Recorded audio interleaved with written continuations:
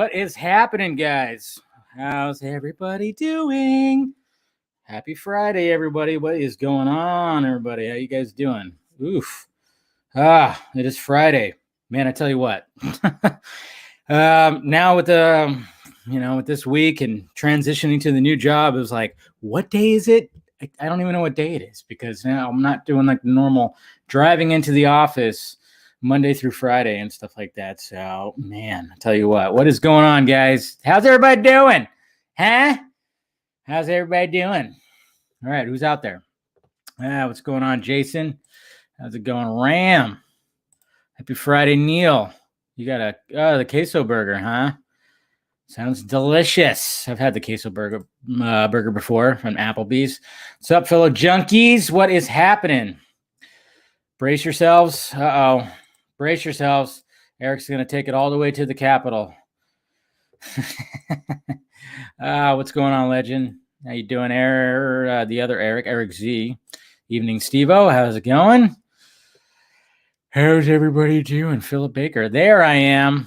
That's right. I'm not wearing a hat today. I figured, the hair, it's been over 2 weeks, since I shaved it down. So it's grown in a little bit. And not to mention the lighting's a little dim when it comes to the Vodka Stream Lounge, which, of course, the open sign is on. As you can see right there, it's washed out when it comes to right there. That's what sucks. I wish it wasn't all washed out. I got to get a new camera, I think. What's going on, Bob? How you doing? Ryan, what's up? Hasn't spoken to. Oh, no, he hasn't done it yet. Give him the weekend. Give him the weekends. See what happens. How's it going, Eric? How you doing? Transitioned? Yeah. What? Yeah. Cheers, guys, by the way. Yeah. What? Transition to the shaved head. Is that what I said? Did I say transition? Vodka's nice and cold. That's right. Back on the vodka. Couple of nights. I was couple of past vodka streams. I was doing the Jameson because I had a nice big bottle, looking glowing. That's right. What's going on, Clay Italian? Yo, Churro, what's up? Well, thank you. I appreciate that. Okay, cool. Nothing, like they said in that episode of Seinfeld. Not that there's anything wrong with that. There's nothing wrong with that. It's okay. Let's see. Yeah. What's going on? Drink them if you got them. That's right. What's going on, Nicholas? Hello, Will. How you doing? Yo, what's going on? How's it going, everybody? Cheers. Lex Luthor. Not really. I got hair. There's actually a hair right there. It's not fully bald. Don't worry. Do ever clear straight up. Ooh, that stream would not last too long there, Will. It would not. I'm doing pretty good. I, starting the new job and everything. And basically today I was like, all right, time to go out on my own. And, it was cool. It's a little bit of kind of like there were some struggles a little bit when it came to the job. Some things I didn't consider, but you just got to roll with the punches. You got to adapt to all the stuff. But yeah, cheers, guys. Happy Friday. Hopefully you guys checked out the other videos that I posted tonight. I was only going to post one, but hey, something else kind of just popped up, I'm just saying something else kind of popped up, which I'm sure, we'll talk about it. We'll talk about that fully with the panel and everything like that. Whoa, Dave, kind of wristwatch you have there. Oh, it's, don't worry. It's not as expensive as it actually is. It's a Reef Tiger watch. Yeah, not expensive. Not like, but it's nice. It's very nice. So thank you for noticing, me, I'm with me and my watches, but, yeah, with the Reef Tiger today. That's for sure. Hey, Gustavo, look at you. I'm not a cable guy. No, I'm not a cable guy. I was a cable guy. I was. Thank you, Gustavo, for becoming a member. If you guys want to become a member, just hit that join button. It's right down there. And also hit that like, thumbs up button too. Do that. Subscribe, notification bell. And then, of course, we got everything. Got the merchandise down below if you want to get yourself some merch. I want to get yourself some merch. And then, of course, if you want to join the Patreon, nothing against that. Nothing against the Patreon. Man, where'd I leave my phone? It is right over there. Jeez. It's all right. I don't think anybody's going to do that. But yeah, Anyways, Dave, you look like David Cross. I kind of do, huh? I didn't think about that because he's like kind of balding, right? Or he is bald. I don't know what he is with the glasses and everything. So yeah, there you go. Hey, I'm pulling off the David Cross vibe. There's nothing wrong with that, right? Nothing wrong with that. I don't think there is. But anyways, guys, yeah. Yes, the Mortal Kombat stills came out. I was thinking there was going to be like some kind of teaser or a trailer or something when Louis Tan teased about it yesterday, and it's kind of funny too because everybody wanted to know like who's he playing, because it was like unknown like who he was playing, and a lot of people were thinking like he was going to be playing Johnny Cage, but I guess he's just playing a brand new character. Nothing wrong with that. I mean, when it comes to the Mortal Kombat mythos, I mean, as long as you got every other character in there, hey, introduce somebody new. Why the fuck not? I say, why not? So it'll be interesting to see what his character can do. And I didn't read the article. I didn't read about stuff. I mean, I saw people talking about it, but I mean, the images look great. Liu Kang and Kung Lao together. I mean, come on. Kung Lao. I always want to say it like that. Kung Lao. Do that Mortal Kombat voice. And then that tease of Sub-Zero, like when he's got the ice in front of him, so you don't see the mask, but you see like the hood, and yeah, I was like, oh. And then you saw Kano. Kano doesn't have like the robotic eye that's like on top of his skin. It looks like it's built within his skin because he had the red eye. And then Jax already with the robotic arms, like so they're just gonna jump right to like Mortal Kombat 2, Mortal Kombat 3 Jax, I should say, not 2. So that was interesting, but yeah, man, pretty good stuff. But yeah, it's going to be interesting. New characters in the video game movies are always yeah, exactly. That's that. Yeah. Sam has it right there. It's almost like, yeah, it's a point of view of like, oh, we're following this character and then we're going to see all that, which is great. I was thinking it was just going to be Liu Kang was going to be the central character, but sounds like whatever, Louis Tan, whatever his character is going to be. So, but yeah, some of those stills look good. And apparently like it starts off with like a big, huge origin fight with Sub-Zero and Scorpion. Yeah, that's fine by me. Little Scorpion and Sub-Zero fight before they before Scorpion, turns the way he turns. So that's going to be interesting. We got Mama Film Junkie in here too. She has joined and she got herself a Film Junkie Signal shirt. She tweeted me. She texted me the picture yesterday. So thank you. Thank you, Mama Film Junkie. Love you. Love you. Oh yeah. Then they got the Godzilla coming out on March 28th now. And we all thought that that's when Justice League was coming out, but it's going to be interesting to finally get that hard date. I'm just saying. That hard date is going to be interesting to see when that's actually going to be released. Like I said, you guys, I don't know. Like, I wish I knew the actual date, but all I knew was like, okay, February, that's when the shit is going to get insane. That's when we're going to start getting the marketing and the campaign and everything like that. So, I mean, yeah. So I don't know when the actual date for the release date. So yeah, your guess is as good as mine. Good as mine. Hey, look at that. We got another member here. Look at that. Thank you, Mr. Jazz Khan. Or Jazz, yeah. So you know what? I forgot to watch the Cherry trailer. I need to watch that. You know what? I saw that it was on there and I was gonna watch it and I completely forgot about it. So I need to watch that. I heard pretty good things about it. It's not going to be me. I don't think it's going to be May. Yeah, no, I think I don't know. Yeah, I know there's a lot of speculation behind the release date, the changing of Godzilla vs. Kong. It's interesting. It is interesting, but I'm just hoping that, it's going to be just an intense month of, hey, we got a big superhero movie and we got, some big ass monsters going to be like fighting off with each other. Why not? And we got Jacob. Thank you, sir. Thank you. Yeah, Warner Brothers marketing, but Warner Media, Jason Kylar, and Zack Snyder. Zack Snyder knows how to market. Just saying, Jose. Zack Snyder knows how to market. And I think he's going to do pretty good with his marketing strategies. So, I think he's gonna know what exactly to do, and we'll see what happens. And did any of you guys watch WandaVision? Thank you, Steve-O, for digging the setup. Yeah, it could be April. I mean, he even hinted about like there's a chance that it could be April as well. Because he said late March, maybe early April. I don't know.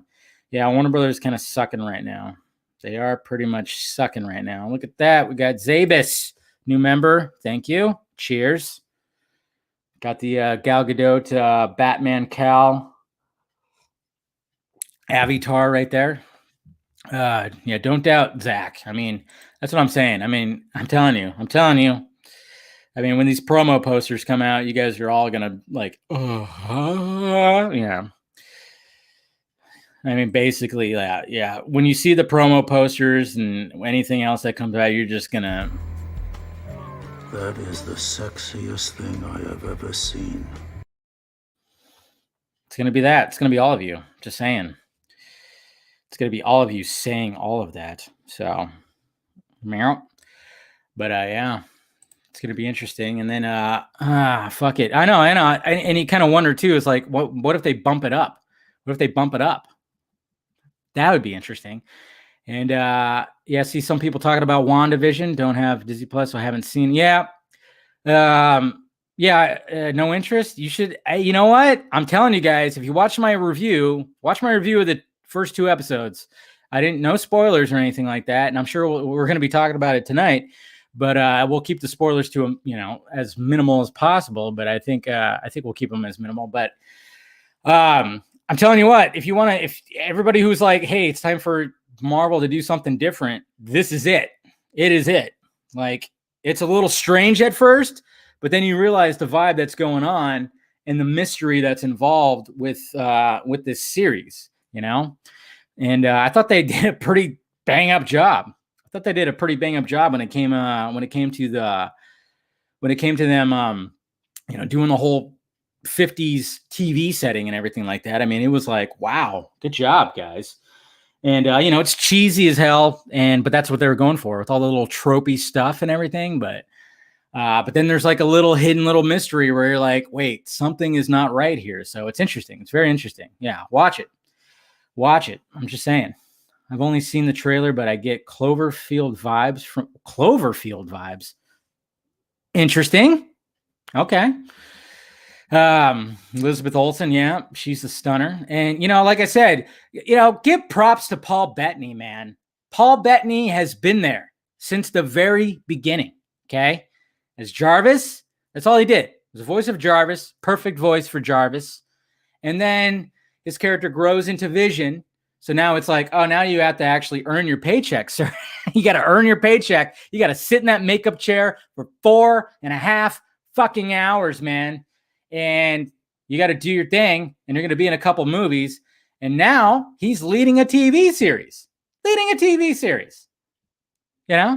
sometimes he doesn't even have to be in the makeup. So good for him. I bet you he loves those days when he doesn't have to show up in the makeup. Yeah, no, I don't know. Yeah, Sam, you have to explain the Cloverfield vibes because I never got Cloverfield vibes from it. But, everybody's different. But, yeah. I hope it's a great one. Yeah, it definitely is. So, anyways, let me start sending out stuff. There we go. All right. Hopefully get my guest in here soon. Talk a little nerdy stuff and everything like that. And, but anyways. But yeah, I'm just saying, give props to that guy. Yeah, Paul Bettany and Legion. Yeah, that's right.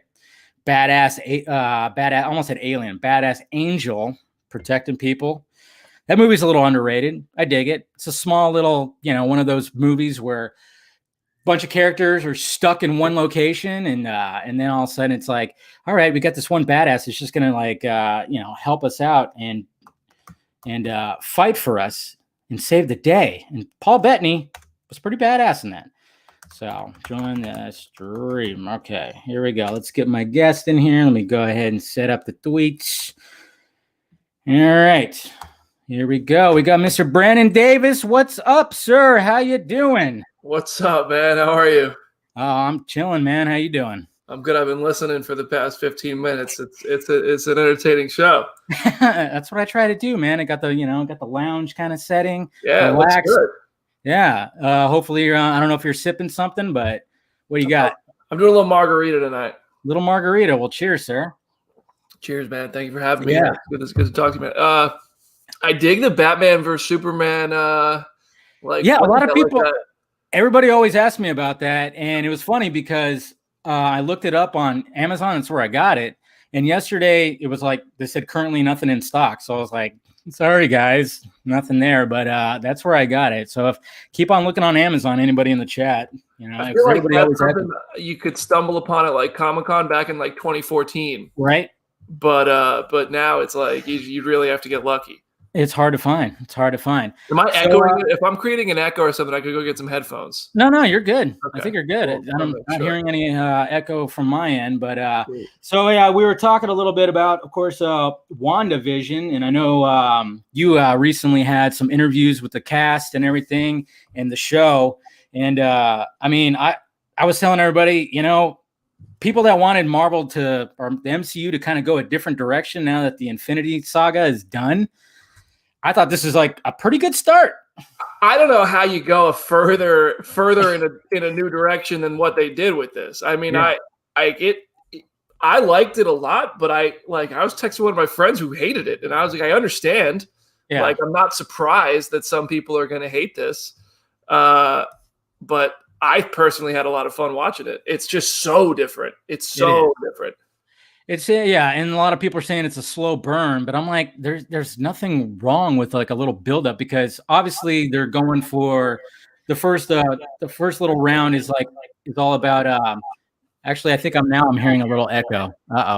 Hearing a little echo now. So just letting you know. grab some headphones. Okay. Grab some headphones. Yeah. All of a sudden it came about right now. Where the heck? All right. Run downstairs. Oh. Everybody look at Brandon's setup now. It looks awesome. Let's see. You got Dark Knight, you got Infinity War, I think that's Walking Dead back there. He's got some good statues. He's got the Infinity Gauntlet right there. So, boop. Yeah. There you go. Spitting facts. Yeah. But yeah, I mean, talking about WandaVision, like I said, I mean, a lot of people are going to be disappointed that it's a little bit of a slow burn. I saw some people saying like, it's like they're not really doing anything, but it's like, yeah, that's good. That's different. I have no qualms with something different coming out of the MCU. That's what I'm talking about. Yeah, I got a little echo going, so he's going to go ahead and get his headphones and everything. Yeah, nice Dark Knight poster. He's got that back there. Got some good lighting. Got a good TV right there. Trying to see. I mean, I'm trying to see. Is that Loki right there and stuff? Trying to look at her. I'll look at his. Let's see. Let's examine. Let's examine his collection here. Okay. There you go. You're back. It's we were peeping your collection and your posters and stuff right now. Listen, it's a fucking mess right now. But there's a lot going on here. Yeah. I got to step up my DC collectible game. I know a lot of your viewers are a lot of DC fans. I admit this is a heavily Marvel. So there isn't some DC, like a lot of pop figures and some collectibles down here, but I don't have any DC Hot Toys. Yeah. And I feel kind of guilty about that almost. It's okay. I mean, long as you feel guilty, that's all that matters. I know. I'm like decorating my own house, and I'm like, I have to have DC stuff. I like DC. I just like a lot of the Marvel stuff I have is related to like events that I've covered and stuff. Yeah. And like Sideshow will sometimes, sometimes a couple of those I got for free at different events. A couple of those I paid for just because I picked it up because I was at an event. And so that's why it's a lot of Marvel stuff. I could not afford to buy all those. I know. I was about to say, like those statues can be pretty expensive. Yeah. But that's what I wanted to ask you. Is like, well, first off, you're in Louisville, right? Hold on. Okay, hold on. Fix there we go. Say that again. Okay, you're in Louisville, right? I'm in Nashville. Nashville, sorry. Okay, Nashville. Mm-hmm. Did you grow up there, or is that where you're originally from?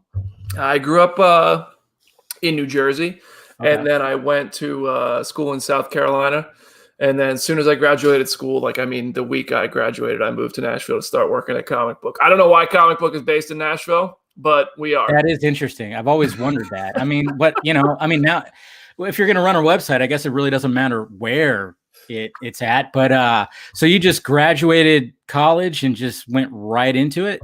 Yeah, I mean, I graduated like December, 14th? I don't know, it's middle of December of 2014. And then as soon as the holidays were over, January 5th was my first day full time at Comic Book. I was doing like one video a week for comicbook.com while I was still in school. That's kind of how I weaseled my way in there. I still don't know why they hired me. But and then I got offered a full-time job as a morning news producer at the local news station in South Carolina. And I emailed Comic Book and I was like, listen, I got this job offer. I'm coming out of school. I need more than $100 a week for one video. So any interest? And they were like, yeah, you got to move to Nashville though. I was like, oh, okay. Oh, but I like Nashville now. Okay.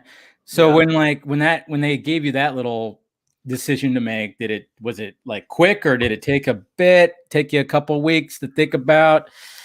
It was, I went back to the news studio and I was like, listen, I got an offer. They matched your offer. Will you pay me more? Yeah, that's what you got to do. That's what I tell everybody. I'm like, you know what? If you create some value for yourself, you got to go back and forth and be like, hey. I mean, they were like, no, we can't pay you more. And I was like, all right, easy decision. There you go. Honestly, I'll be honest with you. I was working at not even working. I was doing this for free for like 8 months. And I'm grateful for this. I'm not criticizing that it was for free. I think everybody should get paid for work, but I also understand the hustle you have to do. So I was going in every Friday morning at 5:30 in the morning while I was in college for 8 months doing a movie review on the local news station just because they were giving me the opportunity to do that. And I was like, oh, this is, I don't know what I have no idea what I'm going to do after school. This seems like a credibility I might need. Yeah. So I did that for about 8 months and then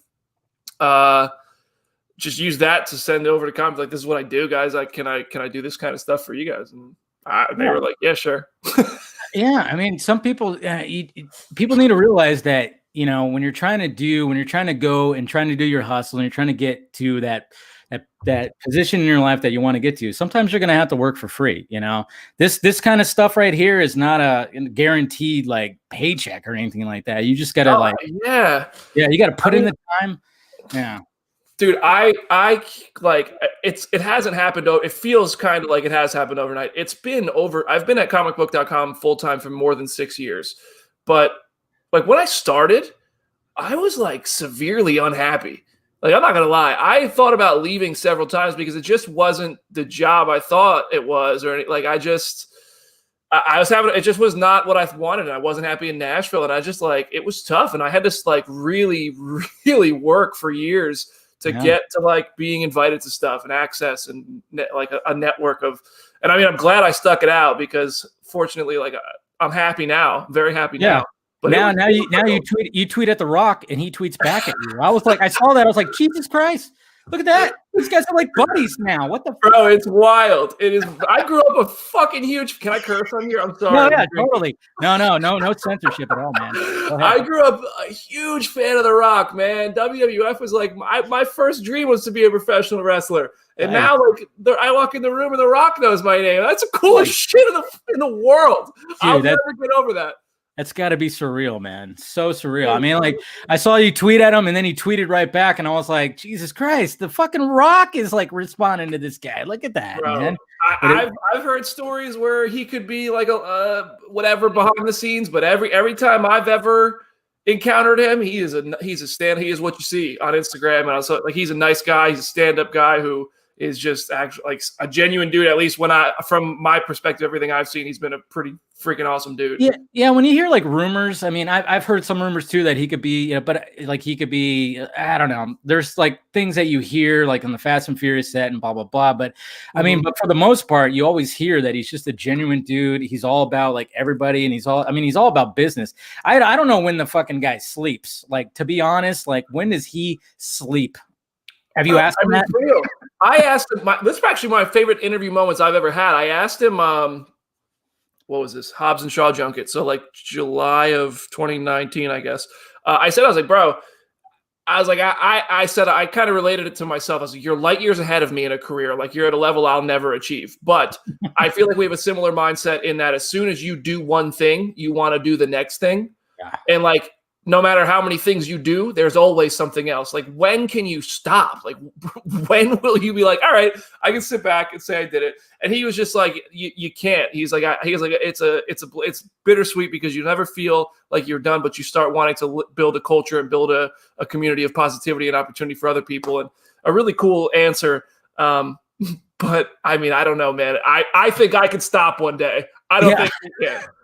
It doesn't seem like, I mean, the motor on that guy, if I could have like 1/16 of the motor that he has, I would just, that would probably like parlay something. But I mean, yeah, I mean, I get it. I mean, anytime you achieve something, you want to just keep going and keep going and keep going, which is great. And I mean, you even took like a little dive into, you wrote a little short film a couple few years ago called Stay. And have you like ventured into maybe doing some more of that? Because I mean, I enjoyed it. I thought it was unique because I was like, oh, okay, I see where this is going. Where with the you're checking the mail. Yeah. Yes. No, I mean, I appreciate it. I would love to. Like, that is in my perfect world, I would do more acting and directing. Not so much writing, but like acting, directing. I love that stuff, man. I'm not gonna lie to you. I love that stuff. Yeah.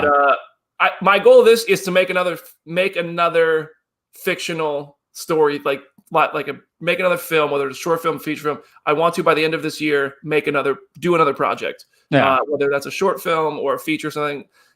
It just comes down to time and effort. I mean, this year's going to be real busy because there's so much Marvel stuff and there's so many movies, hopefully, that at my obligations to comicbook.com, which are my priority, are going to have to come first. So we'll see. But I mean, I really, really, I love acting and directing. I think it's so fun. I want to do more of that. Yeah. I mean, like, I feel you. I have like, I don't know, I think I have 3 short scripts that I've written in my life, and 4. Send it to me. I'll make it. I'll go there you go. Okay, there you go. Okay, that's why I brought you on here. I was like, you know what? I'm going to pick my scripts and see if he. Well, that's my problem. Is I don't feel like writing. I don't think I'm a good writer, honestly. Okay. Maybe we got something there because I like writing. So there we go. Okay, the comment. I have the comments going on. Noti Gang is here. Isabella's begging us to read the chat. I just want them to know we are looking at the chat here a little bit, but we're looking at the chat. Don't worry. Conversation. We're having for sure. But you know, I have a couple of fans that are going to ask a couple of questions too with a video. Yeah. I'll bring those up in a little bit, but I wanted to talk about how you said like how this year is going to be insane, because it is. It's going to be insane with the whole HBO Max thing. And then, of course, all the Marvel and pretty much Disney content that's coming out, too, with the Star Wars and everything. When it comes to now interviewing people from pretty much the comfort of your own home, how have you adapted to doing all that, you know, and as opposed to like showing up to these junkets and, hey, rock? At first, it was kind of weird because I bought this house in April of 2019. Yeah. Well, this house April 2019, and I rent out one of the rooms to one of my best friends who has no choice but to be directly below me right now in his bedroom, hearing this whole thing. But so it's fun because when I bought the house, I said, dude, I bought your house because I was never home. Like it was just like he was basically here. He was taking care of my dog more than I was because I was on the road all the time, which I loved. But I would complain a little bit like, oh, I'm tired, I need it. And then all of a sudden, I'm home all the time. And I think in like June and July, it kind of wore me down a little bit. It's just like a realization, like, man, that aspect of my life might never come back. Like, I don't know if they're ever going to do in-person junkets again, which really put in perspective, like how spoiled I was by it. It was fucking awesome. Like I would be in London and LA and Budapest. Like I was all over the world. I sound like I'm bragging. Like I feel like I'm bragging, and there's no. It was like the best. I don't know how it could have gotten better. Like it was just like I loved it, man. It was so cool, and I miss it. But to be honest, having that taken away was like on a career level prompted a lot of growth. Like I gained more followers last year. I created new kind of original content last year that I would have never done. Like I connected with new people. Like the Gal, we did a thing with Gal Gadot where she introduced. Oh, that was awesome. That was totally awesome. That would have never happened. I would have Yeah. never been able to do that. I couldn't have shown up to the Wonder Woman junket and been like, I brought 3 strangers in person, just meet them in the hotel room. No, that's not going to happen. So because we're doing stuff over Zoom, it's much easier. Oh yeah. And it's been awesome to find ways to connect with people. And like now it's really opened my eyes to how much it means to fans. Because like, I don't want to say I forgot what it meant, but like I was spoiled by it. I can't even hide it. Like I slept on the sidewalk for Hall H in 2014 just to get in and see Batman vs Superman and Avengers Age of Ultron, to 2017. Like I had a pass to just walk in, and I felt so guilty because I know how hard it is to get into Hall H. And like I'll never forget the kind of grind and the hustle and the joy of just being a fan and experiencing that stuff. But I won't say I took it for granted, but I was spoiled. I was definitely spoiled. And it has really prompted me to want to like find ways to provide that for people who might not get the opportunities to do the things I get to do, like the Gal Gadot thing, or like the podcast we launched today. I want to, like, I've already pitched Marvel so many things. I've pitched Disney and been like, listen, I want to do this, this, and this. I want to get the fans interacting with the actors, and like maybe like when in-person stuff comes back, do stuff like this, because the Gal Gadot thing, like that was like the moment of the year for the people who got to do that. And like, it would have been for me. It still would be for me. So we had all those and I've actually I've had Liz Wonder on the Vodka stream before. She is awesome. She is amazing. I mean, like when you watch, I mean, she literally turns into whatever character she is trying to cosplay. I mean, it's amazing when you see the videos. She like changes her face, her like the way that she moves, the way that she talks, and everything. And I love the fact that you brought her on there, and she had like the best reaction too when Gal like showed up. She just went bah! Like that and just screamed out. Yeah, I was like, perfect. That's exactly what I wanted from her. Like because she's hilarious too. She's funny. But yeah, I mean, I get what you're saying, because even this year I was like, you know what? Everybody's home. I've been just doing videos. And then of course, every Friday I do this, and this grew into something where it was like, okay, I have, associates that come in, that are part of the panel, and I want to have guests, and we all just get different perspectives on the things that are happening. And then I was like, you know what, but I want to do more live streaming. So I created Film Junkee Live that I do Monday through Wednesday, and it turned into something where it was like, holy crap. I mean, same as you, gain more followers, and just more people were just like appreciative of like, hey, you're live, it's raw, let's go, let's talk about movies and all that shit. It's pretty awesome. It's pretty good. I have so much respect for what you've done, because like, I feel like I cheated. Like, I got to use the comicbook.com megaphone. Like, you've done this completely independently, and you grind it out, and you do an awesome show, and you do it so consistently.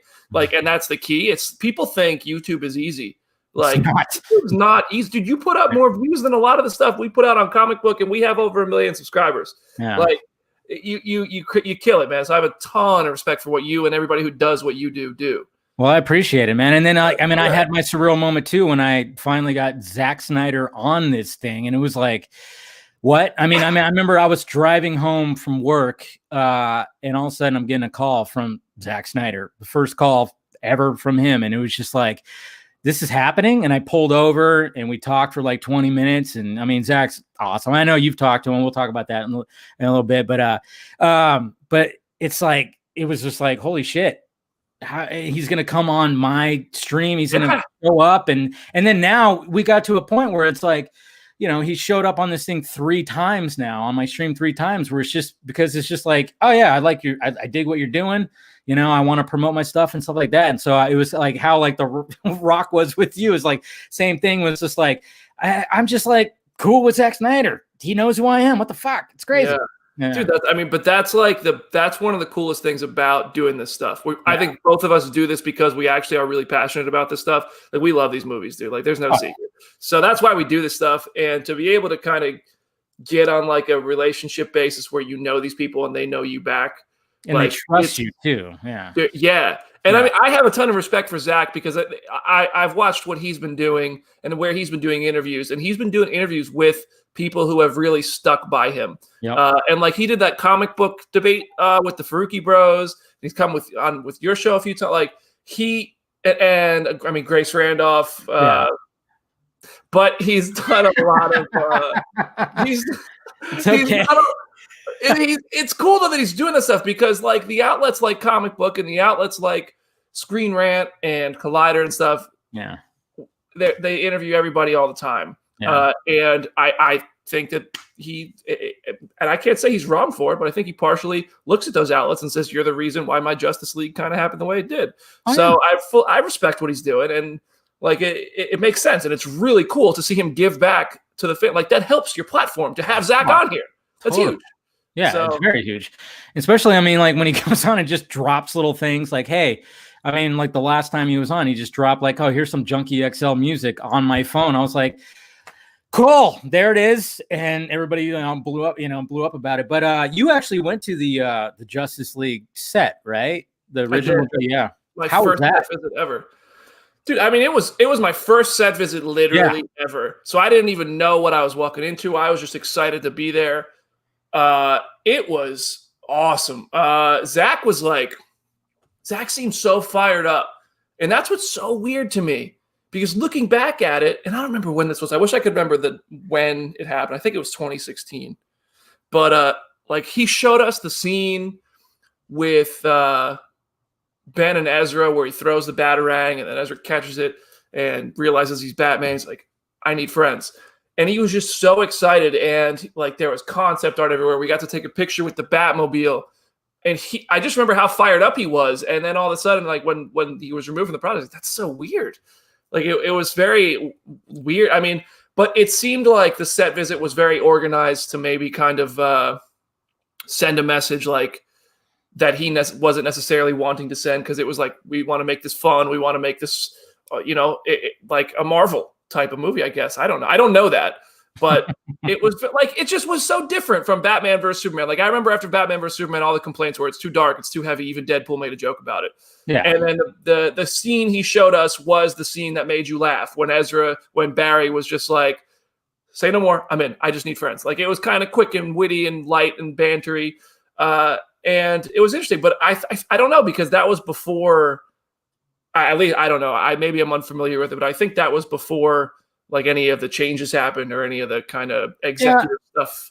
I mean, like when it comes to, while he was shooting, he was being fed stuff to like, but ridiculous stuff. I think like when it came to, there's going to be stuff like when we see it in March, we're going to see, it's going to be a little lighter than Batman vs Superman. Batman vs Superman was supposed to be, we're going to look at Man of Steel, Batman vs Superman, and Justice League. Batman vs Superman is going to be that Empire Strikes Back. It's going to be the darker bridge to get to this right here. And then, who knows what's going to happen in the future. But yeah, I think like no matter what, it was always going to be a little bit bright. Because, you got all these characters. You got Aquaman. You got Wonder Woman. Even though like we're going to see some, we're going to see Steppenwolf do some, some crazy shit. And like he even said like, oh, he's going to be chopping people in half and stuff like that. It's going to be interesting to see the response of all that. But yeah. Totally. We're all going to watch it. Everybody's going to watch it. Anybody on Twitter, and this applies to both Marvel and DC. I think DC fans are more honest when they say they're not going to watch Marvel stuff than Marvel fans are when they say they're not going to like watch Justice League.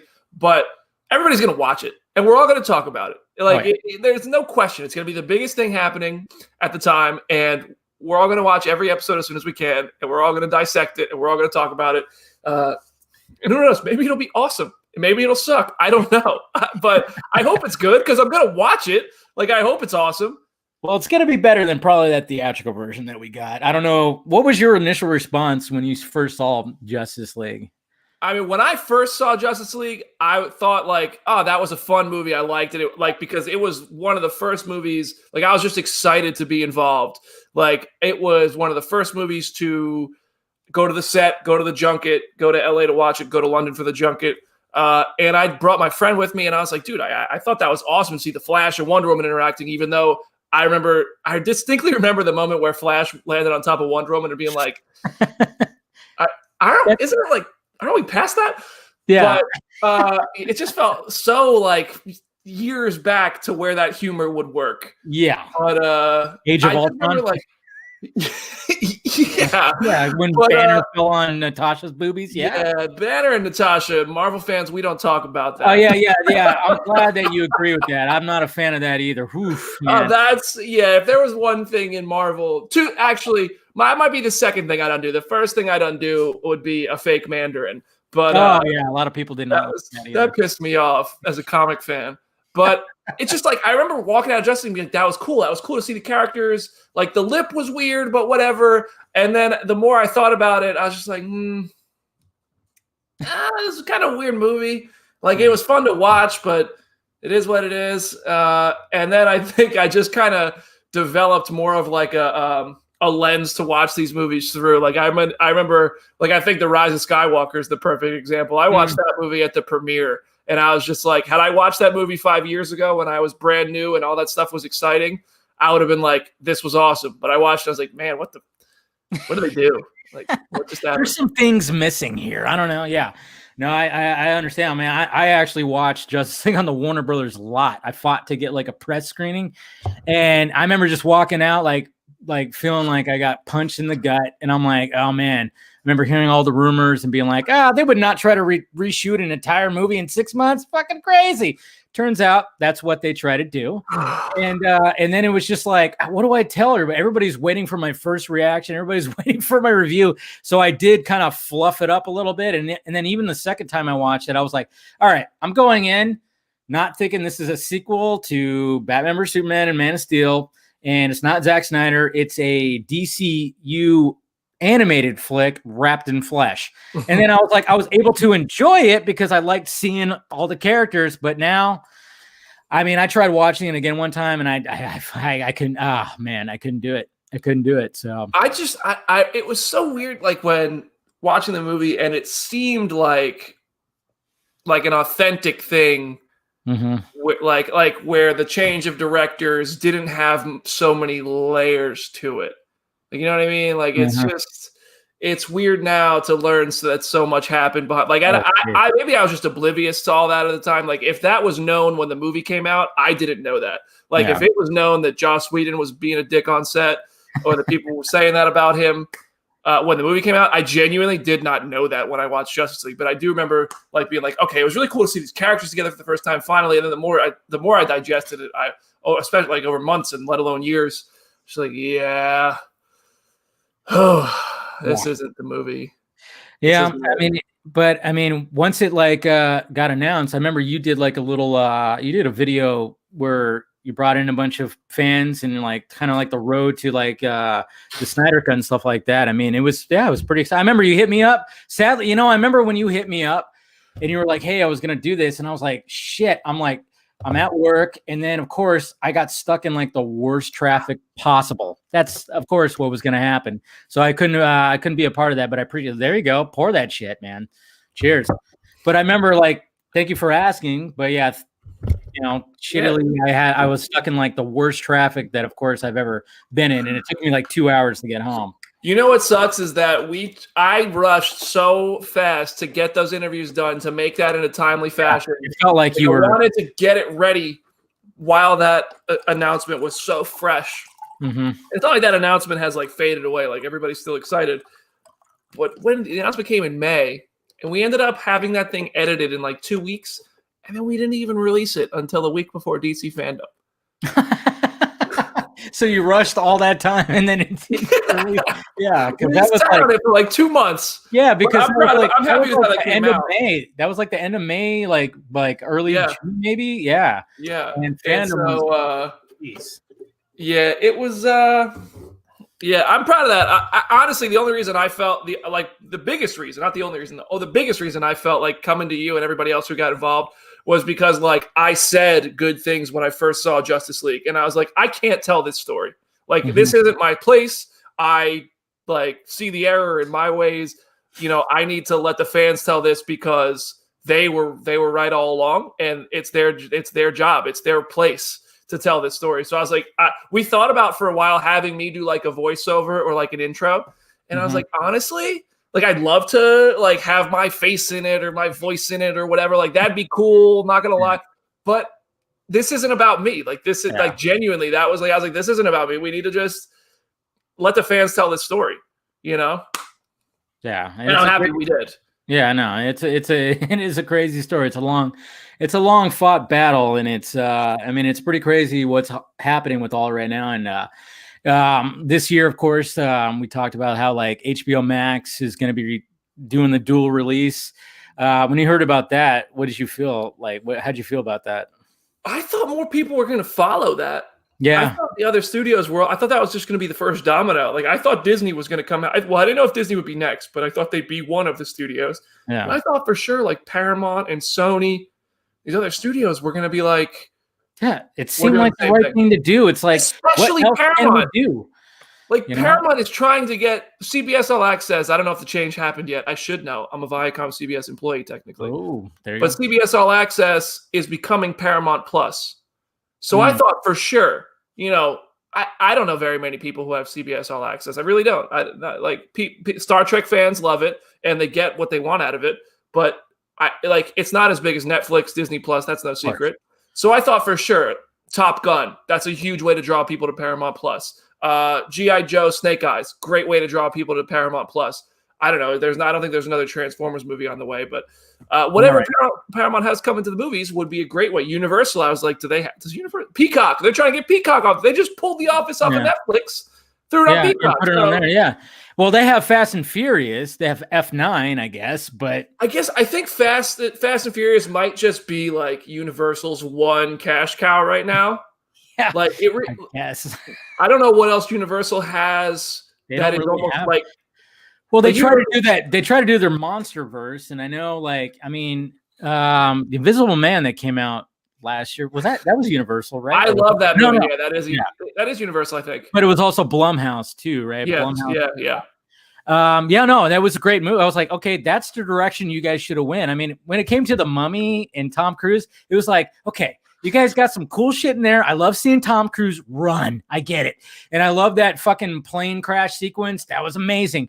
But it didn't have like a horror, scary element at all. It was just an action flick. And you were trying to set up this universe with, of course, the Dr. Jekyll, Russell Crowe, which is cool. And then you had your actors. They had Javier Bardem as Frankenstein and Johnny Depp as Invisible Man. And it seemed like they were just really trying to be like, we're going to Marvelize the shit out of this. But I think that was the wrong approach that they took, and it was just like so much potential. Yeah, so much. And they could have just been simple about it. And Lee Whannell was like, I got this. Watch, I'm going to make an Invisible Man movie that people are going to go like that, because there was many times when I watched that in the theater, which was one of the last movies I watched in the theater. Yep. Like people gasped at certain fucking moments of that movie. It was that was me. I might have been in the theater with you. That might have been me. I got in the car. I'm not gonna lie to you. I got in the car after watching Invisible Man, and I patted down my passenger seat. I patted down the back seat to make sure there was nobody in the car with me. Yeah. I mean, my God. I mean, that just showed you right there. It was like, hey, this is how you should approach this kind of stuff. You don't need to go big in PG-13 action. Like literally just lean into this shit, and adapt it to now. And that's what Lee Whannell did, was like, hey, let's make it 20, we're going to make it in 2020. It's going to be about technology. It's going to be about a fucked up relationship, and let's just do it. And it was like, there you go. That's exactly. And it tackled the misogynistic bullshit really well. Like a lot of movies will kind of just throw that in, I think, to check a box. They're like, we got to tackle this now. It's what social. But some movies come along, they do it so well. And Invisible Man, not only checked the box, they made it a character.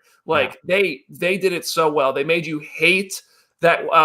What was that character? I don't even know the character. Her boyfriend, her husband, whatever his name was, the dickhead in the movie. And they really added misogyny and manipulation and all those things in a terrifying way that fit the movie just brilliantly.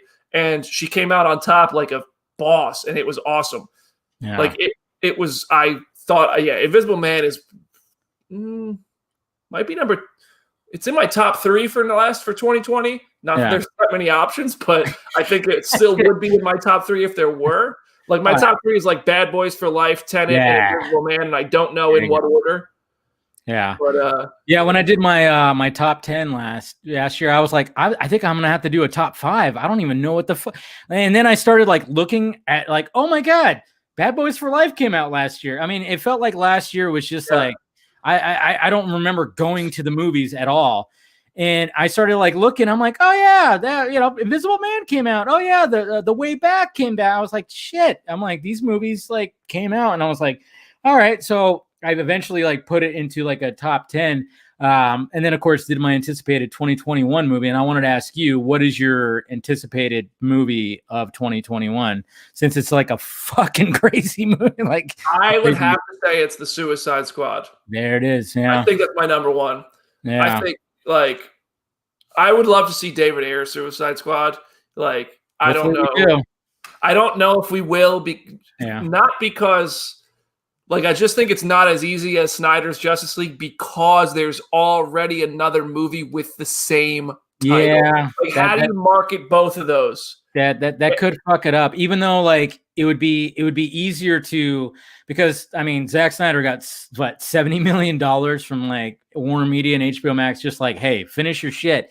It would be probably less than 10 million just to finish the Ayer cut. But I get what you're saying. It's like we have this other Suicide Squad coming out that is like a different kind of movie that is going full R, and it's going to be batshit crazy. When you watch that DC Fandom fucking like featurette, I mean, that's where I was like, dude, I know more about the Suicide Squad than I'm allowed to say.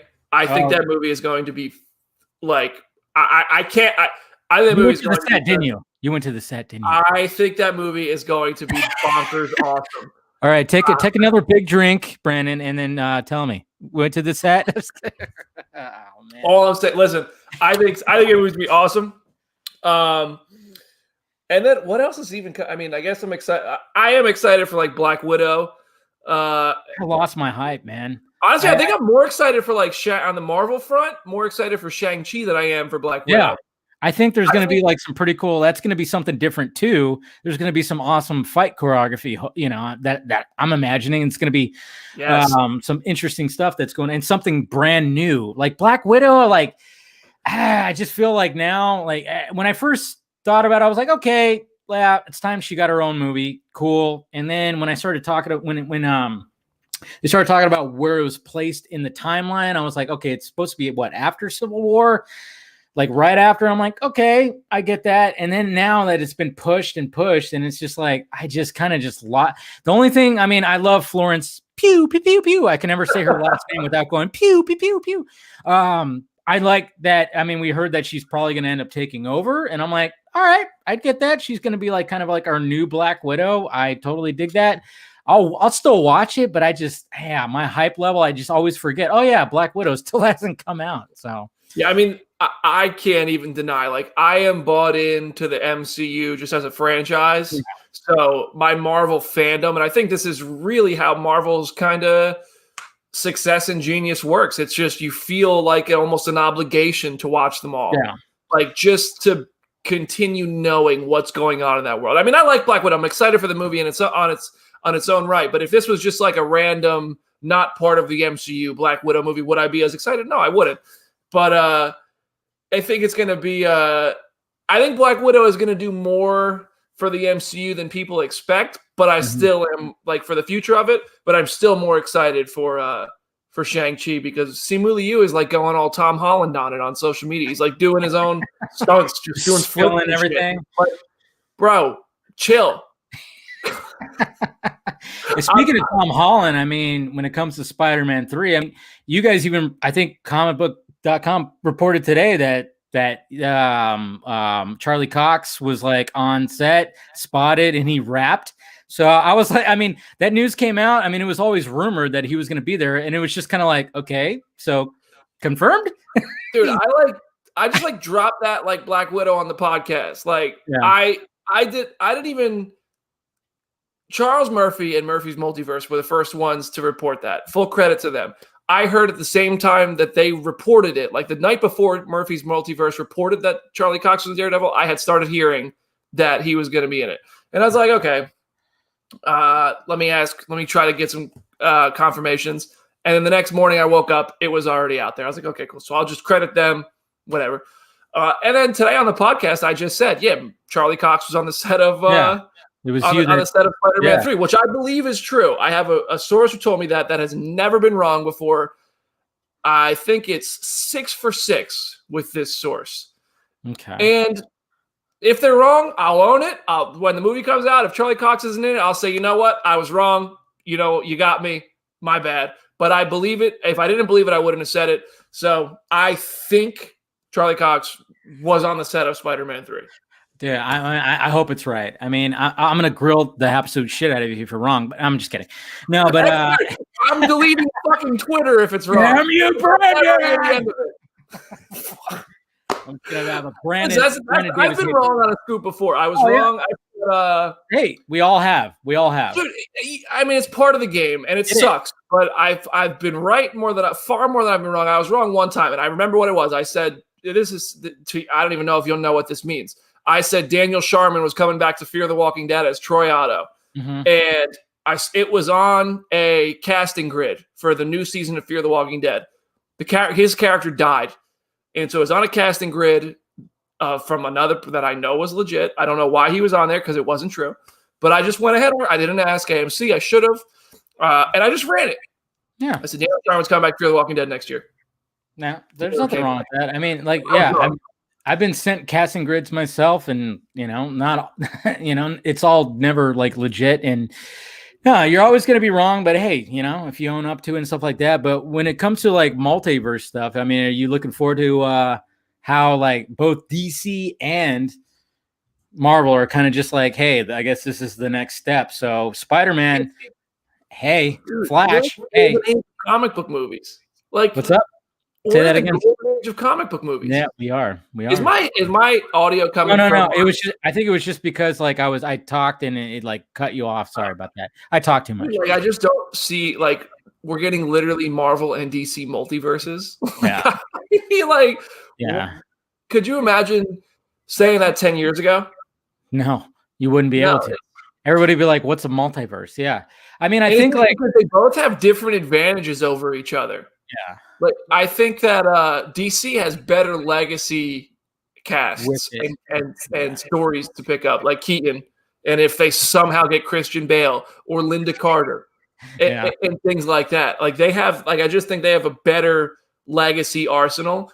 I think the Marvel has to. I mean, Tobey Maguire is exciting, but it's not as exciting as Michael Keaton. No, in my opinion. Yeah. No, Marvel, I think, kind of has to.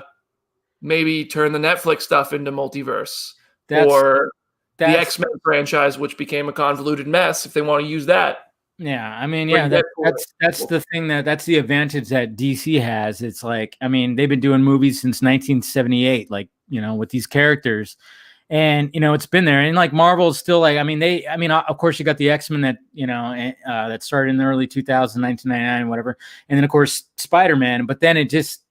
When the MCU really got kicked into gear, it wasn't until 2008.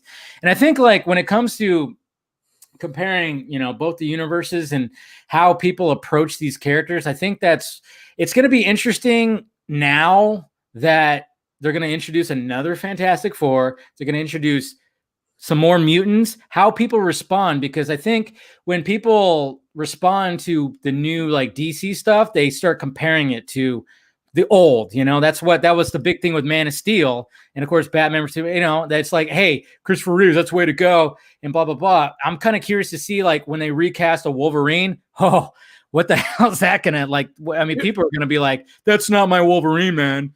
Bro, I mean, like that happens every time they cast a Batman or a Joker. Oh, yeah. You know what I mean? Yeah. Like, and then they end up, I think Ben is my favorite Batman. I think.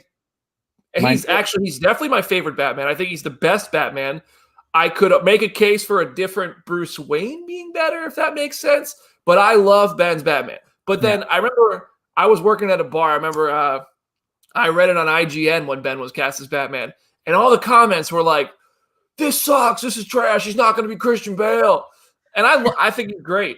And then the same thing when Jared Leto was cast as Joker, which didn't pan out. We still don't even really know what Jared Leto's Joker was supposed to turn out to be because we saw the cut down version of it.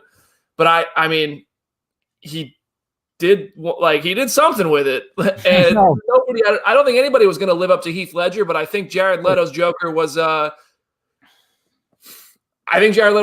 victim of the edits to Suicide Squad. I don't know. I think he could have been better. I mean, it is kind of poetic that the fact that his Joker got so cut down, but then we're gonna see like another version of him in Zack Snyder's Justice League, and it's gonna be the first. He's gonna be the first actor that's played him in multiple movies.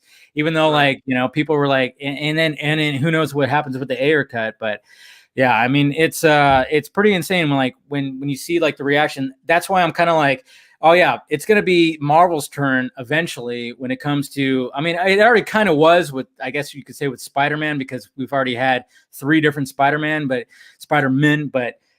that's the whole Sony thing. I mean, to me, Andrew Garfield, I think, was probably my favorite. I don't know what your favorite is.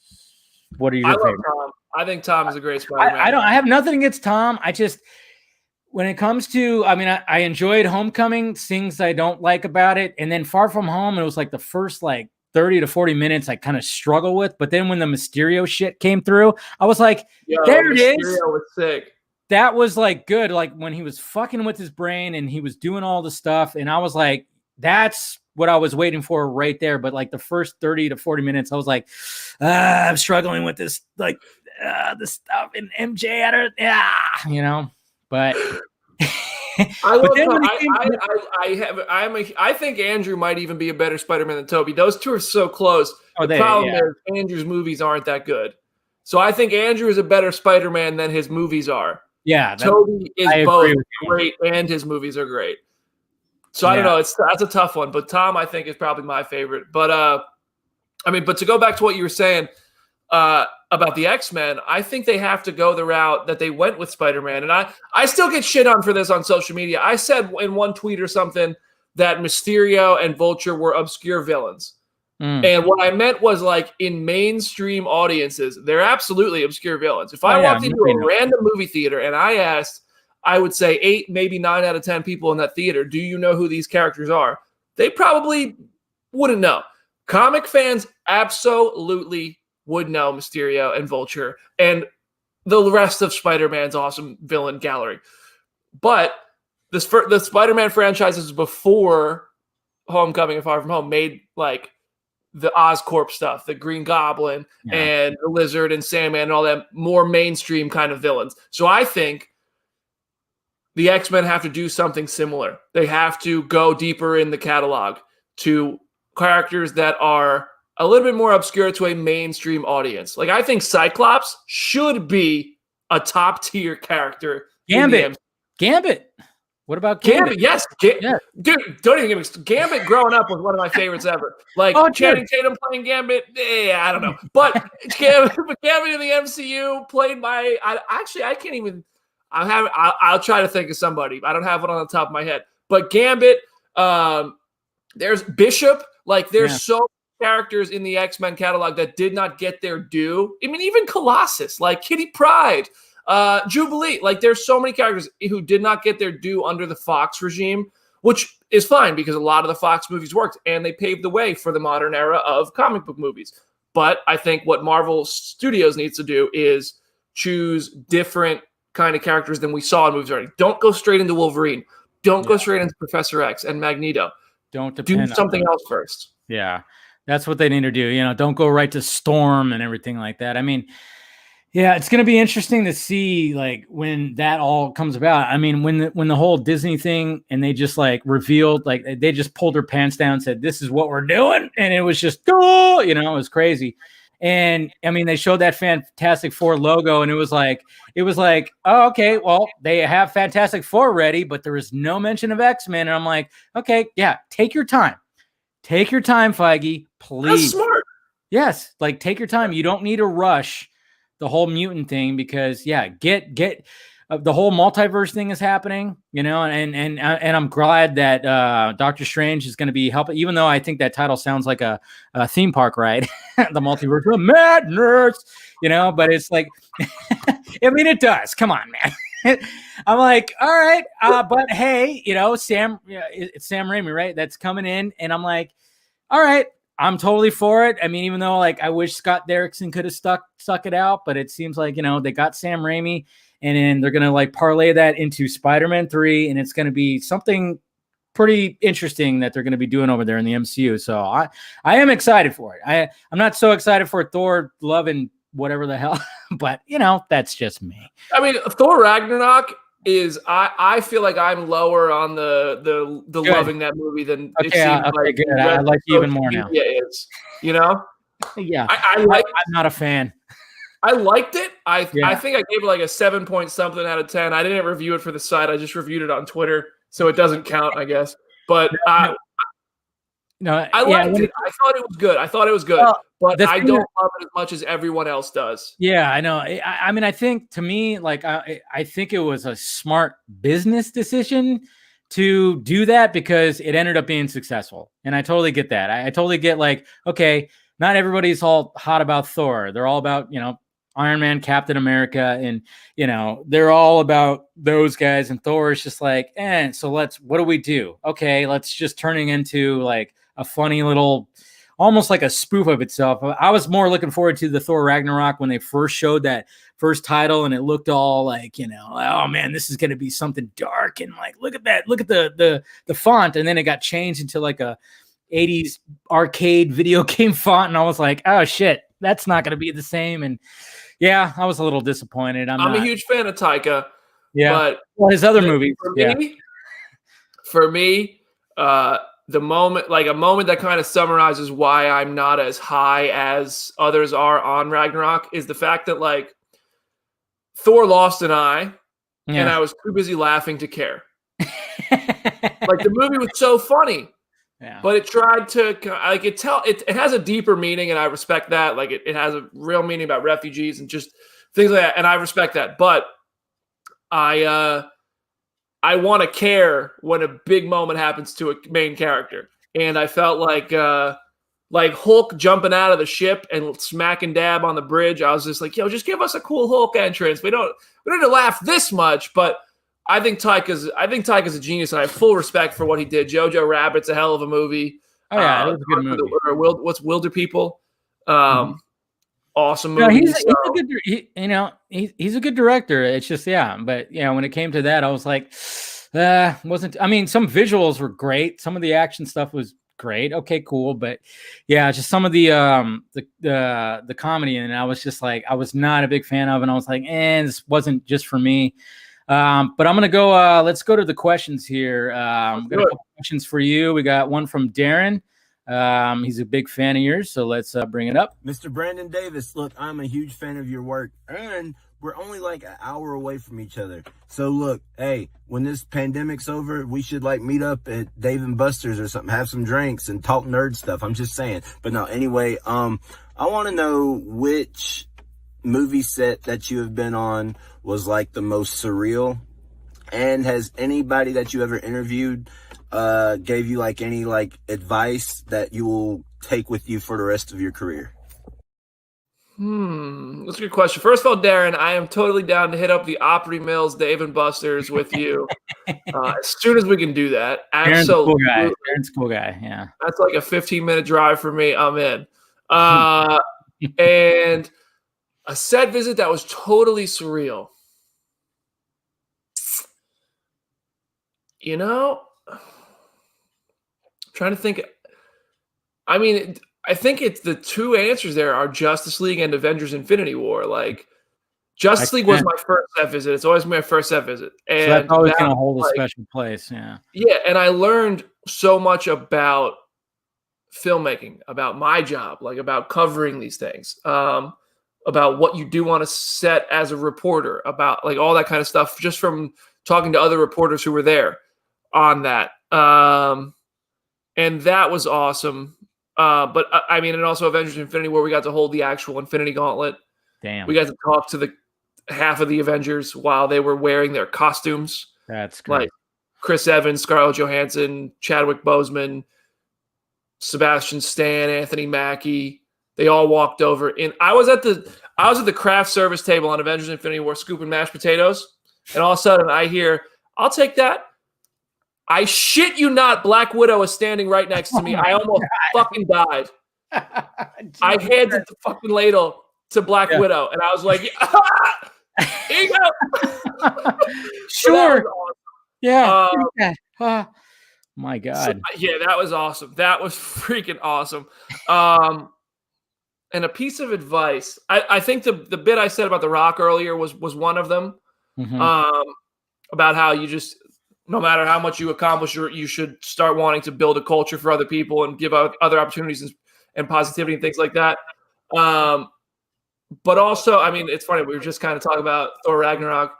The night before the set visit, we had dinner with Taika, and I asked him, because I'm just genuinely interested. I would love to be a filmmaker one day. I don't know if that's ever going to happen. I don't know if I'll ever actually commit to taking that shot.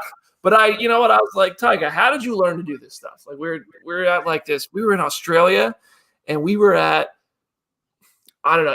It looked like a place you're not even supposed to know about. Like it had like a gate sliding door, but it was like in a retail, and it was like sushi and Japanese food. And I said to Taika, I was like, dude, how did you learn all this stuff? Like, I mean, about technically like film stuff. And he just said, like, I didn't. I just know what I want it to look like, and I tell people. Something like that. I'm paraphrasing. And I was like, you know what? That's great. So clearly just have a vision for what you want it to come out to, and hire people who know what they're doing, and then you can get there. I'm sure Taika was underselling himself, and I am therefore further underselling Taika. But that was a funny moment. I wish I had a better answer, Darren. I'm so fucking sorry. Oh, no, that's a good answer. No, it's a very good answer. Now we got one from oops. Oh man, you know what? I forgot to upload the second question. Give me a second here, but no, those were good answers. Like, no, I mean, set visit. I can only imagine like going on set and seeing how it's always interesting to me when I see the behind the scenes and stuff like that. I remember like even going back to like when the first Avengers came out, and we saw you see like Captain America or like the stuntman just like shooting out of like, you know, all this glass, and he just shoots out and lands on a car. And I remember just seeing that going, what's going on with that? I mean, with any movie, it looks ridiculous at first, but then when you see it on the silver screen, it's got to be, that's what I love about it. It's like, it looks ridiculous when they're filming it. When you see these set videos and you're like, how is that going to translate? And then you see it on the screen, and you're like, oh, that's how. Dude, on Justice League, they had the Flying Fox. They only built the cockpit. Oh, yeah. And it was just surrounded by green. And they showed us kind of concept art. Not the Flying Fox. The Flying Fox, they only built the butt of that thing, and it was like in the roof. But what is that? I don't know. People might get mad at me for not knowing this. It's okay. The thing that they go down in this tunnel with, there's a name for it. Like it's got like 4 legs, and it crawls. Cyborg hooks himself up to it. I don't know. Whatever that thing is called. I can't even remember what it's called. Looks like a big metal bat crab. And they only built the little cockpit of that, and the rest was all green. And I mean, I don't know if this was back, I was on set when Zach was directing, so clearly he was using that. And it's just crazy because you see that little cockpit, Nightcrawler. They give it legs, they put setting around it. It's insane. Yeah, it's called the Nightcrawler. Yeah, I knew. The Nightcrawler, that's what it is. Yeah. Yeah, no, like, yeah, no, it's always crazy. Like, I mean, that's the beauty part about filmmaking is when you see the behind the scenes stuff, and there is like green screen or blue screens or whatever, or even like, you know, when they're just fighting. I mean, I remember seeing Dark Knight Rises, like, you know, set photos, or where like people were taking videos when they were on the streets of Chicago, and I'm like, it's like, is that going to look good? And then, of course, it ends up looking good. I mean, I have my issues with Dark Knight Rises, but, you know, but at the same time, I'm like, yeah, it's just, that's what I love. When you see it from a different perspective, it looks ridiculous. But then when you see it the way it's supposed to, I mean, I've made short movies myself. When you like film something, obviously you've done similar things. And it's like, when you see that final product, you just want to watch it over and over again, because you're like, wow, look at that. I made that. And I'm sure that's what these, that's what filmmakers, I can only imagine, you know, when they talk about like, hey, I've watched the movie like so many times. I'm like, yeah, but I'm sure every time you just you love watching it, you know? So yeah, it's just how high you get. I think that's why a lot of studios, like, I think the only one that comes to mind is Deadpool 2, but they released like images of like Cable and Domino, and then the next day they were spotted on set. And it's like, you just want to control that image. Oh, I know. Because those set photos, those paparazzi photos from the end of the street, they suck. Terrible. They're terrible. Yeah. I know. And I know, like, when it comes to all this stuff, it's like, it's hard to keep like those images out. I mean, even with the Batman, when stuff with that was coming out, and you see some of the things that they're doing, and you're like, wait a minute. Okay, at first we got, bike stuff, cool, and then, oh, hey, there's Pattinson. Hey, there's Kravitz. There's the insane makeup guy of Colin Farrell. I mean, it's truly amazing when you see him, though. It's like, wow, that's amazing. I can't wait to see what he looks like on actual film. I mean, even though we saw like a brief little thing of him in the trailer, but it's like, what is Batman doing on the top of that in a squirrel suit? Like, what is going to happen in that scene when we saw that? And, it's just. I trust in Matt Reeves fully. I don't trust the paparazzi photos. Dude, I mean. Your viewers hate The Dark Knight Rises. Dude, is that what they're doing right now? Yeah. They're hating it right now. You know what? I mean, I have my problems with it. I do. I will say that. I mean, but one of my biggest issues with Dark Knight Rises, it's such a thing because when I watch movies, because I edit and I just kind of like, I get inside like, hey, what was the filmmaker trying to do?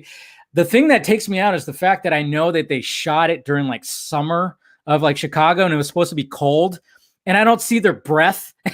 And I'm just like, now I'm never going to unsee that. I just ruined it for you. I'm sorry, Brandon. Now I hate The Dark Knight Rises. Oh, dude. But yeah, I mean, I almost go like, was that just like Christopher Nolan just going, all right, we'll shoot it during summer? Because he seems like he's so, detailed oriented. It's just like, but when I watch it and it's supposed to be like snowy, you could see some sun. I just like, there's certain things that I look at and I just kind of go, it kind of takes me out of it. I mean, it's still a good movie. I love Tom Hardy as Bane. He knocked it out. There's a lot of great things that happen in it rounds out that his Dark Knight trilogy like pretty well. But yeah, there's just things that take me out of it where I'm like, I give it like a 8 out of. I give Dark Knight's like 10 out of 10. So of course. Dark Knight's perfect. I'd say maybe like an 8 out. Yeah. No, 8 out of 10, maybe 8 something, 8 point something out of 10. I just remember like, and I've said this before, where it's like when I was in the movie theater and the whole little Easter egg drop of like, you should use your real name, Robin, and everybody was like, and I was the only one going like, what the fuck was that? I was like, no, that's dumb. I hated it. I fucking hate that. I hate that drop. I'm like, his name should be Richard or Dick or something. I don't know. I hate that. Yeah. I was one of the people who was excited to hear that. Oh man. I was in the movie theater going like, what? Why are you cheering for that? No. Yeah, well, guilty. It's okay. College student Brandon sitting next to his college girlfriend, excited. Oh, it's okay. I'll blame her instead. All right, we got a video. I also watched Iron Man 3 with her, so it's all her fault. Oh, see, there you go. See, we'll just blame it all on her. All right, we got a question from Carrie right here. Here we go. Hi, Dave. This question, I have a couple questions for your guest, Brandon Davis. Hi, Brandon. My name is Carrie, and I'm one of the few Snyder Cut DCEU fans that's also a huge fan of the MCU. So I have two questions for you. First one is, since we're getting WandaVision, Falcon and Winter Soldier, and Black Widow in different orders than they originally were planned and announced, do you think that's going to affect the structure, the narrative storytelling structure of the MCU in Phase 4 in any way, or are we going to have to fill in the gaps later? Do you think it'll still all kind of work out together regardless of the order they're coming out? He has a second question too, but I'm going to save it for when the panel comes on. But yeah, go ahead. What do you think? What do you think about that with the order of everything? First of all, I want to say I dig his Dark Side shirt. Also, right. It must be really tough to walk the line of being a hardcore MCU and DCU fan. Listen, you know what? I've gotten my share of shit too, because I mean, I like a lot of the MCU stuff. I mean, Winter Soldier is my all-time favorite. Infinity War is up there. First Iron Man, first Avengers, but I'll have my gripes about. I love the Ultimate Edition of Batman vs Superman. I'm a huge Wonder Woman fan. Aquaman, I like. Shazam, I know, God, forgive me for liking Shazam. I still think DC fans hate me. I like it too. That's the thing.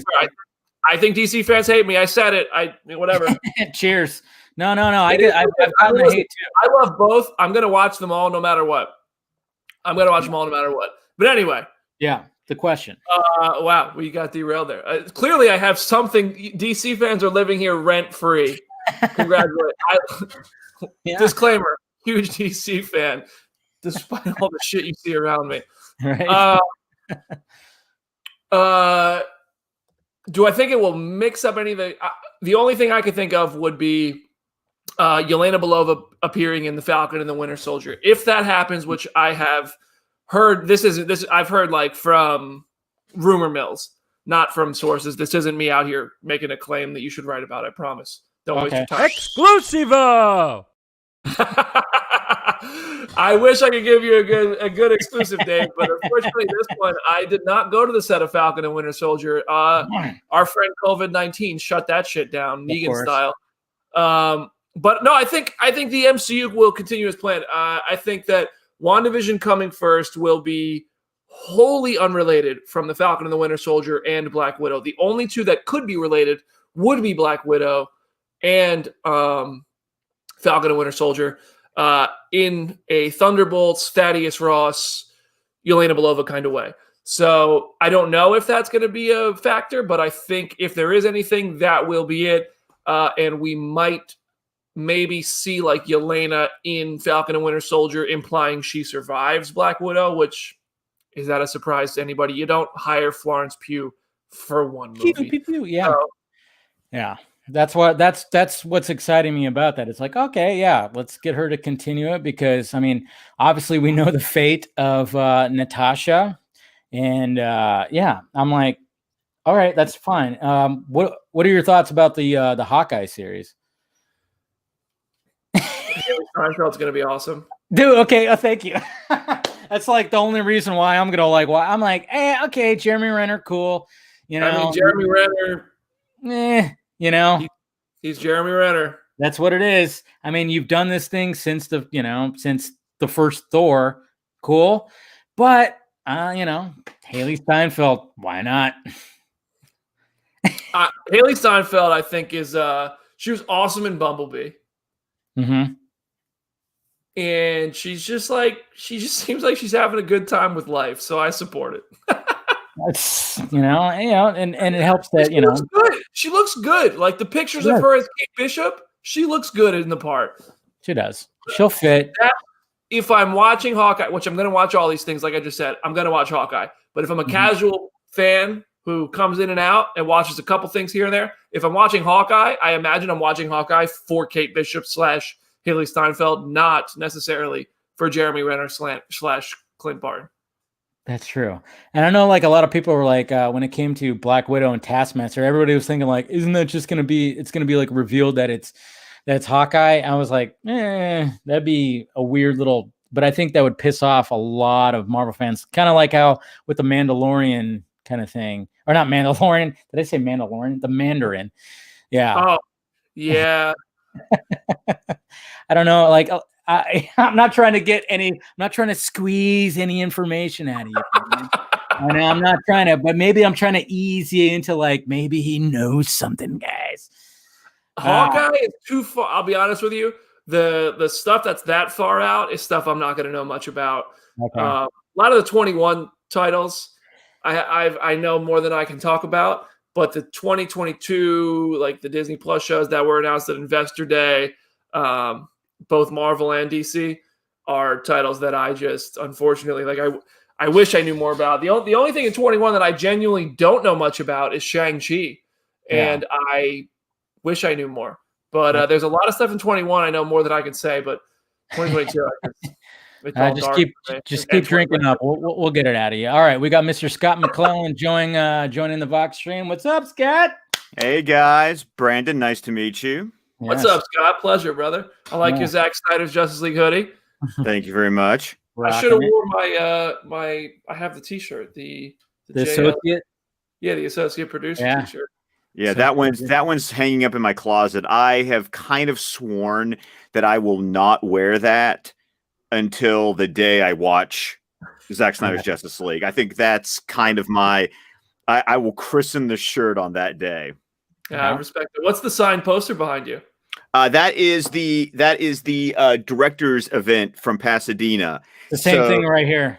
Yeah. Yeah. So, sorry, I'm trying to get my head right here. So that's Zach right there. Yeah. And then over my shoulder right here. So that's Debbie. Wow. And then it's Man of Steel. and then I've got I saw and then like just the red. I thought it was just wow. yeah, and then there's Larry Fong right there. Nice. That's And dope. that one actually says hi Scott and then Larry Fong. So that's nice. No, yeah, that was a pretty awesome event. Like, yeah, I got the poster right here with all them signed it. But like the biggest thing, you have the circle. Do you have the circle, Scott? I do not have the circle because Oh, that's remember right. I wasn't there. This was Yeah, you weren't actually. You got that sent to you. I was actually there. So Snyder circled that part that said 2:14, which was the runtime of the Snyder cut, and it was like he was trying to be like, "Hey, look." And I got Victor Koo's poster right there, the fan poster winner. So, and then I've got my T-shirt. Is that was just on Dave's T-shirt? No, that's actually like it's on my lap. I got the sticker right here, and I got it right there too. And then there's my steelbook collection of the DCEU with that Justice League clock that my co-host sent me for my birthday this past year. That is awesome. That is sick. Look at that. Nice. So, bring everybody together. So how's it going, Scott? How you doing this week? Doing. It's a weird week. The news was not exactly very encouraging this week. So we were just I missed the first hour of the vodka stream because we were recording our Fantastic Four 2005 review for the Patreon show. And Brandon, we do on our Patreon for Squawcast Media, we are doing a show where we're reviewing every comic book movie ever made. Oof. And so struggle can be a struggle. I hope your Patreons are paying you. Oh, they are. they are. What we do an alternating track between the original. So the modern day track started with Blade, and the Golden Age track started with Superman and the Mole Men, and we just jumped back and forth between them. So yeah, so tonight was Fantastic Four from 2005. So that was you know what? It's not a bad movie. It's not a bad movie. It's not a bad movie. Yeah. it's fine. That's what we ultimately end up saying. It's fine. You know, I mean, it gets to the point. It's it shows the characters. It gets to the characters. I mean, even Fantastic Four, the second one, Rise of the Silver Surfer. I liked Rise of the Silver Surfer. Maybe not the rest of the movie, but I dug the Silver Surfer. I was like, okay, maybe you could do something with that. Lawrence Fishburne voicing him. Cool. I dig that. I like what he's doing. I like what he has to say. And some of the scenes that he's in, everything else kind of weird, but whatever. But the first Fantastic Four movie, really, I thought it was like, okay, that's a Fantastic Four movie. It worked for me. It's showing everybody and it did everything. And I'm perfectly fine with it, to be honest. Yeah. I don't mean to be a child here. When that movie came out, I was like 14 years old. Oh, jeez. You're making our hips hurt. Ow. Okay. I loved it when I was 14. And then I watched it again when I was like 28, like a year ago. And I was like, what? Oh, God. Oh, yeah, no, I saw that. So that was 2005. So I was doing the math here. I was 23. I just graduated college, and I saw it at the Dollar Theater. I didn't even pay full price for it. I waited till second run to go see it. But and the thing what you just said there is what I'm going to say about like I remember using my student discount to go see like the Avengers and stuff. It comes for all of us. Don't you worry. I realize that now. I turned 30 this year. So I'm starting to realize, you know, it comes for all of us. Don't worry. I'll catch up to you. Yeah, that's what happens. I mean, I felt the same way when when I saw Batman and Robin, I don't know how old I was. I was fairly young, and I walked out of it just going like, "Yay!" And I remember even seeing like the trailers. I remember the internet. You know, there was no social media, but there was still internet. They had a QuickTime trailer you could download, and I remember I'd watch it over and over again, and I was so excited for it. And even when I watched it, I was like, "Yay, another bat!" I loved it. And then now, of course, I'm just like, "Hey, that's something I'll get drunk and watch." You know, with the friends and make fun of like crazy or something, you know? Yeah, it's just, that's just the way it is. I mean, we grow up and we start looking at these movies differently, that's what I love about it though. I'm like, you grow up and you start revisiting some movies. I think I even told you, Scott, I'm like starting to revisit the whole gangster movies. I didn't enjoy those when I was a kid because I was a kid. I wanted fucking child. Action. Yes, I wanted action and sci-fi and all in comedy. I didn't want gangster movies, but then I start revisiting these gangster movies and I'm like, these fucking movies are good. What the hell what was I thinking? Jeez. See, on my front, my mom raised me by herself with just me and my sister. So I was getting like The Lion King till I was 18. So I didn't, like I had to go back and learn about Spawn and like all the awesome movies that you guys were watching your whole life. Those even Star Wars came late to me. Yeah, like I was not I think I'm trying to remember what the first like action or even comic book movie that I think like Fantastic Four and like X-Men. Yeah, well, the first time I was even allowed to watch, and those were like 2000, 2005. Because I mean, my mom now she says she loves this stuff. I think that's because of my job, but. She would have me watch Titanic or The Lion King, and that was it. Jeez. I still remember the first R-rated movie my dad took me to go see in the theaters. It was Crimson Tide. Oh, nice. I saw Wedding Crashers in a theater with my mom. That was the first experience of my life. Dude, you do not want to watch that with your mom. Oh, my God. And then I think a couple weeks later, we watched Good Luck Chuck on a No! This is why this is all messed up right here. Oh, dude! You know what? I watched Something About Mary with my mom. Oh, Blade! Something About Mary. I did not watch that until years after it came out. Thankfully, not with my mom. Oh, I did. I watched it with my mom, and it was like, oh my God! Oh man, horrible. I do remember. I did go see Blade. That was one of the. When did the first Blade come out? The Blade 1998. Oh, I definitely didn't see it in 98 because that's when like The Matrix was coming out too, right? 99 was The Matrix because I actually skipped my junior prom to go see Matrix with my dad. Nice. I was Good man. I was like, I didn't have a date. It was only my junior prom. I was like, Dad, you want to go see The Matrix? He was like, sure. So we saw The Matrix, had pizza afterwards. It was a great night. Yeah. I guarantee that was a better night than my junior prom. You want to share, or we'll just leave it? No, we don't. Okay. No, like I remember the first time I saw The Matrix. It was kind of funny because I went with my friend and his family. We went to a trip to Laughlin, and it was a weekend, and that was the weekend that The Matrix show premiered. And I was like, we got to go see this movie. You got to go see this movie. And everybody was like, oh, yeah, let's go see this movie. And I was like glued and just like, oh, this movie's amazing. My buddy kept looking at his watch, and his parents and his brother and his brother's girlfriend left the theater like 30 minutes into it. I was like, you guys missed all the best stuff. It was building up to something. And it was like, you guys missed this entire like fucking final act that was just one of the best things I've ever seen in my life. And even like my buddy who was looking at his watch because he was tired and he was like, it's a slow build. But then when it got to that final act, he was not looking at his watch. He was totally like, oh, wow, okay, this is what I came for.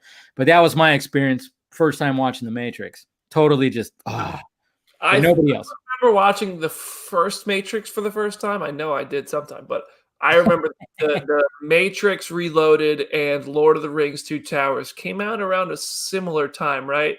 Yes, they did. Yes. Yeah, and I remember those were the first two movies that I remember just genuinely being thrilled to go see at like midnight, like with a couple friends. And I mean, I was really young, and we had adult supervision. I think I was like maybe 13 when the Matrix Reloaded came out. But I remember being those were the movies that kind of made me really fall in love with movies, which I think is interesting.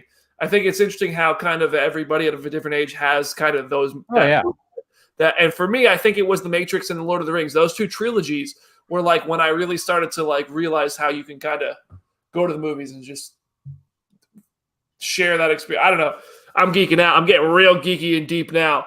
But no, it's good. That's what it's all about right now. Hey, Dave, I have an exclusive for you. Uh-oh. Exclusivo! So, Spider-Man 3. no, not that kind of exclusive. No, but so Tim and I were talking because we were, recording that episode tonight. So Sunday night is the night. Okay. I am going to have so much alcohol, and we are finally going to record our Justice League commentary track. Oh man, that's gonna be difficult. Not only are we going to release the commentary track as this week's episode, we will post the video of us. Oh, on you our actually Patreon. recorded video watching it. Ooh. We're going to record a video of us watching it, and that will be a Patreon exclusive. But you'll be able to get the audio as this week's episode of DC Film Squadcast. Wow. Okay, I can't wait to hear that. Oh my Man. God! We just decided that the way the week was going, if we were going to record an episode, this is what we needed to do to like. If we were going to have some fun this week. Do that. We're pulling the trigger Sunday night. We will record it. It is going. I finally, after 3 years, finally get to speak my mind. Brandon, you probably don't know this, but our show's brand since we began in 2015 is about being positive and about bringing positivity to the internet. Heaven forbid that should happen. No, fuck you for that. Yeah, I know. Get out of here, Scott. What the hell? So when Justice League came out in 2017, I was pissed. And Tim, who'd only seen it once, I'd seen it twice by that point for unfortunate circumstances. And Tim had only seen it once. And he was like, we can't go off brand. We have to find something. We can't just record a review where all we do is trash it. And so I've joked for the last 3 years that Tim's been like holding my chain for the last 3 years. And it's like, finally, I'm going to let we're going to finally, for the first time in the history of the podcast, we're going to check the explicit box on the episode and we're just going to let it fly. Yeah, you got to do for the first time in 3 years. You're finally going to get a good night's sleep after that. Oh God, it's going to be good. You're going to sleep so well. All right, we got Mr. John Aaron Garza. What's up? Oh, Garza's here. Hey, what's up, man? Hey, is Twitter down right now? I think Twitter's down. Is Twitter down for everybody? No, Twitter's I was just for me. I was just Gives me life. Maybe I got fucking. Oh, there it goes. For a while there, I was gonna comment on two things real quick, if that's all right. Just real quick. I don't know if you guys are talking about prom. I don't know. I don't know what a junior prom is, but I know what a senior prom is. Senior prom is the big one. Yeah, and I remember my prom. We rented out, me and my buddies and all. We had rented out this hotel downtown Austin, and because of one of the parents, they were the parents that would allow us to drink at the house as long as we were all there and we weren't leaving anywhere. In high school, so that was where we had the parties and all that. And so they arranged it to where the room that we rented out already had the alcohol in there. So after prom, we went there. So you could just imagine downtown in a hotel still drinking. It was unreal. Like I couldn't imagine anything else night. And then obviously a couple of weeks later, I'm like, fuck, man, that's like the highlight. That's it. Okay. Well, fuck it, it's what it is, whatever. But also what you guys are talking about with watching rated R movies, I'm geeking over here because my daughter, she was watching Kill Bill at 8. You know what I mean? And she's a big Tarantino fan and a huge DC fan, and she's sitting here, she watched 300 when she was 9. You know what I mean? It's funny to kind of realize, because when I was a kid, I didn't really even notice. I think I was born in 86, so I went to go see Jurassic Park, and I thought that was cool. I was in 94, but I mean, I don't think I ever went to like an R-rated movie until I was maybe 13. And then that was whenever you had to sneak in because it wasn't reserved. Oh yeah. So I never had to worry man. about the whole sneaking in part. I'm just saying it wasn't really an issue for me. I had an interesting. I got busted one time for sneaking in. I tried to sneak into Scary Movie, the first Scary Movie. Oh wow! I wasn't of age yet, and we all tried to sneak in, and it was funny because a couple of my buddies, they got by the usher that was like checking tickets. He looks at me and goes, "Hey, let me see your ticket." And I was like, "Oh." And then I handed it to him, and he goes, "Well, why does that say Shaft?" Because Shaft was the first Shaft. With Samuel L. Jackson came out. Yeah. And I was like, "Oh, I guess I'm in the wrong movie theater." He's like, "Yeah, you're right." So I was like, the only one that did not make it. And then luckily I found some other people I went to high school with that were also trying to do the same thing. So we went into Shaft and watched Shaft. And I was just like, Shaft is whatever. It's okay. I mean, Christian Bale is also the bad guy in it, which he wasn't like, a big star yet, which was interesting. But I remember just like going, okay, I know that Scary Movie is like an hour and a half, so I'm gonna like leave. And sure enough, like I left. I like walked out of Shaft to meet up with my friends, and of course they were all just going, "Oh my god, it was the funniest thing in the world." And I'm just sitting there going, "Yeah, well, Shaft with Sam Jackson, come on." I mean, it was cool. Scary Movie was a classic, man. Oh, dude. I wasn't even allowed to go to the movies by myself till I was like 15 or 16. Oh man. I still remember my mom. No. My summer, I went to Spider-Man like 2002. So that was my freshman year of high school. And my buddy had just gotten his driver's license. He had gotten like what's it called? A hardship license. So he was able to drive. Permit, but it was like a hardship license where he could drive. His mom had a big ass red minivan, the Dodge Caravan or whatever. It's like a red minivan. And so like all packed into like me, like all of my friends and the girls that were part of our friends, like all of us, there was like fucking 12 of us in this small little van. And we drove up to the mall because that was the theater that we needed to go to. And we skipped like half of the school day because, dude, Spider-Man in 2002, that was the fucking movie to go see because it came out in May. Yeah, it was. We were all just like, we were like, no, dude, we got to go see this movie. So we literally, all of us just packed in because it was just so convenient because he lived right across the street. So if you can imagine, you see this group of kids in the middle of the day, pretty much at lunch, all crossing the street. I mean, dude, if any cops saw us, we hopped over there across the street, got in the car, and then went to go see Spider-Man. And it was like, I mean, if you could just go back to those days where you were like, I don't even know what a comic book movie looks like, but I got to go see Spider-Man. Oh man, you know Spider-Man. Like, God, I still remember seeing that movie, and it was so great. I was a sophomore in college when Spider-Man 2002, and and those are still in the days where I was living in town, and my dad was still working, and I remember like scheduling with my dad, like, Dad, let's go see Spider-Man on opening day. And I remember him taking out his BlackBerry. There's a callback for you. Taking out his BlackBerry and putting me in his schedule. Nice. So that when he was at one of his dealers, his BlackBerry went off. He went, okay, I got to go. And one of his dealers were like, oh, it's a big this. That's like, oh, no, I'm going to go see Spider-Man with Scott. And the guy was like, go have fun. And I just still love the fact that there was I still love having memories where like when this movie comes out, I can't wait. My dad is like, it's on. Yeah. 4 hours. On. Yeah. he's on, like he's ready, and so it's just so nice to have that because my dad and we just don't get to see movies together that much I know, anymore. man. Especially nowadays, man. Especially nowadays.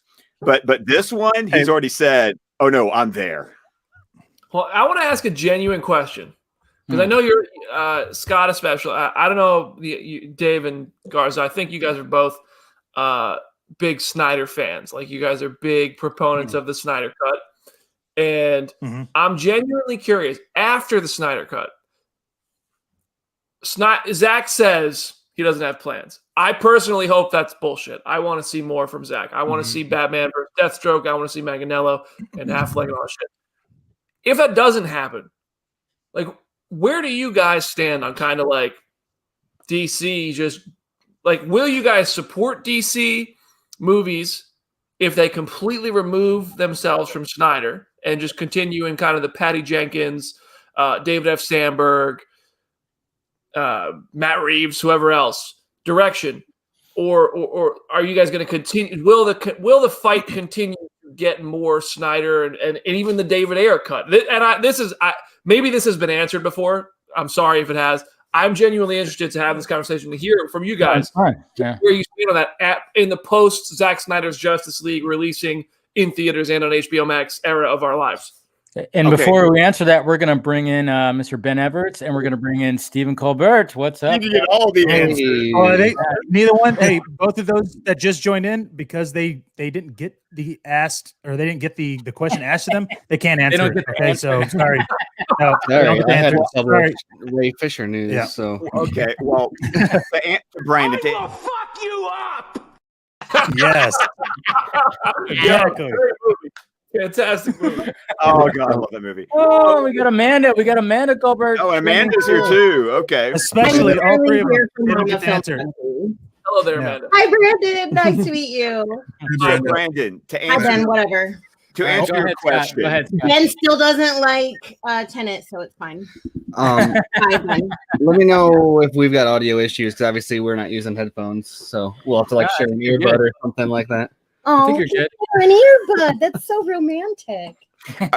Now, Right. Dave, the question is, because they keep cutting me off, is your mom going to go after them now? Like, Yes, that's the yes, question. that's what's going to happen. I'm That's going to be what's her gonna new favorite, Scott. Oh yeah, no, she did mention that she likes when Amanda sits next to Steven. She mentioned that to me. I make you look last time I bored. saw her. That's hard. Yeah. Anyway, And, and Brandon's like, what have I gotten myself? I know. Yeah. I Hey, got Brandon, we're talking gotta about hop moms. on. We're talking about moms here. My mom watches, and she talks about like, oh, I like it when this happens and that happens, and oh my. But Scott's like her favorite, like her ultimate favorite. What's up, Mama Pena? Yeah, there you go. We call her Mama Film Junkie. Mama Film Junkie. Mama Film Junkie. Let's go. T-shirts. Let's go. Buy Mama Film Junkies t-shirts. Let's go. There you go. Yeah, she might show up in Do you the. have Mama Film Junkie merch yet? I know we should. I should probably Oh, figure so something she out. with had that. the shirt that you were talking about at the top of the show. Yeah, she has my my like the Film Junkie signal shirt that she got, which is cool. Well, we'll see. Like if she shows up in the chat, maybe she will. But anyway, Scott, go ahead and answer that Yes, question. hurry up, 'cause I want to answer. I'm shocked, Garza. I think I know. But Brandon, to answer your question. I haven't say a word. Hello, Dave. Oh yeah. Let's let Ben say something first. Damn it. God. Welcome to the stream, bro. It's the Boston hat. That's why we didn't welcome you in more warmly.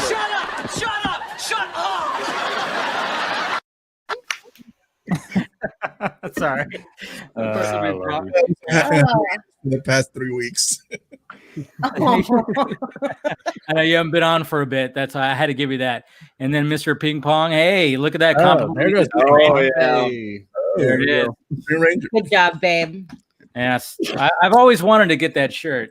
I've Always gotten wanted to- Dave like all of his donations the past 2 weeks. I know it's been like directed to you. I'm like, come on, Throw guys. some money. Throw some money at Dave comments. Let's go. Throw some Hey. money. All right. Okay, let's get to Scott. Scott, answer the question. I'm waiting to see if I actually get to answer it this time. All right, okay. Oh, I'm I was sorry. going to say, No, We're shut 2 up, hours Colbert. into me drinking on fucking YouTube, so I'm gonna shut up now.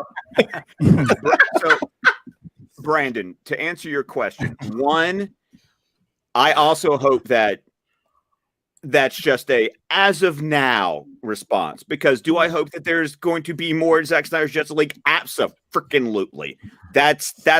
Will I do everything? Will I spend the money I need to spend to do my part to hope that happens? Absolutely. That is not going to go away from me.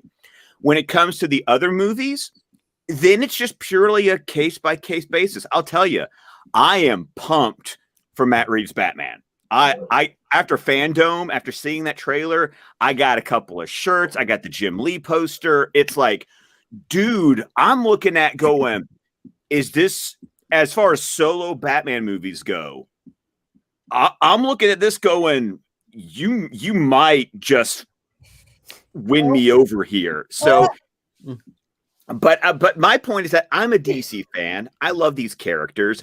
I just also want them to be movies that appeal to me. And so I'm not going to judge. I'm not one of those fans who, yes, do I have a preference for Snyder's work? Absolutely. I love the way that he's treated the characters. I love his way of storytelling, but that doesn't mean that is the end all and be all of all movies. I'll look at these other movies and go, that sounds interesting. That doesn't sound interesting. But honestly, for my podcast, I'm still going to watch every single one of them. Whether I like them or not is a question, but that's where I go because, I mean, I'm a DC fan. I want good movies. I just hope that they're good movies. I go into every movie hoping it's a good movie. I don't want to go into a movie wanting to waste my time. Look at that BD energy. Look at that BD energy. I mean, I'm in a similar boat.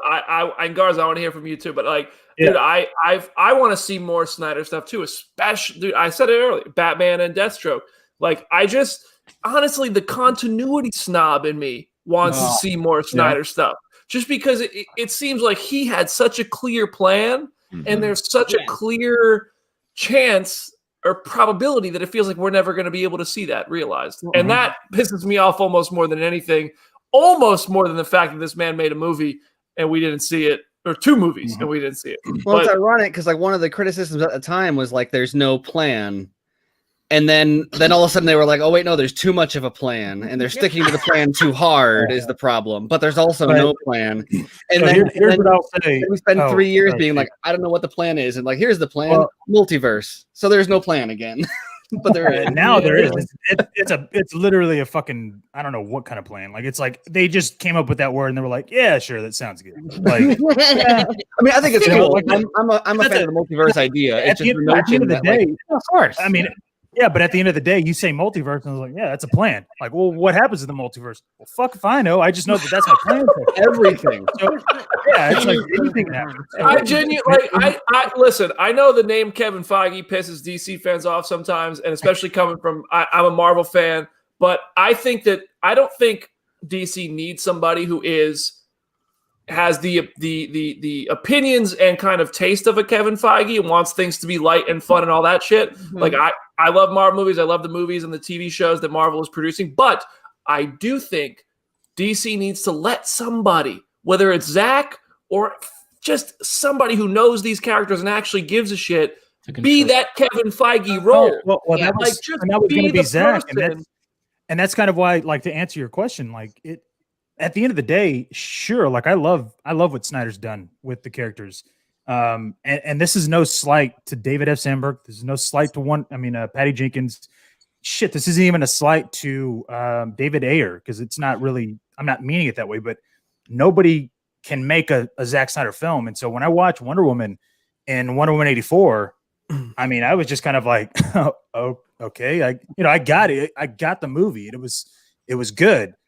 If you were to tell me, well, we're also going to make a couple more off of that, I'd be like, well, what about, the Snyder stuff? Like, why don't we continue with that? It's like, no. So in me, like, I'm excited for the Suicide Squad. I'm excited for Batman, just because I'm a Batman fan. But goddamn, dude, if I had it my way, I'd be like, it's almost kind of like right now thinking about, do I watch Batman and Robin?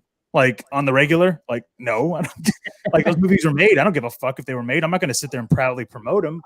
And so it's kind of the same thing. And I'm not comparing these two. I'm just saying, it's not like I'm sitting there telling people to watch Shazam, like, hey, dude, you have to watch this movie because it, like, I watched it once and I'm like, okay, cool, dude. Like, I supported it. That's cool. I'm not going to watch it like I watched BVS or Zack Snyder's Justice League. Like, dude, yeah, I mean, it's an opinion. It's a personal preference. Well, right, and the last thing I'll say is, I truly wish that, like, I hate Kevin Feige for what he's done, in a spiteful way, not because like I'm a DC fan. It's like the only way you know how, Garza. I'm so. I feel you. Well, and just to clarify with Garza, like when he says he hates something, he means like deep down in his soul, he despises the fact that it exists. Like he just does not. God damn it! Yeah, this is like a personal. I mean, and I don't mean it. I don't mean like hate him. I don't mean hate him like existence. But what I'm saying though is I don't mean hate him like I despise him as a human being. I hate the fact that he did something so brilliantly that DC did not. You know what I mean? I think that if Warner, and this is all speculation. I want to preface this with I don't have inside information. I have pretty much the same. You guys probably know more about me than I do. I'll write an article that says you it might, but I'm going to say it anyway because there's a lot of tequila in this cup. Yes, good. But I don't even remember what I was saying. Now I fucking forgot. Sorry, we do that. Dick. It was like. I think now after that clip, I genuinely Kevin Feige. It happens a lot. It happens a lot on the Vodka stream. Don't worry, Brandon. It happens a lot on the Vodka stream. It was something about it. It was something along the lines of if Warner Brothers would just let somebody do that, then it seems like it would actually happen. Like there wouldn't be such a. And I know jealousy isn't the word. It's not. That's definitely not the word. It's not like it's not an envy, but like I understand what you're saying because those aren't the words. Yeah. Those you're not jealous of what Marvel does because you don't want to recreate that. You want what Zach was doing. You want and so it's those aren't the right words, but it's almost like I wish I could find the right. That's what I'm saying. Like think about it. Like I hate it, but it's not. I don't hate it because I'm like you don't hate him because he did it. You almost like hate that. You hate that more than like he didn't get to do that. Correct. That's right. Is it more of a resentment? Is that the word we're looking for? I don't know. But I feel like you're not even directing that at Kevin or Marvel or John Favreau or anybody on that. You're more so just at the fact that like Marvel does this and it works. They did something and it did because at the end of the day, Warner Brothers gets involved and then Zach gets involved and then Joss gets involved and then Ray has to come out and all this shit happens. It's a shitstorm. There's no clear image on the DC front. You're not hearing actors on the MCU coming out saying Feige is a fucking asshole and that he's preventing people from getting their jobs and he's doing this and he's doing that. You're going, no, he's got the snipers in place. Honestly, he already killed one of them. It genuinely blows my mind that like I don't understand how like Marvel is able to get Chris Evans back. Apparently, if that turns out to be true, and they get they get Tobey Maguire to come back, and they get all these people and Christian Bale to be in another superhero movie. Yeah. And then you have on the DC side, Ethan Hawke, like Warner Brothers side, too, right? Ethan Hawke and Oscar Isaac. I mean, yes, you have these people who say they would never do a movie like this, and they join franchises and they do this stuff. And on the Warner Brothers and DC side, you have situations like what Ray Fisher is going through, and it's just like if we could just right the ship, literally everybody would be better for it. The thing that's interesting about Ray Fisher also, though, is that's kind of a product of an attempt to create. There's such a struggle for them trying to rein in the DC universe under a single creative that what happened on Justice League was very much we need a Kevin Feige push. So I don't disagree that like there's a benefit to a figurehead, but I think there's a little bit of a misnomer to compare him at all in the first place because of the fact that Kevin Feige was essential because basically Marvel had the discount bin of character rights and they said, here, we need you to do something with this. And so he worked with what he had to make the most impressive, like one of the most impressive franchises in cinema history, like in terms of, box office and audience reception and etc. DC never had that problem because they always had owned everything. And so it was always kind of do whatever you want. There wasn't a necessity of, well, we only have to work with these, so let's figure out which pieces go where. Right. Not to mention just Warner Brothers is structured entirely different altogether.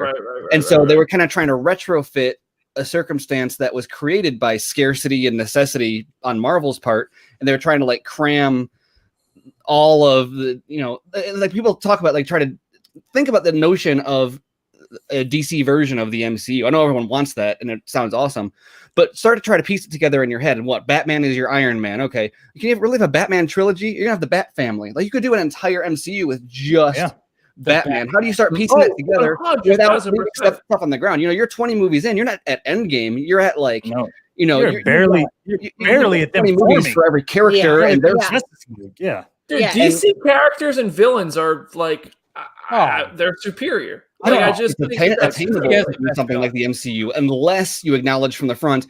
I mean, I'm biased, of course, but unless you acknowledge from the front, like Zach did, hey, I'm gonna do 5 movies, right? It's gonna be, or I guess they didn't acknowledge that, but that was his plan. Was I'm gonna do 5 movies, and it's not gonna feature all this stuff. It's just gonna be about Superman and bringing these other characters. Because if you don't put those constraints around it, all of a sudden you're like, okay, well, what? Now we got a Robin. There's 3 Robins, and one of, and then you've got, even multiple Batmans that you're talking about in there. More. And then that's just within Batman. You're talking about Superman. Yes. Okay, so you're gonna do Superboy, and you're gonna do Supergirl.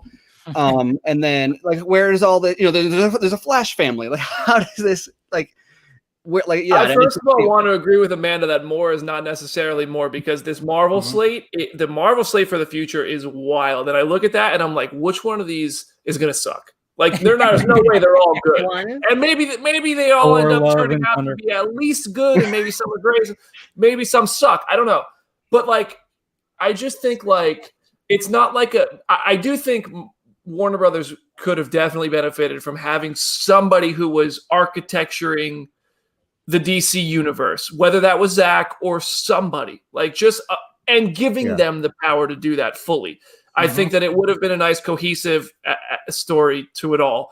But also, like, I also think they suffered from, like Garza said, what I think Warner Brothers did what Garza said, and they looked at what Kevin Feige created and they said, look at that, that's so successful.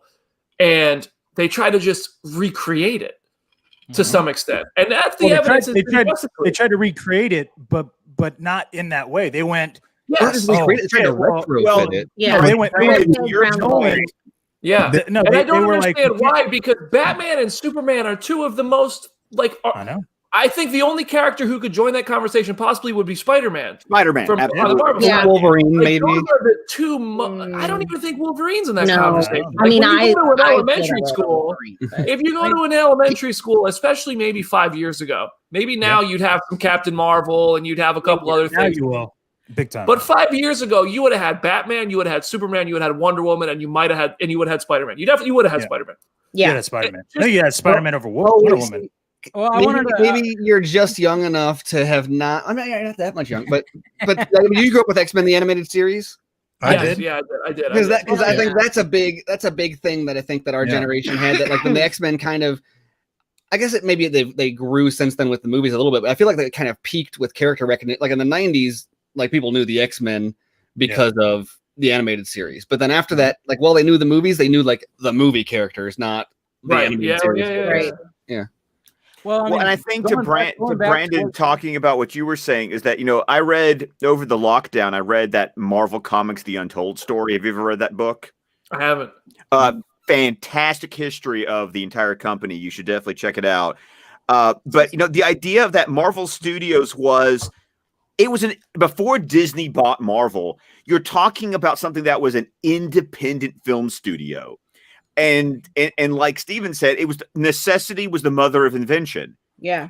We only had these characters that nobody wanted, that even with Heroes Reborn, we gave them to the Image guys to like do something with them after Onslaught. And even then we were like, okay, let's take them back. But when you produce them like an indie film studio, when you don't have the conglomerate like Warner Brothers, that's what you're able to do something. That's what I want to go back to when it came to like Kevin Feige, like and talking about rights and everything. It's like I mean, that's just where you commend Kevin Feige, is the fact that he was given like, hey, you got to like create something here without the X-Men. That's never been done. Yes, that's you're going to start off with Iron Man. What? And guess what happened? I mean, literally, the voice that talked to Iron Man now has his own fucking TV show. 13 years later. Fucking A. I mean, I commend Paul Bettany for just like going, hey, I was just the voice of Jarvis. I came in for a day or two of work, got handed a bag of cash, and walked away. Now he's leading a TV show with his character. I mean, that's fucking crazy. I mean, I just commend that, guys. Hey, Ben, you haven't said. And I know Ben. Yeah, I know. I know Ben's loving this because he loves Ben in the Boston hat over there. Ben is my co-host. He's my co-host on my Real Anarchy show or Real Emotion show. And man, does he always want to talk Marvel? But we never talk Marvel. So this is when Brandon leaves. He's got headphones on. He can still hear. No. Put your thumb out. The point that I wanted to make was that fighting even the opportunity. We're trying to make sell toys, and then this whole thing just exploded. And he did it without X-Men and without wanting to without Spider-Man. Yeah, without Spider-Man, and 20 movies later, now he's tapping into the Eternals. So to make the argument that we have DC and we have all these IP doesn't mean that we had to go and explore every single one of them. We could have just gone, in the right order, like get the Trinity in order, then expand from there.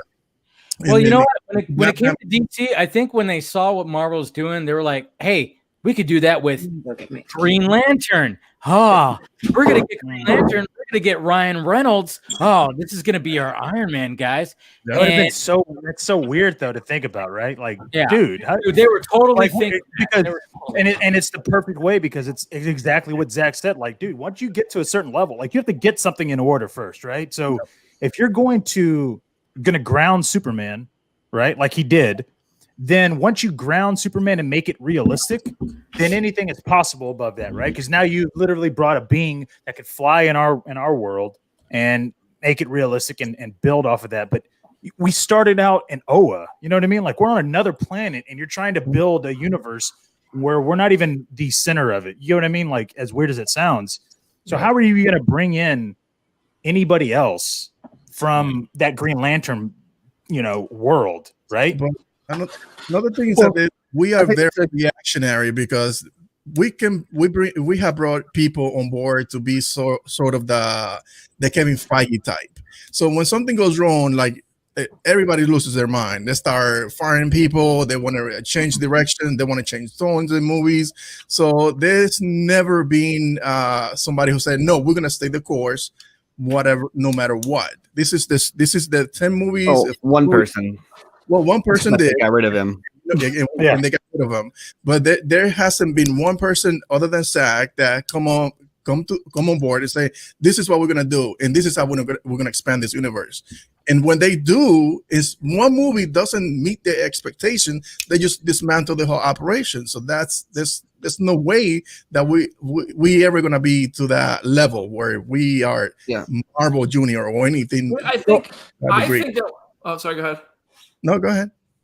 I think what it comes down to is just making a good movie. And so look at how the MCU started, how the DCU started. MCU started with Iron Man. DCU started with Man of Steel. I think both movies are fantastic. Man of Steel, amazing, hands down, one of my favorite comic book movies or movies of all time. I tried to get my roommates in college didn't like comic book movies. I tried to force them to watch Man of Steel. Like I was just like, I love this movie. You got to watch this movie. I bought the Steel book. I still have it. I was obsessed with Man of Steel. I still love that movie. I just think from the studio perspective, for Warner Brothers, it's the business of it, and they get obsessed with that. And this is just, I'm guessing, like I'm speculating. It feels like Warner Brothers gets so caught up in that business of it, where they look at Man of Steel, which came out in 2013, a year after the Avengers, and Man of Steel doesn't put up Avengers movies, Avengers numbers at the box office. It's like, well, no, it was never going to do that. It was never a Superman origin story was never going to make Avengers money. You know what I mean? Nope. Right. And so then Batman vs Superman comes along, and it does it. What did that come after Age of Ultron? I don't even remember. No, yes, it came after Age of Ultron. Came out the same year as Civil War, and it just did it like they're like Man of Steel. I think is better than most Marvel movies. There's probably only a few. Like I'm trying to think of any I would put ahead of it. Well, I won't comment only because I know that I would say that Man of Steel is better than Endgame, but that's just me because I but I want to give shit to Ben, but because Brandon's here, I don't want to say that because I'm like, you can say whatever you want. I don't give a shit. I don't make the fucking Marvel movies. I don't have stock in Marvel. They're not hurting my feelings. But my point though is that like I just like making Ben go, man, like. No, I feel that, but like. I think Marvel movies are more marketable. Like they're just like they go to families. They get a family of 4 instead of a couple of 2. But you know what I mean? The thing that I brought up, like when me and Brandon were talking about this, like just one-on-one, was the fact that I'm curious to see when Marvel gets it's like, hey, okay, they start recasting when you get a new Wolverine and start going. How do you introduce them? When you get a new Iron Man? What the fuck? Because that's the point that I was trying to make. Because they have the benefit of being new. There's no Iron Man before. Because every time we get a Batman, every time we get a Superman, that's not my Superman. That's not my Batman. That's not my Keaton. That's not my. You see what I'm saying? So we always fighting our uphill battle. Yeah. And every time Marvel comes out with something, it's new to everybody. So they're just gonna jump on it. Yeah, which is fun. That's why DC needs to start digging deeper into the catalog then. Because Shazam came out, and Shazam, what did it make? $460 million at the box office. Yeah, it's not amazing for a comic book movie but for an original property. Oh, yeah, but look, also it came out in between, literally Captain Marvel and Endgame. Like, dude, I mean, compare that though. Compare that to what, like, I mean, look at Ant-Man or, I mean, like you have the exceptional movies like Black Panther. Which you can't compare. You don't want to compare anything to that. Black Panther became a phenomenon. It's a great movie, and it became a phenomenon. Guardians of the Galaxy. Good one. Winter Soldier. Compare Shazam to like a Guardians or even an Ant-Man, or it falls in between those. Yeah. Right? I don't know the numbers exactly off the top of my head. I'm pretty sure Shazam. I would say I think Shazam would be more in line with kind of the. I don't know why, but just for me, probably like Thor, just because it's like. It's so different than what you got with Iron Man, because Iron Man was fucking great, and you had Winter Soldier, and those two movies just themselves are too different than I think for what Thor was. I don't know. That's just me though. Yeah. Well, I mean, that's probably why. That's why when we were talking about Thor Ragnarok, I'm like, as much as I'm not a fan of that movie at all, it was smart that they took that character that direction, because then people were like, hey, look at that, Thor, he's funny.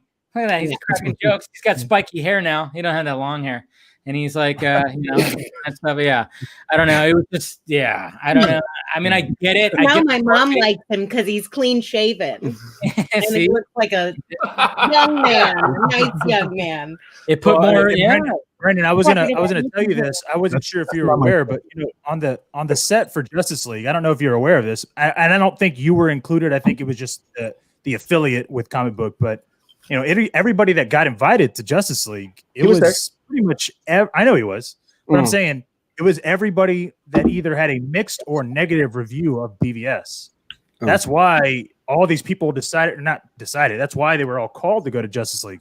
So whenever you were talking about, it was weird that Zach was making it so obvious that all these things were changed. Well, it was because he was putting on a show. Because at the end of the day, he knew that. He filmed it this way. But he was also filming it his way, which, he came out with Faruqi Brothers and said he filmed two different versions of the film. So, is that something you would have seen on, like, is that something you've ever heard of on set? Like, just, I mean, no, it's definitely not something I've ever heard of. But on the Justice League set visit, that's the only case where I was invited. I was invited by Zach's personal publicist for that one. And any other set visit I've ever been to, I'm invited by the studio.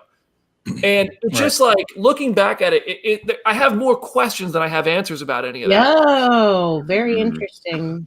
Well, my understanding of that also was it started out a smaller group of people was invited by Zach's publicist. And it became a huge event. Right, and then all of a sudden DC was like, no, we're going to run this. And then everybody. Well, you say DC, I say Jeff Johns, but go on. It's the same thing. Who was the president? Whoever, I don't know. But I know that the invite that I got to the Justice League set came from Zach's publicist, who I met at the Ant-Man junket, because he also repped Peyton Reed. And she's awesome. She's been great to me. She honestly is a huge reason why I've been able to kind of take steps in my career. She's big. She's responsive too. She's super quick. She emailed me and was like, "Hey, watch the Warner Brothers lot today," and it was like the Snyder Cut banner was flying over. She comes through in the clutch when she needs to, for sure. But it was interesting because that's the only set visit in my entire career that I can think of that I've been invited to by a rep of a member of like the talent from a show or from any type of movie or show. And Zach's publicist invited me to that. And every other time, whether it's a Marvel movie or DC movie, it's Disney or it's Warner Brothers or it's like AMC invited me to The Walking Dead or something. My understanding is that's what he did for like 300 and I don't know if he did one for Watchmen or not, but everyone I've talked to who's been to his other sets typically it was not like a studio. Because I don't know what I think what she told Rob Keyes was we're gonna do it old school or something along those lines of like, hey, we're gonna go back to like the old school Zach days of having this crew down to the set before it was taken over by John. I have a ton of respect for her and what the two of them are cooking up, whatever it is, however they're trying to do publicity for Zack Snyder's Justice League, because I've reached out to her a bunch of times. I've said, hey, I'd love to talk to Zach, and she says he's not available, and then he pops up with Dave, and he pops up with everybody else who is doing all, like, who has been in his corner. Like, and I've never been against Zach ever. Like, I hope that's clear. Like, I've always said, especially not everyone will be in the mob with the flaming torches, chanting, marching through town at midnight. That's us. You don't have to. You have to be in the window looking out. Dude, and you get to talk to Dave or anyone else can attest to. I don't think anybody is really in control of that aspect of Zach. Anyone who's tried to coordinate stuff with him, who's like, yeah, let's do it. Oh wait, no, not tonight. Yeah, let's do it. Well, no, I mean, look, I know how that goes. He'll be like, I was saying to Dave before you guys all joined, like I admire what Zach is doing in how he's approaching people he knows has supported him. They might not have the same reach that like comicbook.com has or that Screen Rant or Collider as a media outlet has. But they all cover it. We will cover the conversation, and that person who he's talking to, whether it's Dave or it's the Faruqi Bros or anybody, their platform is going to grow because of him showing up there. And I admire the hell out of that. Well, what's funny about that is that I wrote an article for Real Anarchy, and I was basically just kind of describing what exactly Zach was doing. I mean, I basically said he was re-engineering the press junket for him because, let's be real. And I'm not pointing at you, Brandon, or I give Steven shit all the time for Screen Rant, but if you really think about it though, if you really think about it, like, dude, when Man of Steel came out, and and I have I'm not saying anything negative towards him. I'm just pointing it out because I always see it. Frosty for Collider would always get the opportunity to fucking talk to Zach every fucking time. And he's asking these like questions like, okay, cool, whatever. And I get it, dude. It's Frosty. You know what I mean? And it's like, dude, this is a guy that tried to tell fucking Todd McFarlane. Yeah. And it's like, dude, you don't sit there and argue to somebody about somebody else on their behalf. Like, dude, you just go, you're right. You know what I mean? Like, just end it. And so it's like imagine 2013 or 2012 or whatever, when he's talking to Frosty, and then when he's got to talk to Frosty again for BVS, and he's explaining everything like about, because Frosty's going like, how did you convince the studio that you had to, that you were going to kill your main person? And, Zach is like explaining it, but Frosty's kind of like, oh, okay, cool. Like, oh, all right. Like, he's just like, well, whatever, dude.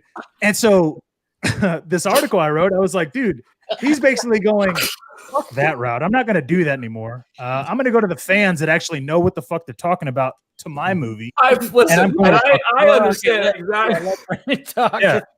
I want to hear Brandon just tells like he has a story, and I want to hear it. I really do. I don't want to. He was wiping away tears, and I mean that like I don't know.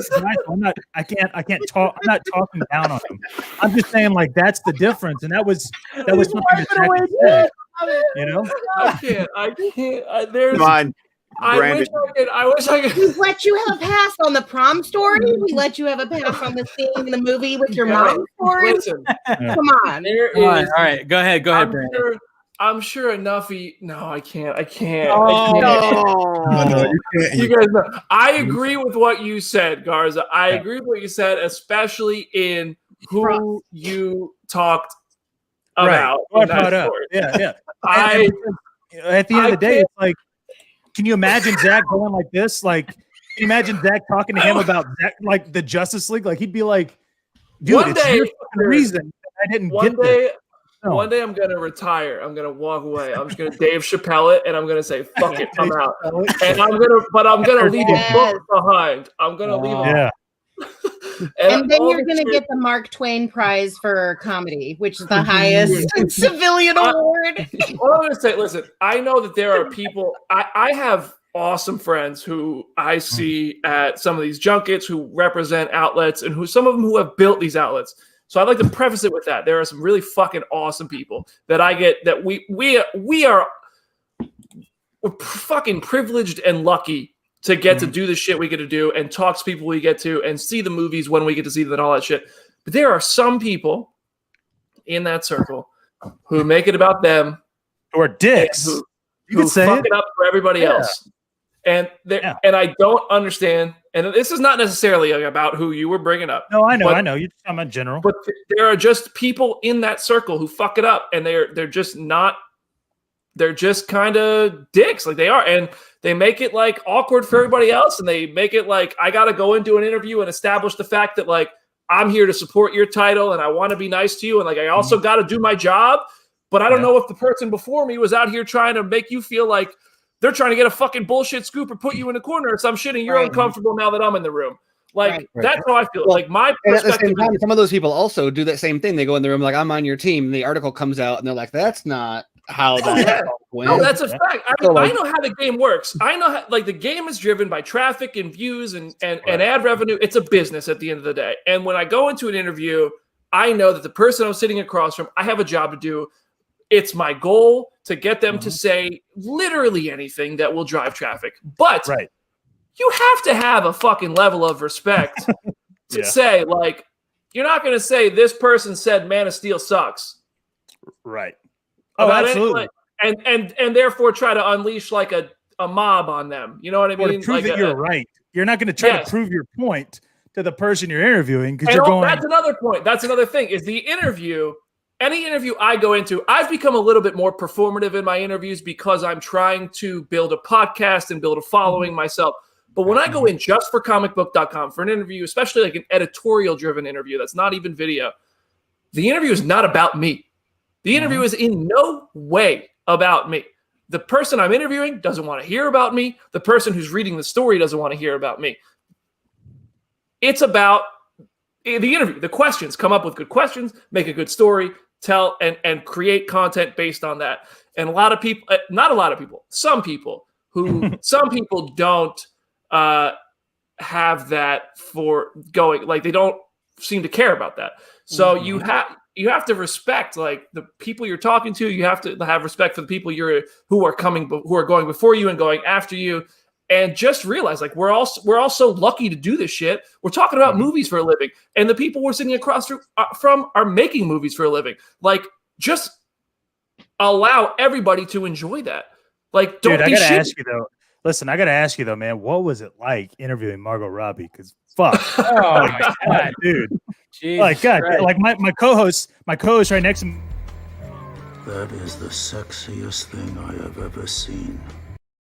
Yeah, he went to New York Comic Con and he was like, dude, Margot is right in front of me, kind of walked in front of me.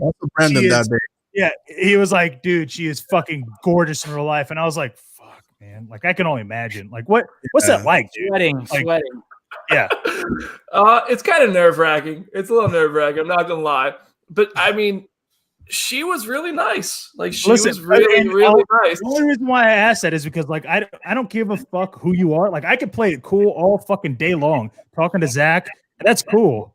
Well, so a funny story. I'm not attracted to him like that. You know what I mean? Like, I'm like, okay, the first time I met Margot, I think that I'm like 99% sure the only time I've ever talked to Margot was at the Birds of Prey event. Like there's 2 events. One was like the album release party, and one was the Junkee. Yes. Yeah. So at the album release event, they kind of put us in groups. They had like 6 different groups, and they assigned us. And I was in a group with like 5 other people. And this was when all the Obi-Wan rumors were hot. So Ewan McGregor came to us before Margot Robbie did. So Ewan came to us before Margot Robbie did. Oh, and they he asked, loved questions about Obi-Wan. He did not. I'll tell you right now. He did not. They said the first person in my group, I sat there like I had my recorder. I was like, the first person in my group said something like, "We're just gonna get this out of the way." Something about Obi-Wan. And he gave some kind of answer about Obi-Wan. It was like, all right, I could write a great story about that. It's got Obi-Wan in the headline. The job is done. Let's talk about Birds of Prey. Somebody else in the group follows up with another Obi-Wan question. And he looked at his publicist and he said, "They just want to talk about Obi-Wan." And she said, "Well, then I guess we're done here." And he got up and he left. And I was like, no. So I had that fresh in my mind before I met Margot Robbie. And I was like, no. And I once went back and counted the number of times that story made the rounds over the course of the last like 5 years. And it was like once every month or two, or at one point. I mean, I'm sure there was maybe 3 times a year on like a light year, where it was like the headline was like Ewan McGregor is willing to play Obi-Wan again. Oh, how many times were those like articles out there? Dude, here's the thing though. I would have been so fucking pissed. Like as soon as Obi-Wan left, Ewan McGregor, I would have been like, "Are you fucking guys serious? Like, what the fuck is y'all's problem?" That's what I would have been like. Y'all don't get to ask these questions anymore. Y'all fucking ruined it. Sorry, bye. You want to tell your fucking whoever you got to report to that you pissed him off and walked out, so y'all don't get to ask questions. Fuck you guys. I'm taking over. Fucking. Now you want to get nuts? Come on, let's get nuts. I'm saying, man, like, dude, fuck this, man. I'd have been so pissed off just because they fucked it up for me. You know what I mean? Like, it has nothing to do. I would have been that pissed off. I would have been like, "You guys get the fuck out of here, then." Fuck I mean, you. that's my thing at anytime. Like, I mean, you can watch any interview I've ever done, probably, whether it's a DC interview, a Marvel interview, a Walking Dead interview, anything in between. If I have an off-topic question, it's my last question. And I feel like most people do that. Like, it's almost like the actors probably expect that. Like, I just did the WandaVision junket.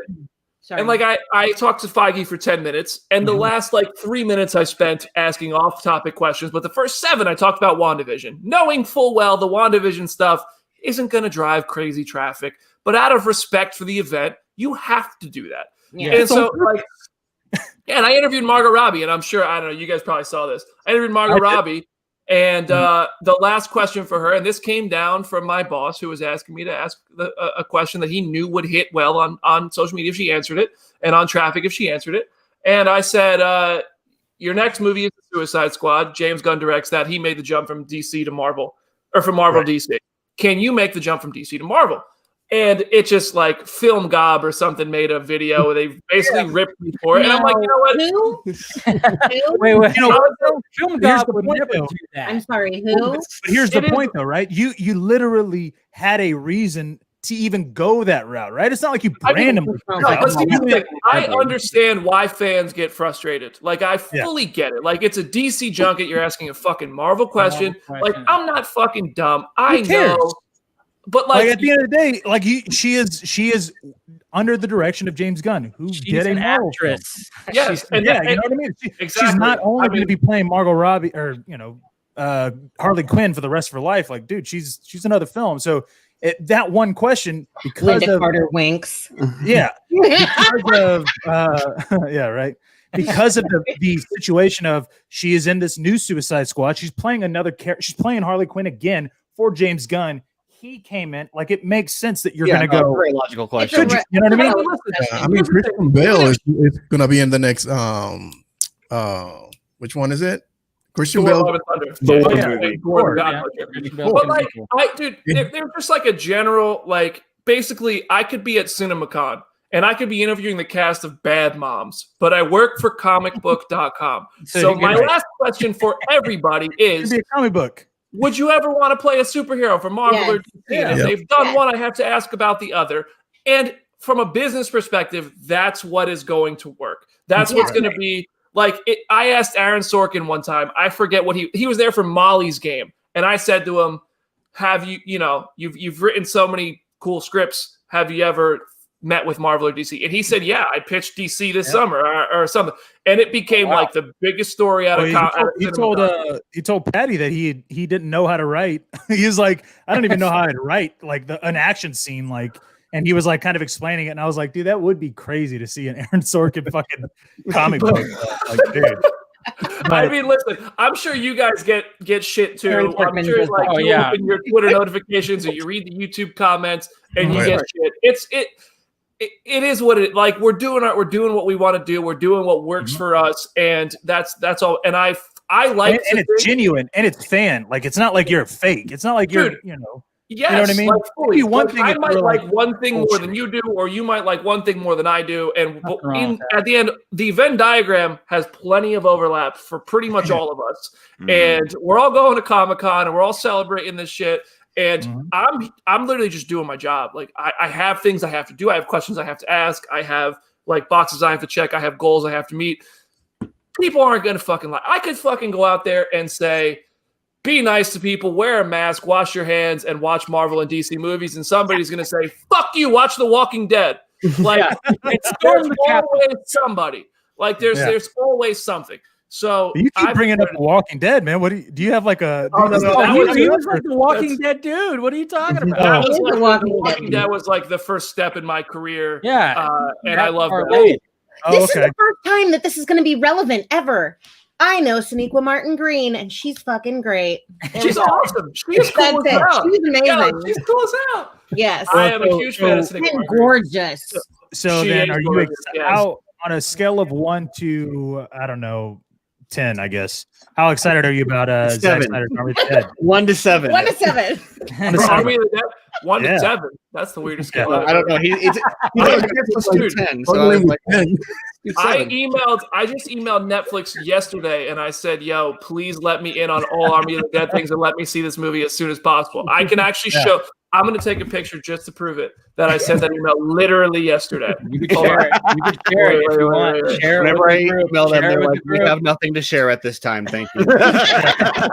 They did. They said we're not starting till the summer, but we have you in mind. Look, Army of the Dead Ops. How do I get the date?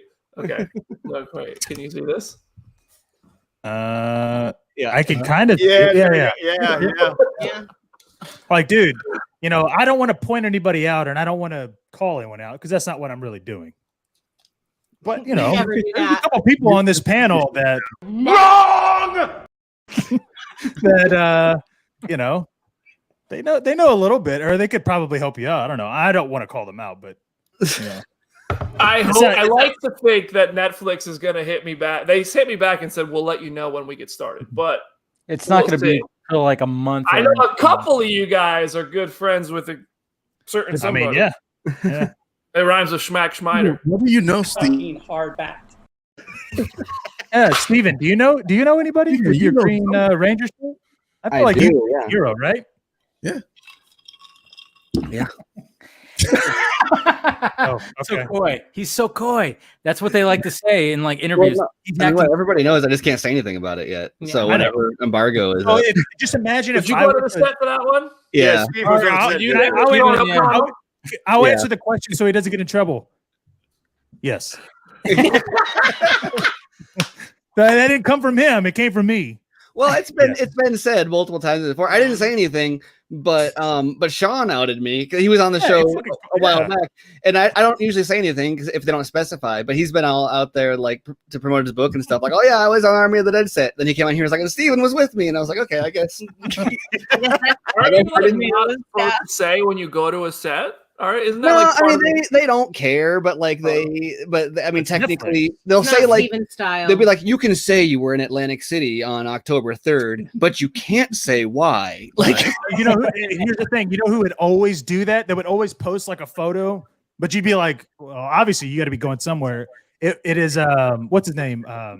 Paul. Damn, it used to be Paul Cherry for Joe Blow. I'd always see him like posting up like a hat or a fucking Well, that's how some shirt. people figured out it was Airport. there. We were posting pictures like from the airport on the same day, and people were like, "Why are Paul and Steven traveling?" Fucking And I asshole. stopped posting when I got there, but he's like, "I'm in Atlantic City," and I was like, "Is Steven there?"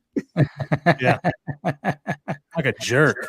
So I'm not calling him out, but Brandon, if you needed to get another avenue, maybe Green Lantern or Green Lantern, fucking Green Green Ranger can help you out. Green Ranger. I mean, if he's already emailing Netflix, he's probably caught up. Is that an indica or a sativa? The Green Ranger. The Green Ranger.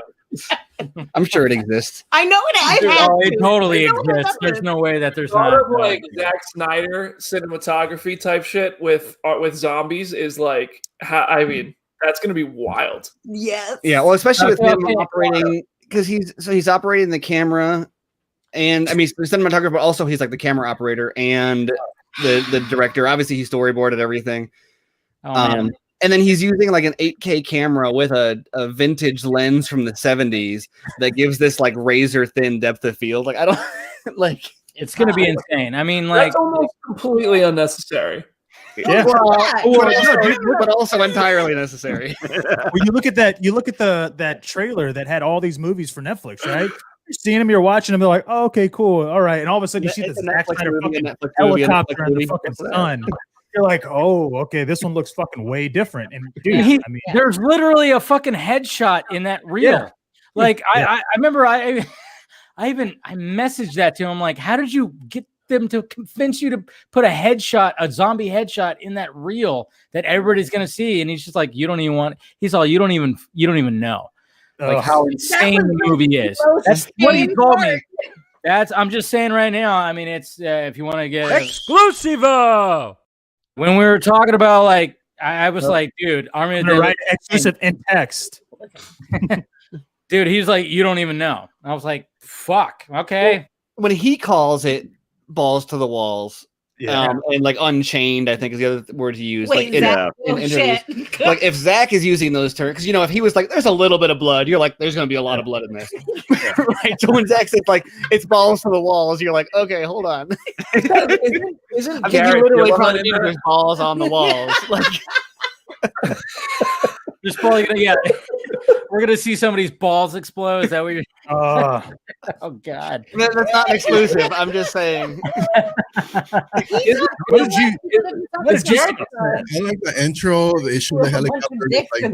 The helicopter, yeah. It's like very apocalypse now. Yes. Well, I mean, you look at Man of Steel. I mean, literally the opening of Man of Steel, when you see the ships coming in, it's very apocalypse now. Yeah. Like you like zoom in, there's a sun behind it. It's an awesome shot where you see like Zod ships like coming in, and it very much is like apocalypse now kind of shot. It's very much like that. I mean, Brandon, what were you saying? You were bringing up who? You see the poster, right? Garrett Dillahunt in that movie? Yeah. Who? Garrett Dillahunt. He's asking about Walking Dead. Who's on Fear the Walking Dead for like longer. Oh, okay. Yeah, The Walking Dead. All right. Well, no. Fear the Walking Dead for like not that much longer. I mean, I don't know it. I don't know what any of it is. I don't. Yeah. It's just Walking Dead. He's in, but is am I wrong or is Garrett in? No, he's in it. Yeah. Dude, he's badass. Yeah. So what does he play? Steven, What does tell he me play? what you know about Army of the Dead. Garrett Dillahunt is in it. No, we already established that, man. You can't. No. Sorry. Dave Bautista is in it. No. Batista, I think I heard that. You literally got to ask the direct question. What is he playing in the film? That was the question. Garrett Dillahunt. Yes, he's playing one of the squad members. Let me just ask you this, because I've been on set visits where they tell you everything. Huh? I've been on set visits where they basically outline the whole movie for you, and I've been on set visits where they act like I don't know why they brought us here because they're not going to tell us anything. Oh, dude, No, there's a lot of really interesting stuff. I mean, the story did not get as much coverage, but I mean, a lot of concept, a lot of kind of filmmaking behind the scenes. Yeah. Really interesting stuff there, character stuff. But plot-wise, I think everything we learned on the set has actually already been not everything. A lot of the stuff that was revealed on the set has already been published, as you know, tends to happen. As far as like the actual storyline goes, there's a couple other details, but yeah, I mean the bulk of it is out. So Garrett is playing one of the I feel like nobody's going to give a shit about Garrett Dillahunt. He's not even going to be a big role. I just, for some reason, was asking about him. I'm sorry. I'll see myself out, guys. What if he ends up being the only survivor and shit? And what if it's Fear the Walking Dead prequel? Yeah. What if it's just in the face like 5 minutes into the movie? Yeah. Could happen. Steven's looking up his notes from the set visit. Yeah. He's looking up. He's got a file.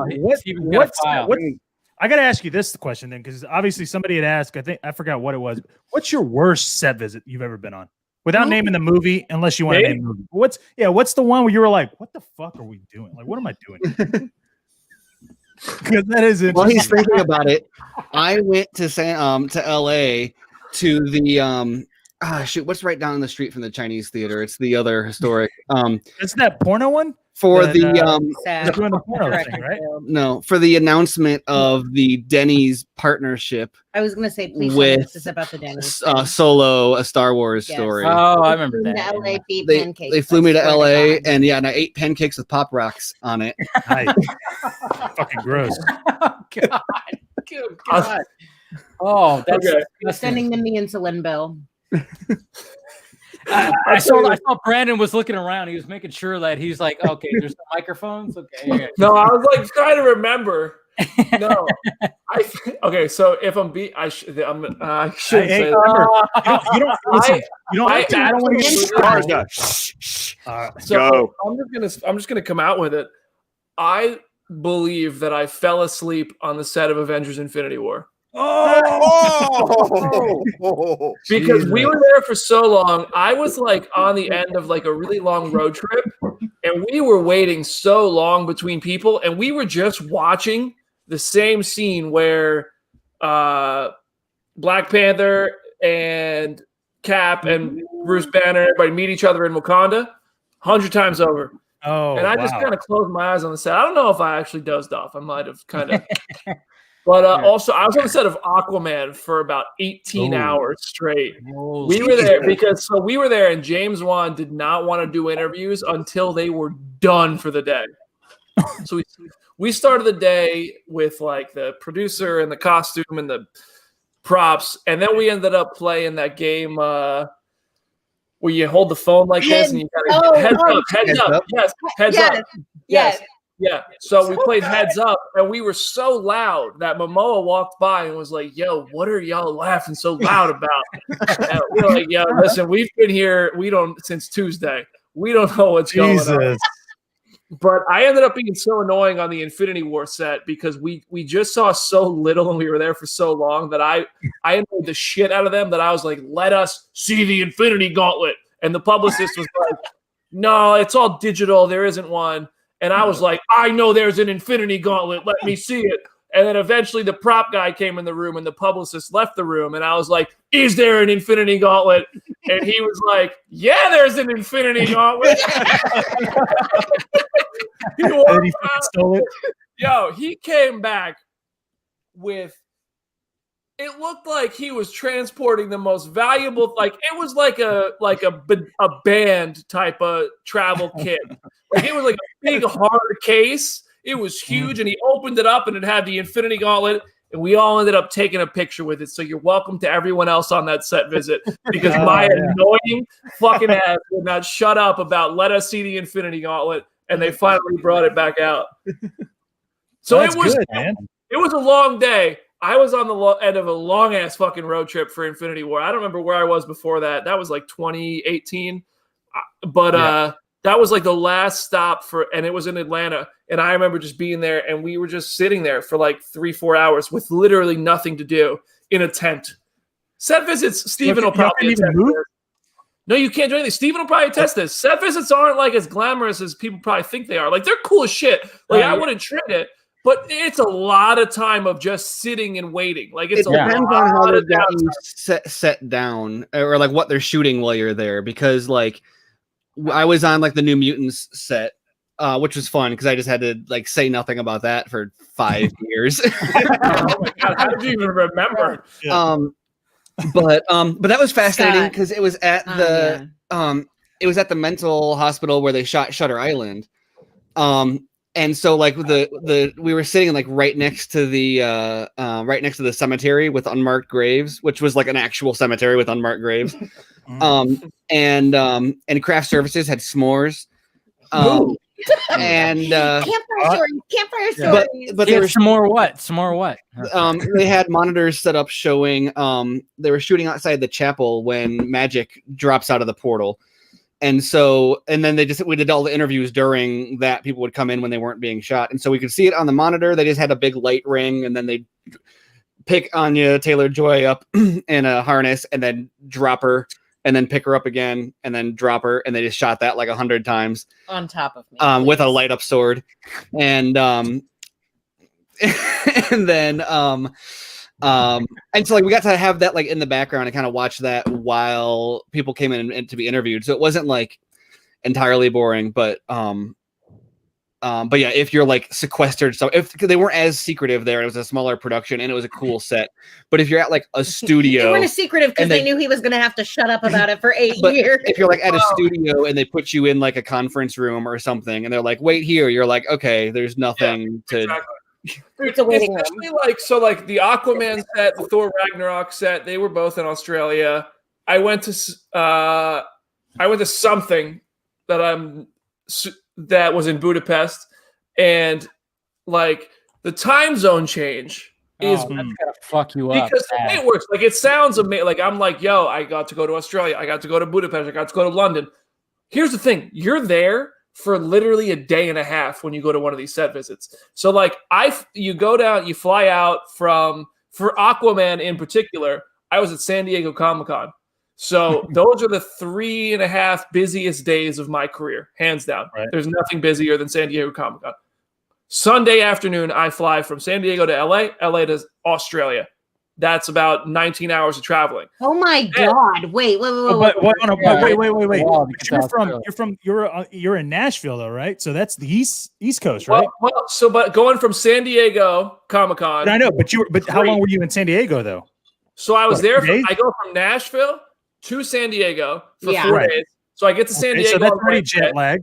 So that's jet lag. You're going to get the plague about the day the set visit starts. San Diego Comic-Con. Not this plague, the Comic-Con plague. The normal plague, not the 2020. Yeah. The Comic-Con crud, the SpongeBob suds. So Comic-Con, I'm not a person, like fortunately, I'm not a person who gets like anxiety and shit. But at Comic-Con, like on that like Friday of, I think it was Comic-Con 2019, they told me I had like 14 different interviews in one day. Holy shit. And some of that stuff, like I can't watch all of the things that we do interviews for. Like, and I hate to be the person, like, and the audience can tell. They can tell if you're full of shit when you're doing an interview. You know, you guys are smart. Everybody who's watching this is smart. Everybody who watches anything we do is fucking smart. And they don't want to watch some person who doesn't watch the fucking show do an interview about the show. So at a minimum, I'm like, yo, I need to at least do research. So in the case of like something, like I'll even call my mom and be like, Ma, I know you watch this show. Tell me what happened. Tell me what happened last week. That way you can even bring it up. You're like, look, my mom loves your show. She's a big fan. Yeah. I'm like, listen, a huge fan, but my mom, bigger fan. Phone a friend. So I remember going through Comic-Con. I think the Aquaman set was like 2018. So Comic-Con is all that work. And then Sunday morning, picking up, going to Australia. You take off Sunday. 16 hours, 19 hours, whatever it is, go by. You land on like Tuesday. Yes. Yeah. And then you're there until Thursday morning. And on Wednesday, you're on set. And it's just like, I don't know which way is up. You had 364 days that year. I don't know what's going on. We were on set for 18 hours. So it's honestly, I wouldn't trade it for the world. Right. But It is not as glamorous as people think it is. It's like, I mean, when you get home, do you just fucking like just die? Like you just go to your bed and just go, I'm gonna be here for the next 16 hours. Comicbook.com says, bitch, get here on Friday. Yeah, you gotta come back in. You better be here on Friday morning at 9 a.m. Let's go. And I'm like, I just fucking flew in from Australia, from Comic-Con, from whatever else. No, but I can't complain. It's listen. I sound like I'm bitching. I should never. No. What I do, I can't ever complain about what I do. Well, it's funny that you say that. Just because celebrities can't complain about what they do, and that's bullshit. Because like there are some really cool parts of that job, but there's also a lot of just sitting around in fucking trailers and waiting. And there's also a lot of like bullshit assholes who are gonna say shit about you on the internet just because they're fucking jealous and petty. So complain. Well, it just reminds me, like every time I think about it, like I don't ever like picture it in some way, but I always just think back to my Entourage days of when I would watch that show, and I'm like, he was on Entourage. That's exactly what it's like. Yeah. Oh, like you were in Entourage. Oh yeah, no, I feel like I was. Yeah, dude, you know that Entourage is such bullshit. That makes it look like so much fun. I know it does. I don't ever like. I feel pressure. I'm not at all fucking famous, and I feel pressure to like carry myself like just an obligation to carry myself. Do you use a continental accent when you're interviewing? Do I what? Do you use a continental accent when you're interviewing? Do you go like Cary Grant? Like no. But like legit, like there's like I have so many kids who follow me. They're like 13, 14 years old. And a lot of them are because of the Marvel stuff. It's a lot of young people who follow Marvel stuff. And I genuinely and what I did was I went and I've tried to find this in the DC world and like The Boys and just different Mandalorian. And I had the most success finding it in Marvel. I just tried to find kind of like the biggest fans I could find, and I followed them on Twitter. Probably like 30 to 50 accounts, just so I could like stay in touch with what those fandoms are talking about. Yeah. And I kind of like would see people, they'd be in my mentions a lot, or I'd see them retweeted, and I'd be like, all right, that's a good account. And then I started following these people, and like a lot of them are young kids, and I just feel like a genuine like obligation to carry myself a certain way, to speak up at certain times, to like be the kind of person that those people are looking for. And it's such a weird thing because like I'm not none of us are fucking perfect people. I like to think I'm a good person who believes in. Actually, John is perfect. Well, John, yeah. Yeah. Well, you know what? I don't ever talk about it, but yes, that's true. Honestly, that went out. Yeah, that went without saying, 100%. I mean, but like, it's just like I don't know. Maybe it's the fucking margaritas talking. That's what it's all about. When it comes to I've had this conversation with my girlfriend. My girlfriend, I fucking hate this shit. My girlfriend has like over 1 million followers on Instagram, and it drives me. Like, she kills it. I give her full credit. She's earned it. She's talented as shit. But I've said like I feel an obligation to our followers, to my followers specifically, who like look at us and say like, I would like to do what you do, or I would like to kind of do that. Like, if you're 30 years old, you're 40 years old, you're 50 years old, 60 years old, and you're being a dickhead on the internet, fuck you. I don't care. Exactly. But if you're like a kid who is like looking for somebody to look up to, like that's where the positivity comes into. Teacher, I'm the angel of this group. Oh, you're sorry. Yeah. No. Scott is the perfect example of this. Scott wants to foster a community of positivity. Yeah, you don't even know. You don't even know. He hasn't Scott's the teacher. Scott's the teacher. He's a teacher, and like when we're like talking shit and doing all this on the panel, he's just sitting there going like, "These fucking kids." But that's attention. But that's what he said earlier. That's why he's having trouble posting this Justice League commentary, because he hates being negative. And there's nothing you could be but negative if you talk about that movie. That's what the alcohol's for, Brandon. That's what the alcohol is going to be for. Definitely is. All right, we got a second part of the question from Carrie that he asked, and I wanted to bring to the whole group. So here it is, right here. My second question is this: with the stuff that Ray Fisher's been bringing to light about Walter Hamada and Warner Brothers and the toxic and abusive behavior he's trying to expose and bring to light, why do you think, I get stuff like that happens in Hollywood all the time, but why do you think that kind of stuff doesn't seem to happen over at Marvel? Like, we just never, if there's this kind of stuff happening, we just never hear about it and never derails any of their plans. So why do you think the MCU just seems to not suffer from that same kind of stuff that like the DC films seem to from behind the scenes ordeals? Thanks, guys. Yeah, I mean, we were gonna like touch bases about it sooner or later. I mean, with the whole Walter Hamada thing and like Ray Fisher dropping that clip tonight with the phone conversation with the one of the investigators or the lead investigator for the Justice League reshoots. But yeah, I mean, you never hear anything about this when it comes to the MCU. But it seems like DC is just like controversy. Ben. I think every studio goes through some type of drama, but I think that Marvel has been very good at keeping things on the wraps, because I don't think there's gonna be a huge production, over $200 million production, where there's no back and forth in fighting, or even actors wanted to get in a better contract or a better scene or better whatever. All those arguments are made on every production. So the fact that we don't get to hear about it doesn't mean that it doesn't happen. Does it happen to the degree that it happens on Warner Brothers? Probably doesn't. Or it doesn't see the light of day. Probably they have a tight ship over there to keep these kind of things on their wraps. And I'm not saying that it doesn't, that it happens. I'm not saying that it doesn't happen. I'm saying that I think on every production there's problems. In every studio there's problems. What do you think, Scott? I mean, I'm not sure, because I mean, it's not like the MCU. I think of like things that keep on popping in my head.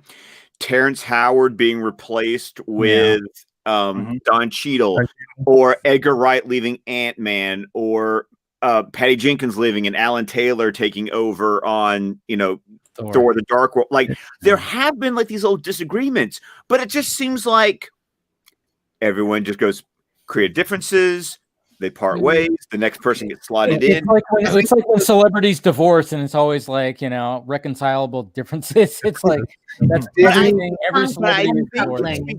But my theory has always been, because of the way that it was set up at the beginning with Marvel Studios, even before Disney bought it, Kevin Feige is basically has the power and the ability to say, it's like me walking, it's like me with my kids going, this is my house, these are my rules, you're going to play by my rules, or you can get, it's the sense of, I mean, he doesn't come off like a dick, but he also has the power and the ability to go, if you don't like it, there's the door. There was a pre-existing culture that got brought under an umbrella, and that pre-existing culture was like, Disney. I like the idea of it being kind of like family, like you play by the rules of my house, or you. Well, I think also the actors and everybody involved with those productions, they buy into his ideas, because he's been very successful at what he's been doing all this entire time. So nobody will question him about being successful at what they're trying to achieve.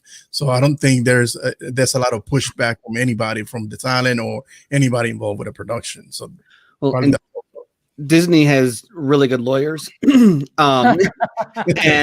understatement, but also everybody knows their place. And so if you look at probably all of, or most of the issues that like DC and Warner Brothers has, is because of a lack of clear hierarchy. And some would claim that it's like a bonus, right? Because you get, Marvel's never going to make a Joker, right? They're never going to make they don't need to BVS, but right, exactly. And so as a result, you get a system, like a production setup where like nobody they parted ways with Patty Jenkins, or with why am I blanking on his name now? Edgar Wright. Right. Like before things became like they know how they do things, and they kind of stick to their system. The Marvel formula is used both derogatory and people take offense to it, but also it's like there is like the Marvel formula is a success for a reason. Right. And it's not just what you see on screen, it's about how things are developed from script or from pitch to to end credits. And as a result, you don't get a situation where Ray Fisher is getting the plot that he worked with Chris Terrio closely overwritten in the middle of production, because he's either never involved in that in the first place, or he knows that it's going to be overwritten in the process, or whatever exactly the process. Like, people aren't surprised or feel cheated, or they don't get to the end of the movie and be like, that's not what we agreed on. Like, they know, like the directors know that they're not coming in there to be like the Zack Snyder, where it's like their movie. They're buying into a system. Right. And as a result, you don't have the ego, the same ego issue. And then you heard it here first. Zack Snyder has an ego issue. No. Actually, it's funny that you say that, because I was actually going to say this. The major difference is ego. That's the main thing between the two, right? So if you look at it, right, Kevin Feige, when he came in, he may have an ego now, sure, but he fucking did the work to have that ego, right? So you had Jeff Johns come in, who thought he was the big fucking brain, that he thought you know what? I know what I'm doing. I've written all these comic books. I've written these characters. I know what I'm doing. These directors don't. So I'm going to take over, and I'm going to tell you how to make it, right? I'm going to make you do it the way I want to. I don't care if you've already established it. And not only that, but that was a production that was already exactly. No, I know. That's what I'm saying. So he's going, I'm in charge now. I don't care if you've already done whatever it is you've done. I'm the boss. I'm the boss. I don't care. Said, hey, John, I want to partner with you and make like a little short movie, and it's going to be visionary and all this kind of shit. And then we show up to film, and I'm like, by the way, John, I really think you should use this lighting and this. Like, what the fuck? I'm not. I want to you about it because you do good shit like that, and I don't fucking do that. That's not what I'm there for. Well, and I mean, so you had Jeff Johns that was doing that, right? So keep in mind, he is fucking going at that. I need to make it this way. Well, he fucks up. Okay. He does. He fucks up. But then you have Walter Amada come in, who is now, he has the ego of, oh, well, I did It, and I had Annabelle or whatever, and I created these small little horror films that gross a lot of money, and I know what I'm doing on the horror side, so I'm going to come in here on DC, and I'm just going to help my buddy Toby, and I'm going to be able to run all this shit with my own ego, and I know what I'm doing, and I'm going to go ahead, and I don't care about Joker. I'm actually trying not to make Joker. I think we should make this because I think I know what I'm doing. And now all of a sudden I have this actor that's a green actor who's never made a film in his life tell me that Jeff Johns, who is the position I helped out with, is doing all this racist shit. Like, no, you're not going to tell me that. I don't care if it's true or not. I'm not going to believe you. I'm not going to go after him because my job is on the line. If you tell me that I need to go up to my superiors about that, I don't want to do that. Fuck that. Which is relatively, that's ego. Like him thinking that he is big enough to squash Ray Fisher's claims. That's a big fucking ego mistake. Like, dude, well, yes, it is, but also that works 99% of the time in that industry because most people aren't willing to lose that's why that people call it, that's Hollywood, because people kind of consider the cost of doing business of, oh, I wasn't treated well. But, like Brandon was just talking, I mean, not that it's the same as the Aquaman set visit or Infinity War or whatever, but people have these experiences where like, that wasn't great. And they're like, well, that's just, look at what I get to do. How can I complain about the fact that I had to sit around for 18 hours? Given it was not sitting around for 18 hours, that was Ray Fisher's problem. But the point is that it's a very similar, like, your justification. If you want to continue doing this also, then you play ball. Because if there are 1,000 million other people who will gladly do what the fuck you're doing right now. Yeah, obviously I'm blurring a lot of lines there. I recognize there's a clear difference between. Brandon, what were you about to say? Brandon, you were about to jump in with something. I want to point out two things. One is that Jose, who pointed out in the comments, I based on everything that you guys were saying about Kevin Feige, that it's kind of Kevin Feige's way or the highway. Like, and the example of that scene that Jose was using is at San Diego Comic-Con, Scott Derrickson took the stage in Hall H, and he said, Doctor Strange in the Multiverse of Madness is going to be the first scary Marvel movie. And then Kevin Feige, I remember sitting there, I was like 5 rows back, and he said, and it's going to be PG-13 and you're going to like it. And I was like, that was so weird. He almost just, because I know. Almost undermined it, almost like. But I know that But I know, going back to the conversation we had earlier, my boss is going to tell me if I ever talk to Feige, if I ever talk to Derrickson or Benedict Cumberbatch or anybody involved with Doctor Strange, the first question is it rated R? So I was like, okay, maybe he's just squashing that. But it was also kind of like, that was a weird place to put that. But, and then ultimately Derrickson ended up leaving and Sam Raimi came in, which I think is more of a Tobey Maguire thing than anything else. But I don't know. I genuinely don't know. That's just more speculation. First, Tobey Maguire he gave us the exclusive. I'm ready. Yeah, there we go. We did it. Exclusivo. There you go. But also, I genuinely wonder if what Ray Fisher is saying is just a piece of a larger kind of what's going on. Like you said, how like you use me as the example where I sat on Aquaman for 18 hours and I know somebody else will do that if I don't, and that applies to actors and directors and everybody. Mm-hmm. But you look at what happened on Justice League, and Gal Gadot said she went up the proper chains and she had her issues resolved. Ben Affleck just had an interview 2 days ago where he said Justice League was a bunch of suffering, where he said like it was worth the suffering for my kids or whatever. And so clearly.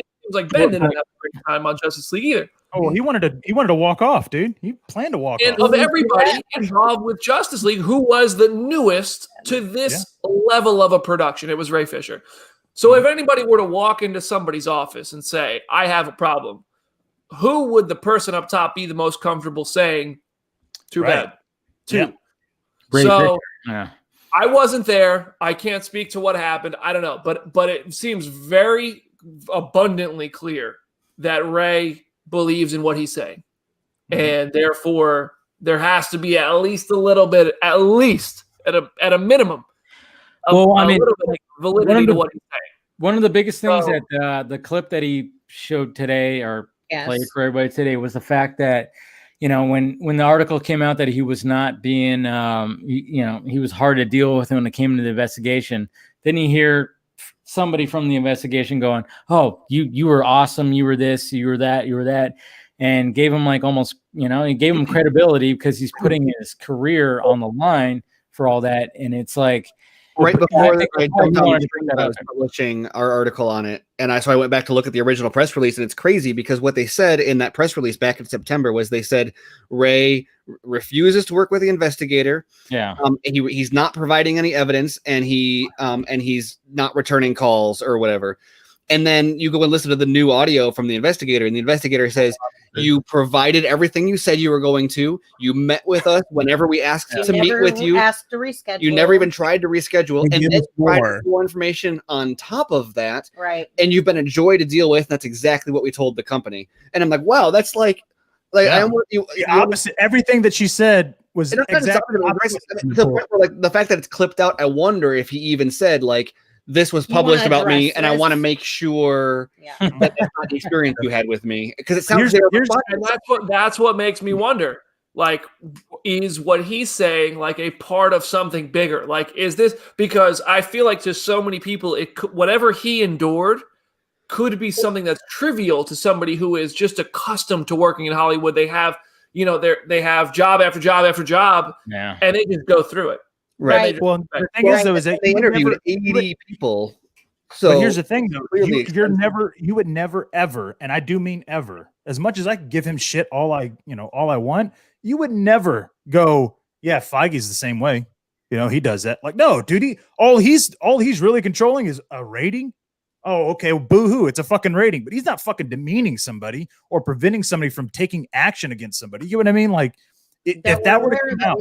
I mean, it's crazy because on the Marvel side, you have Christian Bale coming back to do another superhero movie. Right. Chris Evans, Tobey Maguire, and on the DC side, you have Ben who doesn't want to come back, but is doing the Flash movie. What seems like for closure, so that he doesn't get the Ewan McGregor treatment of "Are you ever going to play Obi-Wan again?" Right. And then this Ray Fisher situation, which it sucks. Like, I mean, if what. It's hard to not believe Ray. It really is like hard to not believe what he's saying. At least like some of what he's saying is true, if not all of it. So it's just like if even a piece of what he's saying is true, it fucking sucks. And so like fans suffer, he suffers, the movie like I don't know. I don't know where we. Well, here, like, let me ask you a question. You guys So, think- so when the Flash starts and you have to go talk to the Muschietis, this has got to be a question, right? You're going to be bringing this up. Am I correct? This is like, Oh, I mean, if I go to the Flash junket, I'm sure I'm gonna get when I get that email with the list of people I'm gonna interview, and I send that over to my boss, and I say, "This is it." He's like, when I get Andy Muschietti or whoever else might be able to answer Even that Ezra, question, if he hasn't I walked off yet. imagine there's gonna be like they're gonna send me like I mean, if Affleck, what was Cyborg's role in this originally? What was like a deleted version of the script? Because I mean, I would go in and I'll ask James Gunn what was Nova's role in Guardians of the Galaxy. You know? So wait, people didn't want to. Yeah, no. Other than this one's actually more important. Yeah. Right. Well, but it's even crazier with this one though, because you got like Affleck, who, if Affleck is involved in press in any way, is going to be, which I'm sure he would be, because if they want to make it a send off like they're claiming they are, or whatever happened, even if they aren't, he's going to be asked, because he was in Justice League with Ray, and so if they're going to be like, this was supposed to be a, there's going to be multiple other Justice League movies, and there's not, what are your thoughts on that or whatever? Because that the Affleck comments on Ray Fisher headline, that's a headline. Like that's lots of keywords. Whether or not he supports him, like, dude, if Ray comes out, or if Affleck comes out and supports him, or even acknowledges that what he's talking about is true. It's the same reason that like the Snyder Cut was such a monkey on their back, was because there was no like DC movie that would happen without like the cast and crew and director being asked, have you seen it? Do you know about it? Do you think it should be released? I mean, especially people involved in it from other movies. Affleck got asked about it several times. Like it's like the only way to stop that from happening was to like put it out.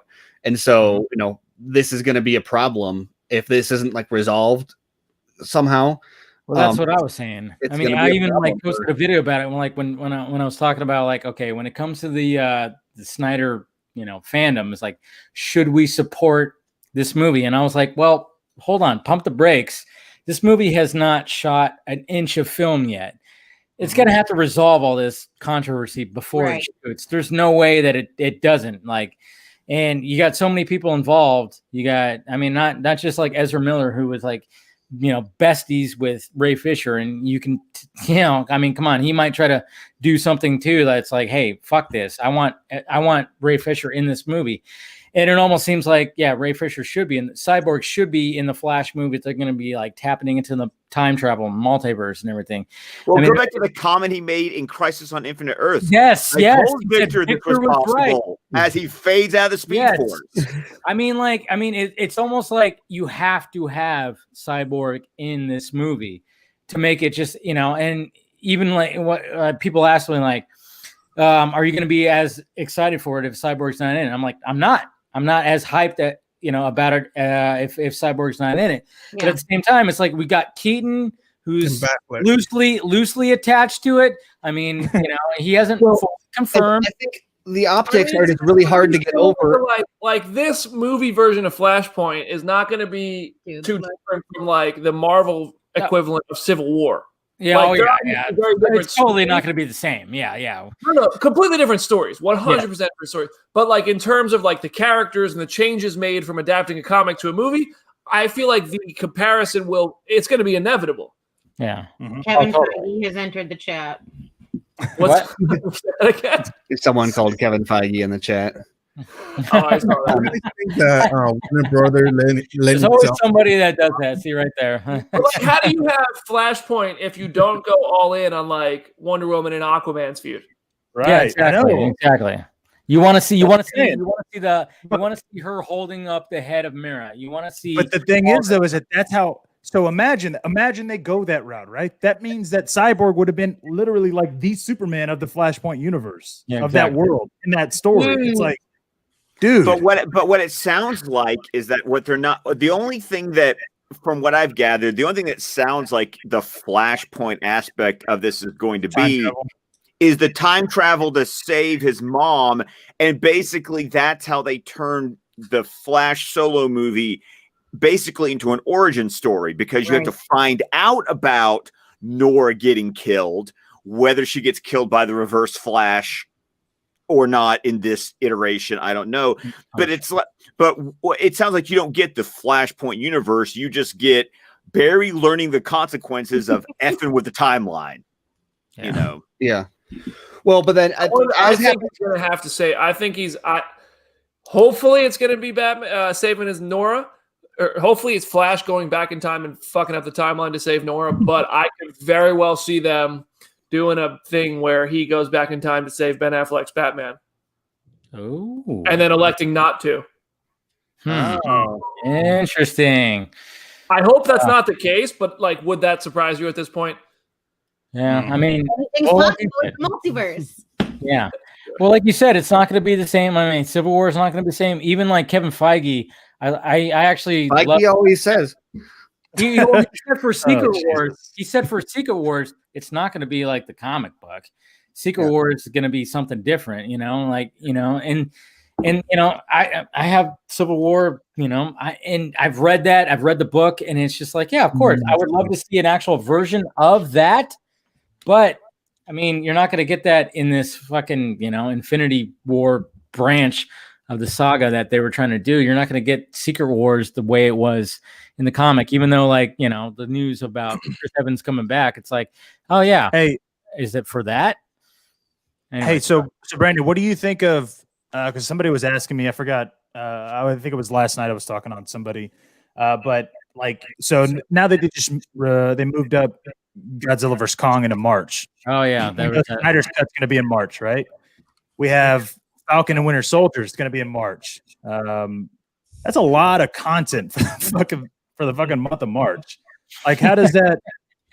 Is that any different than because this is all streaming now, so it's not like I mean, I think since it's all streaming, I think you bring that into consideration, and they know we're probably going to watch all of it no matter what. If this, like, in a typical year, like it would be more crowded than that, right? Like, March is always like the launch pad for the summer. Look at 2016. That was BVS. That was Daredevil season 2, and I even remember it was weird. It was like the first Supergirl Flash crossover in the CW. Yeah. All happened like in the same 4-day span. January is when die almost like February, where it's like, oh, put the romantic stuff in there because it's February. Okay, I get it. Right. And then March is like the launching pad for the summer blockbuster season. So, I mean, March under normal circumstances would have been what? Like if 2020 didn't go to shit, 2020 March would have had it was almost every Friday in 2021 was a blockbuster. Like it was like 2020 movies were trying to find a time to land. So I mean. I think Warner Brothers, I think all studios, Warner Brothers included especially, is just trying to find a way to make any money at this point. Mm-hmm. Like, I think Disney and Warner Brothers are probably at the top of the list of the two studios who are just bleeding cash right now because they spent so much and they just. But see, here's the beautiful thing about Warner Brothers doing that technically, and if there is a beauty side to that, is that AT&T is fitting the bill, not Warner Brothers, really, because that's what I mean. Right. Disney is fitting the bill. So that's. I mean, to be honest, from my perspective, it's a good thing. Like, I'm gonna watch Godzilla vs Kong, and I'm gonna watch Zack Snyder's Justice League. Absolutely. But to them, I think they're just thinking it might be two different audiences. I genuinely if I walked outside of my house, I think if I went downstairs to my roommate who doesn't watch any of this stuff, who works at a distillery and just he didn't watch WandaVision today. He's not going to. He never watched The Mandalorian. He probably never watched the original Justice League. He may have watched Man of Steel. If I walked down there and I said, yeah, Godzilla vs. Kong and Zack Snyder's Justice League are coming out in March, you watching one first? I think the first thing he would say is, what is Zack Snyder's Justice League? I think I genuinely think most people out. I think we live in a bubble where we're surrounded by people who know this stuff. Yeah. Twitter and our comment sections and all that stuff make us think that everybody knows this stuff. But the average, if we got in an Uber, half those drivers don't know what Zack Snyder's Justice League. That is the perfect analogy right there, dude. Literally, you get into an Uber. No, I do. I talk about it. I'm like, you don't know about this, right? Then they don't. Then I tell them about it. And then, they're like, holy shit, I've never heard of. Yeah. Oh my Yeah, goodness. or you get That's a somebody perfect who's fucking like, analogy. "Yo, I was listening to today's vodka stream. I can't wait for Zack Snyder's Justice League." So it's one or the other. But Well, I mean, like, I literally have a mask that says Zack Snyder's Justice League, and I wear it into stores, and I think people look at it and go like, "What the fuck is he wearing on his face?" I actually had that conversation. I had that conversation this week because I got to read an advanced copy of Sean's book. Yeah. And on my billboard in my classroom, I mean, you guys see my Goodreads post on my Twitter account. You know, Brandon, but the other jokers here who follow me. Watching me is like half just watching my Goodreads posts. And so I printed a copy of the cover because I post on a billboard like, these are the books I read this month. And so now I've got the Release the Snyder Cut book posted on my billboard, and the librarian who laminated it for me, she was like, "What's this?" Exactly. And so I got to be like, well, one, I got interviewed for this book. Two, how much time do you have? That's why I'm interested into like when the marketing really kicks in. It's like, what? Obviously, that's going to be brought to the table. It's like, how do we reach those people? That's why when we can make fun of Collider. I've made fun of Collider, talk shit, and made even on Film Chucky Live, I made it like that whole little bit that I did.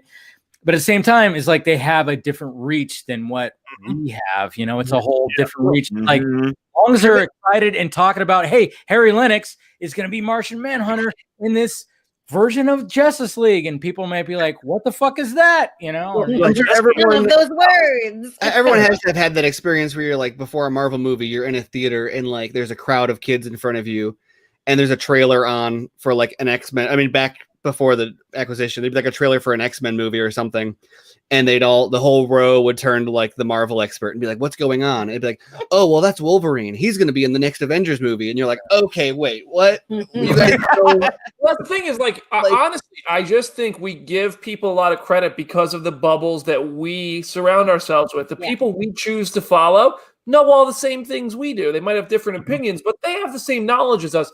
Yeah. Back in that day, Steven, people didn't know that Fox owned the X-Men and that Disney owned the Avengers, and that they couldn't overlap. Before BVS, I didn't know. We got this covered of like 2011 would be like X-Men and Batman are going to be in a movie together, and everyone was like, "Whoa, that's going to be crazy!" And it's like, "Well, hold on, that's not how any of this works." I genuinely think like mainstream audiences, they're much more casual than we give them credit for. They won't know the difference, and they probably don't know that there's a Zack Snyder's Justice League coming, just like they don't know that Disney bought Fox and the X-Men. Yeah. Well, and if they do remember the other Justice League, they don't remember it well enough.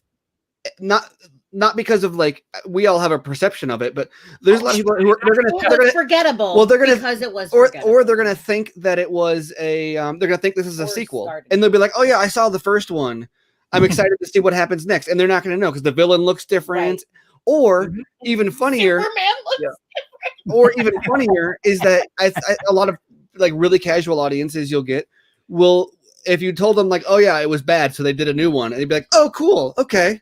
Whereas like once you get like casual fans, they're like, that doesn't happen. But like people outside of this bubble, you'd be like, oh no, they fixed it because it sucked. They'd be like, oh, that's really cool. Like that's just kind of like the extent of how much they care about that. Mm-hmm. Oh. Yeah. We lost Scott. Of course, to lose Scott. But yeah, no. Chris Wong mentioned something about going into a Nordstrom's or whatever, and I have Wonder Woman tattooed on my arm.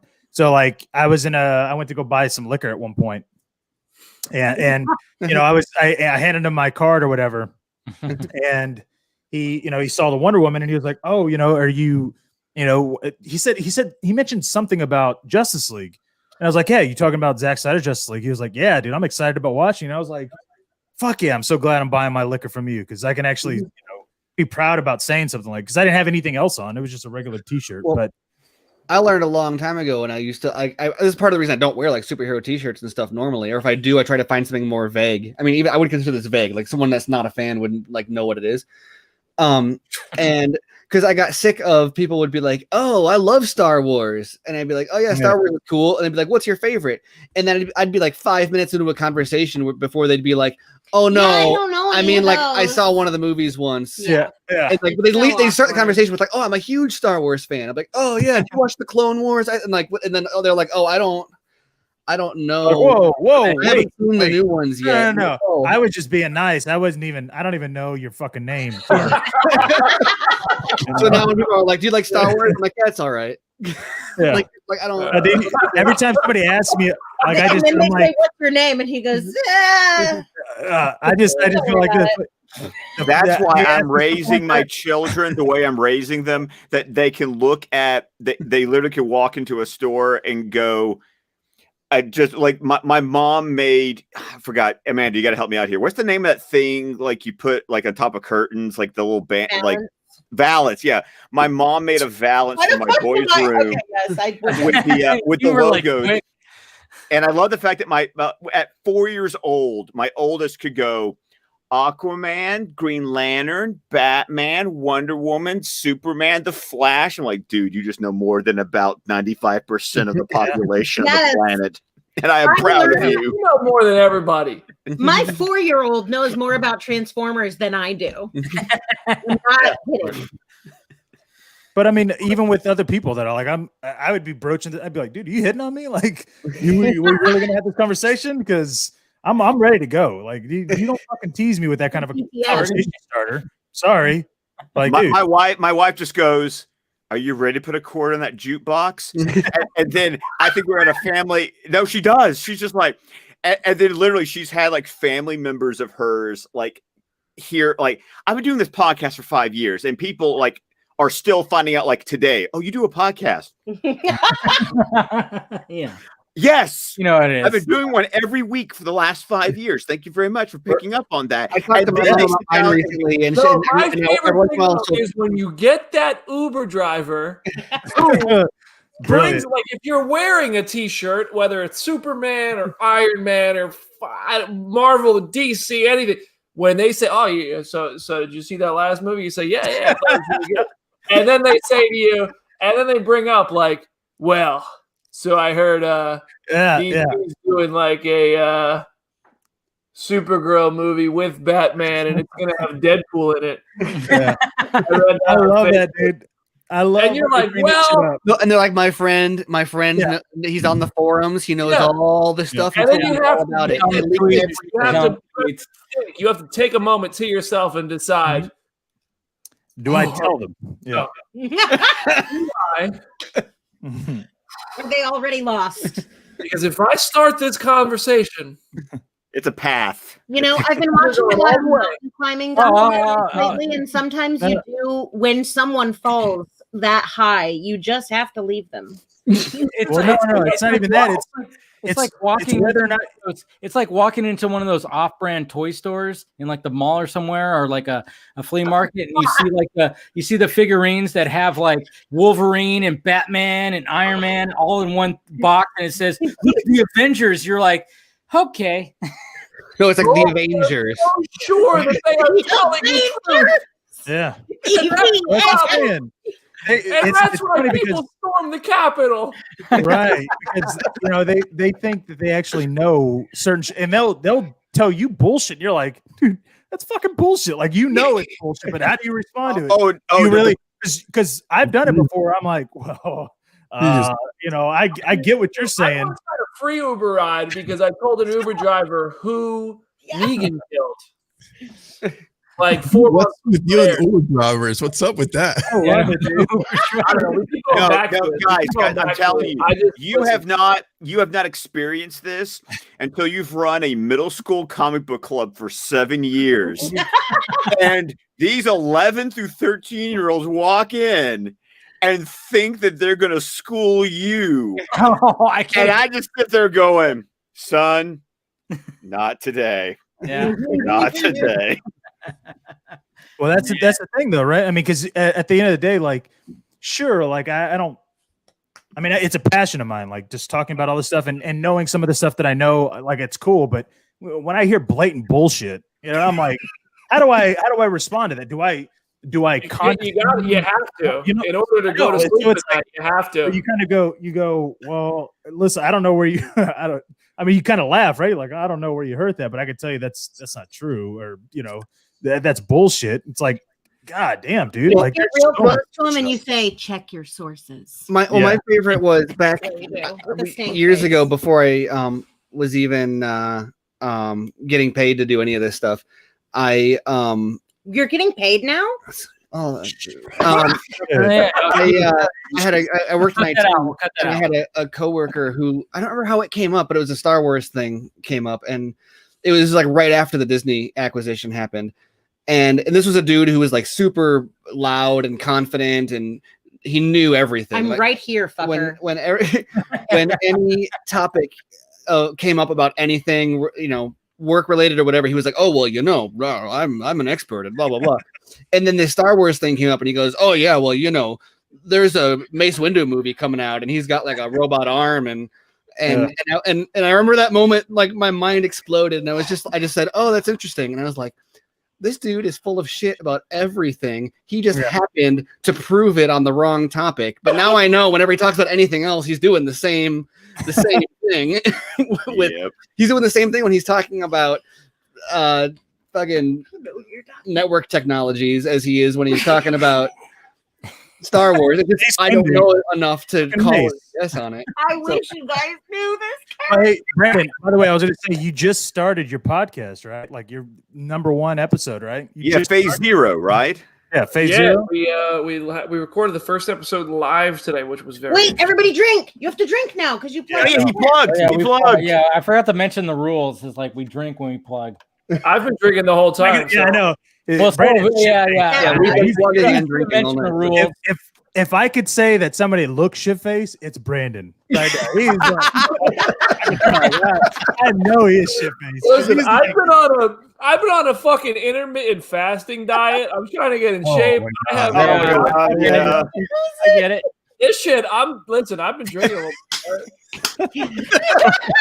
Listen, all right. So Jose, y'all gonna get me fucking canceled. Yeah. Hey, I think I'm a good enough person to get drunk and still not get canceled, but well, not with influencers like this. It's like hot ones, but with alcohol instead of just wings. I still think I think there's nothing that could come out of this dumbass mouth that could be dumb enough to get me in trouble, but you never know. You never know. It's 1:30 in the morning here in Nashville. So I'm in Birmingham, so I'm like, same time zone. Oh, you're just right down there. I know. You're right there. Nashville was what I drove up to Nashville to see a midnight showing of Casino Royale because they weren't doing it in Birmingham. So was it at which theater? The Opry Mills or the Regal Hollywood 27 or which one? Oh, it was a big one. I don't know. I had a friend who used. Yeah, probably because it was a big one. He was a big James Bond fan, and I just remembered that he was like, "Hey, you want to come to Nashville tonight?" And I was like, "I get off at work at 4. I will see you then." What is that, like an hour and a half? I've been to Birmingham one time. I went to the Birmingham Bowl. Okay, at Legion Field. Yeah, it was South Carolina versus UCF. Okay, 4 years ago.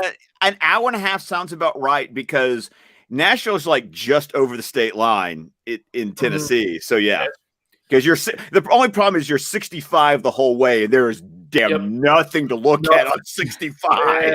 Listen, you drive outside of Nashville, there is nothing in general. You go in any direction, you go north, south, east, west. There is nothing outside of Nashville until you hit Chattanooga, Birmingham, Memphis, or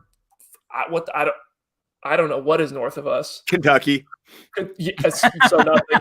Mitch McConnell, aka nothing. Just the full state of Kentucky, right? Yeah. Hey, my sister. I drive through Nashville now when I go see my sister because she lives in Lexington. So it's just like yeah. So she's Wildcat. Yeah. Okay, I can respect it. That's fine. I'll allow it. Brendan, what was the story that you wanted to tell earlier about the Uber? I'm sorry that I cut you off, dude. I was just messing with you. Oh, I don't remember. I don't know. I talked way too much about Uber drivers. I love the Uber talk, man. Yeah. What about when are you going to come to Austin, dude? Dude, I love Austin, Texas. You ever been to Terry Black's barbecue?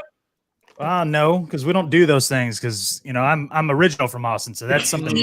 God, bro, I love Austin, Texas. I'm not gonna lie to you. I've been there 3 times now, and I've been to Round Rock. Oh, okay. That's like fucking north. Yeah, it's way north. Yeah, it's in the middle of fucking nowhere. Yeah, well, it's out there. But I stayed in. I came out a couple times.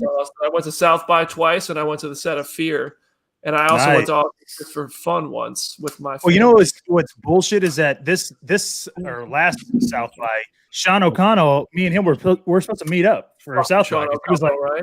Yeah, yeah, right, exactly. Fucking asshole. No. So we were supposed to meet up for South by, and then it got canceled. So I was like, fuck, man. Like, dude, that would have been like the first. What?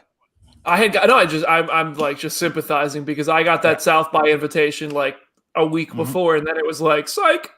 Yep. Sorry. I mean, last year we were gonna all go and meet up at Comic-Con. Yeah. It was gonna be like, hey, we're finally all gonna meet in person and blah blah blah, and that didn't happen. Well, that's what's gonna be interesting is if like you've been doing this for years now, but I feel like it's growing over the years. And like, how long did you start this, Dave? I started like 10 years ago. Like this channel started like in January of 2011, but I didn't really take it seriously probably until like 2013 or 14. Well, wait, do we know the date of your first video? My first video is probably January 24th. I think the anniversary is pretty specific. Yeah, we having a party next week. I know. We should have a fucking 10-year party. Crazy. Let's go. Yes. Dude. Yeah. Oh my gosh. If this channel were a child, it would be in like 4th grade. Right? Yeah. That's what I'm talking about. It would be its own ass. It would be talking back. Right, I was going to ask you. Telling Scott how much he knows about comic book movies. I don't know. I was going to say. So do you have shows lined up for your next like interview? Like, because you have the access through comic book, right? So you're going, all right, well, you know what? Let's go talk to Alex Garland. Or let's go talk to Quentin Tarantino. You know, like, I mean, are those? You're like, yeah, that's who I'm going to be. I wish I was that cool. I'm gonna be honest. I wish I was that cool. No, I mean, like, I just kind of play it like, I mean, Warner Brothers just emailed me. They said they're sending me something. So they didn't tell me which movie. I think it's Mortal Kombat. That was yesterday. And then the photo dropped today. So something is coming in the mail soon. I have heard a Mortal Kombat trailer is coming very soon. It's like, I'm guessing Mortal Kombat's going to start to ramp up. But it's just kind of like, my schedule, like, it's cool when you look at it when it's done with, but it kind of just pops up at the last minute, which becomes a little bit stressful because I would love to be more prepared for things. Like, I am drinking Terramana, Andrew Christie. That's right. Yeah, bingo. There it is. There it is. They're not even paying me to say it. Rock, pay me. I know. I'm like, you and Rock are buddies, right? He's like, and he doesn't even give me a free bottle of tequila. The hell is? I'm wearing his headphones. Jesus, what am I doing? Man, no, man. Like, yeah, he was all buddy to you, and then all of a sudden he handed you all this merchandise. Like, hey, no, promote that, please. I have tried every time I see The Rock. I'm not gonna lie to you. Every time I see The Rock or Hiram Garcia, I'm like, yo. That new Under Armour shit looks dope. I bet. You're so fucking subtle that they're like, oh, thanks. And they're like, yeah, it does, doesn't it? Like, go buy that shit. Yeah, exactly. Spread it around. Go tell people to buy it. But, I'll promote it for you. And he's like, I've got 30 million Instagram followers.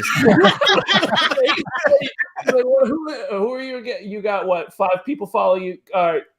Full price at Dick's Sporting. What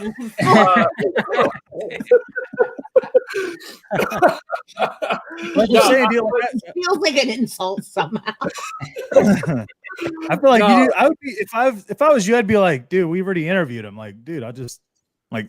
Honestly, I walked into Dick's the other day. I picked up a bunch of things. I started walking out. The guy was like, "No number." I was like, "Yo, I'm friends with this guy." He's like, no, he just tweeted at me. Look at the tweet response. Look it up. Look at my mention. Dude. Look at my mention. Look at my mention. You like me walking. I'll send him a picture and say, "Rock, this is on the house today." Yeah, yeah, right. Hey, Buckstick, I'm incredibly busy, so why don't you get the hell out of here before I snap your dick off and jam it into your ass? Dude. Like, come on, man. Like, you got to be able to like talk to people like that sometimes, right? Or has anybody ever talked to you that way? Like, listen, stop asking that fucking question, okay? I'm not going to answer. Ryan Reynolds. Has anybody ever done that? Yeah, Ryan Reynolds. God damn it! Yeah. Yeah. The only interview I've ever walked out of and thought somebody hated me was with Ryan Reynolds. Really? Really? And look now, this was years ago, but now we're good. Now, like, we have exchanged messages on Twitter. Why was it though? After the life junket, it was in Austin, Texas. Oh man, it was life, and I sucked. I had long, ugly, greasy hair, and I walked in. I sat down like I owned the place, and I just had an interview with Ryan Reynolds and Jake Gyllenhaal at the same time, and I just walked out like, shit, that was terrible, and I thought Ryan Reynolds hated me, and I don't know. Apparently, they were just having fun that day, and they were just messing around. But him and Jake Gyllenhaal were having a good old time during that. Dude, that is the one interview that I'm like, yo, I hate this interview. I wish we could delete it from the internet. Oh man. But he's cool. We met again I think the only time I saw him after that was a Deadpool 2 premiere. And I said my boss wanted me to play Fuck, Marry, Kill with the whole cast of Deadpool. So I did that I got to Ryan. So you told him you wanted to fuck him. I get it. Yeah. And marry him. The options were like Colossus, Thanos, and something stupid. I don't know. But I get it would have been a good social video if everybody answered, I guess. So but Ryan got the question and he was just like, I'm gonna be honest, I hate that game.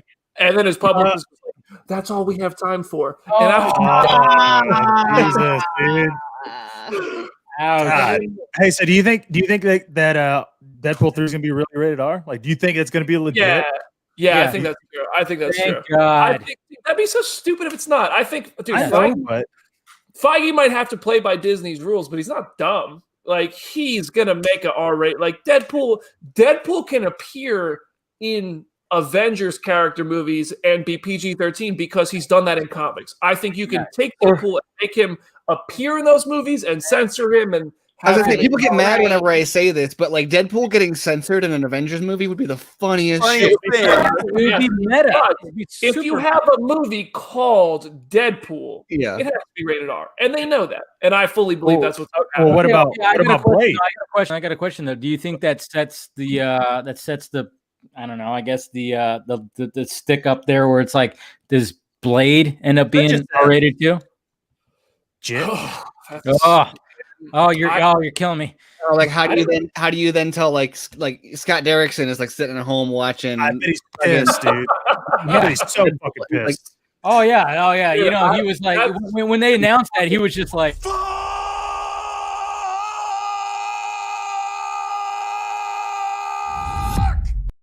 He definitely also wanted to put Nicolas Cage in Doctor Strange too. Yeah. Oh God. As Doctor Strange. Well, the multiverse, right? So just do him as Superman. Do Nick Cage Superman in Doctor Strange in the Multiverse of Madness. Oh, he be the Spider-Man Noir, dude. Like, come on. Yeah. Oh yeah.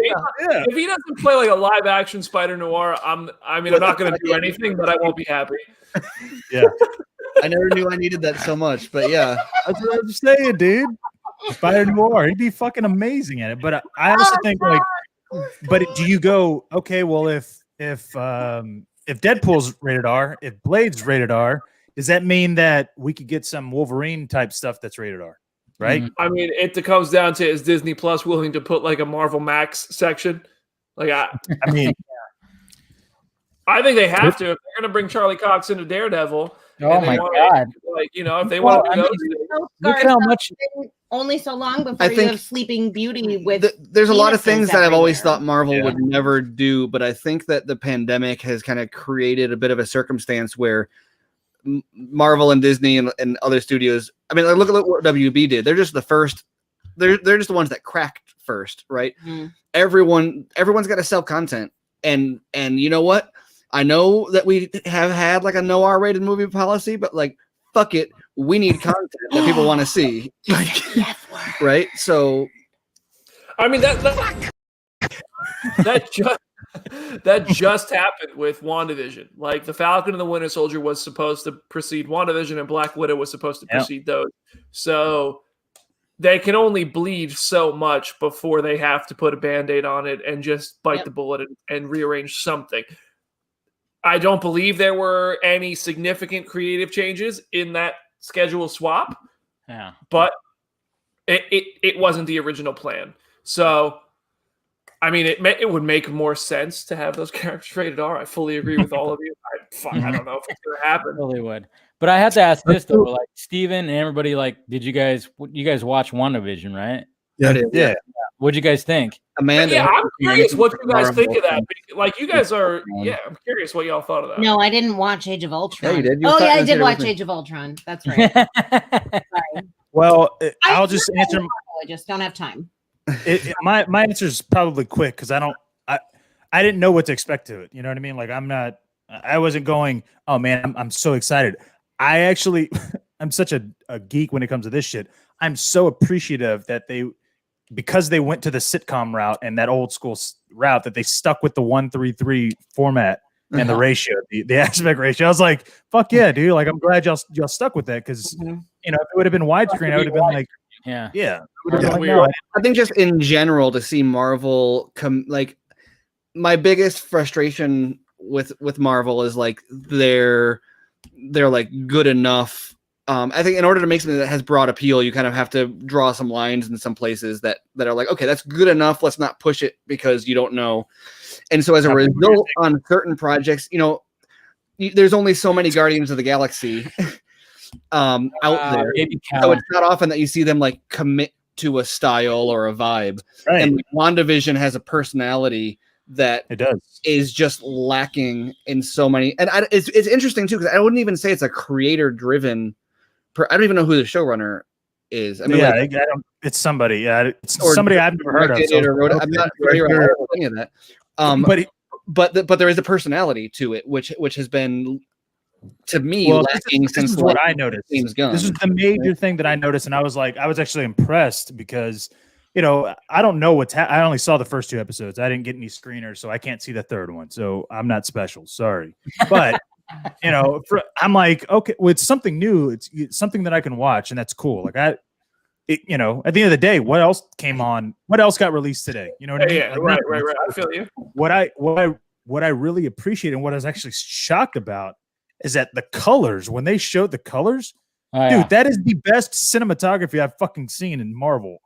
They never even put those colors in movies. Okay, so there was blacks, there was reds, and there were deep reds. Like, dude. I was shocked. I was like, why are they doing that this time? But they didn't do this in Civil War. You know by that logic, I think you're going to really dig Eternals because I think that's going to look like very, very different. But, I mean, WandaVision from it is tremendously different. So I think that releasing 2 episodes today was not a choice based on any schedule or any kind of shit like that. I think releasing 2 episodes on the first day was a lack of confidence in the first episode being able to hook in an audience to get people to come back in week 2. I think it's such a slow burn. And I've seen the 3, and I can tell you, like, episode 3, I like it a lot. It's not going to do much more to hook you in or make it very clear what's going on. Like, it has it's a similar format of an episode. It's just a different era, and I like the episode a lot. But I was genuinely like when I watched those episodes before they came out because I am special. I know. I'm so glad you said that. I was so hoping you're gonna fucking say that because if you weren't, I was gonna go, well, you're special, so that's why. Genuinely, when I watched those episodes, I was thinking like I don't know what people who are not like Marvel diehards are going to think of this because it's literally a sitcom starring Marvel characters. Yeah. Like that's weird. And for me, it was entertaining. Like I'm interested to see what happens with Vision and Wanda and how it leads into Strange 2 and Spider-Man 3 and how it picks up with Endgame and all that shit. But to the Uber driver who's didn't see Endgame, who doesn't know that it's leading into Strange 2 and all that shit, they're going to turn that on and they're going to think it's just another sitcom with a weird robot and a woman who can move plates with her hands. Like, they're really move plates. Well, I was gonna say my daughter, I always try to I use her as a gauge because she has no filter, right? She's not online. She's not sitting here going DC versus Marvel. She's just like, well, if it's good, it's good. Like that's all that matters to her. And I had mentioned to her, I was like, hey, I really want to watch this with you, just kind of get your opinion. She's like, oh, I think I saw the trailer for that. Yeah, it looks pretty good. I'm kind of interested. And I'm like, in my head, I'm going, it's so fucking weird to hear because she doesn't know about the multiverse and all the shit that's happening. What's great about it is like they capture the tropes like just perfectly.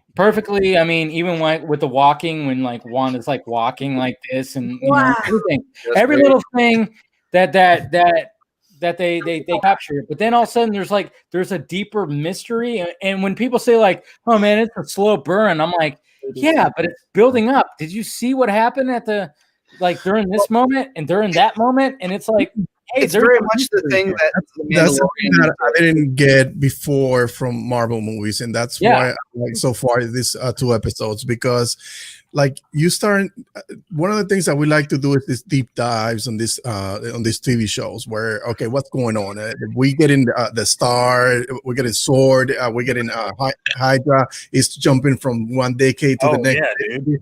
So we try to like piece this thing together like we never did before with Marvel movies. There was a bunch of little little reserve that just for DC movies. So I like the fact that we're doing this with this kind of shows. I think Disney Plus also kind of, I don't know if I want to say like cracked the code or like, but figured out a really interesting balance between the serialized versus what's the non-serialized like episodic, the NCIS kind of like Captain Crunch.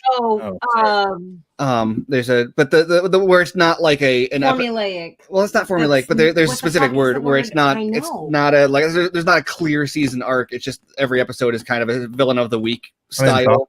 American Dad. Kind of like Gotham. Yeah. American Dad. Exactly. But and so they do that, but also when you watch it all together, there is a clear kind of through line, which I think is really cool kind of for streaming, because I think it creates a really easy. Are we talking about Lego Frozen, or are we talking about? We're talking about what Disney did. Okay. But so like with Mandalorian, you look at like really you could jump anyone into almost any episode of that show, and like sure the fans are gonna be like, well, no, they've got to know about Baby Yoda, but practically speaking, you could jump anyone in any episode, and they're in the same way that if you're flipping through channels on like network TV and you bring up an episode of Law and Order, but they're not gonna be like, oh, I need to know everybody's backstory in order to know what's going on here. Right. To me, my favorite this is like my hands down favorite TV show of all time is Lost. And so while I watched those first 3 episodes of WandaVision, I thought this was a little too slow for me. But that last shot reminded me so much of Lost. I thought that the mystery was probably the most kind of intriguing, like little seeds, little sprinkled in, peppered in throughout, that I felt since Lost. And I don't watch every TV show, so maybe something has come along. Did you watch Raised by Wolves? I haven't watched Raised by Wolves. Oh, dude, you fucked up, man. I'm sorry. You fucked up. Oh, no. Watch that, because here's the thing. No. I straight up harass you until you.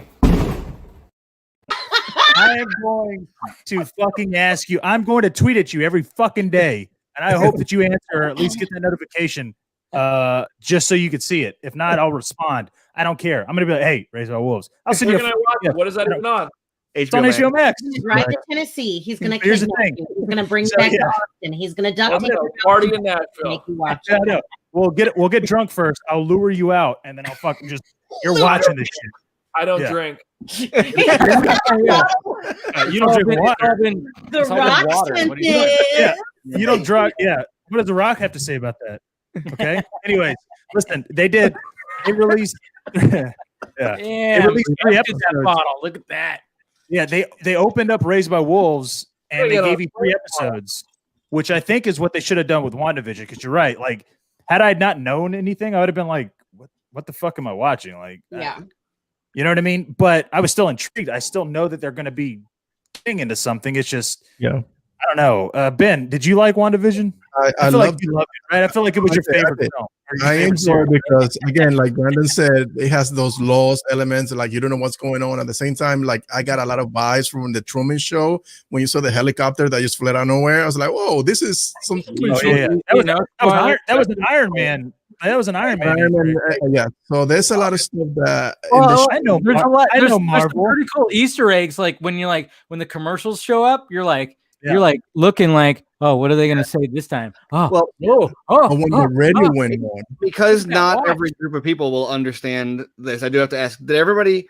Am I the only one who at the end was like, "Ooh, they've got a Roadcaster Pro"? Does No. everybody know? No? I mean, yes, you were, yes, but Yes, you were the only one. Okay. But I'm curious to go. Well, because people were pointing out. Yeah, you fucking geek. I was hoping that people like look it up, and you're gonna want one, Garza. You're gonna want one. No. Look it up. Is the Reaper supposed to be this big overarching villain? That's because here's the thing. But here's the thing, though, right? We keep hearing about Agnes's husband. He's never fucking there, right? But she's fucking ragging on this dude. She is literally ragging on it. I feel like it's Amanda if Steven wasn't here, right? She's talking shit about Steven. And we're all like, at the end of the day, we're all kind of like, what the fuck? Who is this Steven guy? And it comes out. I see some parallels. Yeah. I'm not gonna lie. Exactly. Hey, Amanda, you have a Catherine Hahn kind of vibe. Yeah. I'm not gonna lie. Yeah, but I you know what I mean? love Like, Catherine Hahn. I love Catherine Hahn. But you see the Reaper like little that helmet in the intro of the second episode. Like it's there. Like you know what I mean? Like you're not just gonna put that in there for no fucking reason, right? I don't think you would. It was in the opening credits. Yeah. It was in open credits. So I mean, and the Grim Reaper is a part of the Scarlet Witch and the Vision and Scarlet Witch comic from like 1985, and the Vision comic by Tom King, and he gets killed and then buried by like the Vision's wife. And then I don't think he's the main villain, but I think he's kind of probably going to play a part. He's going to be Ralph. That's Ralph. Ralph. I think that Dude, that she was Dottie wearing- woman, the woman who she cut was- her hand.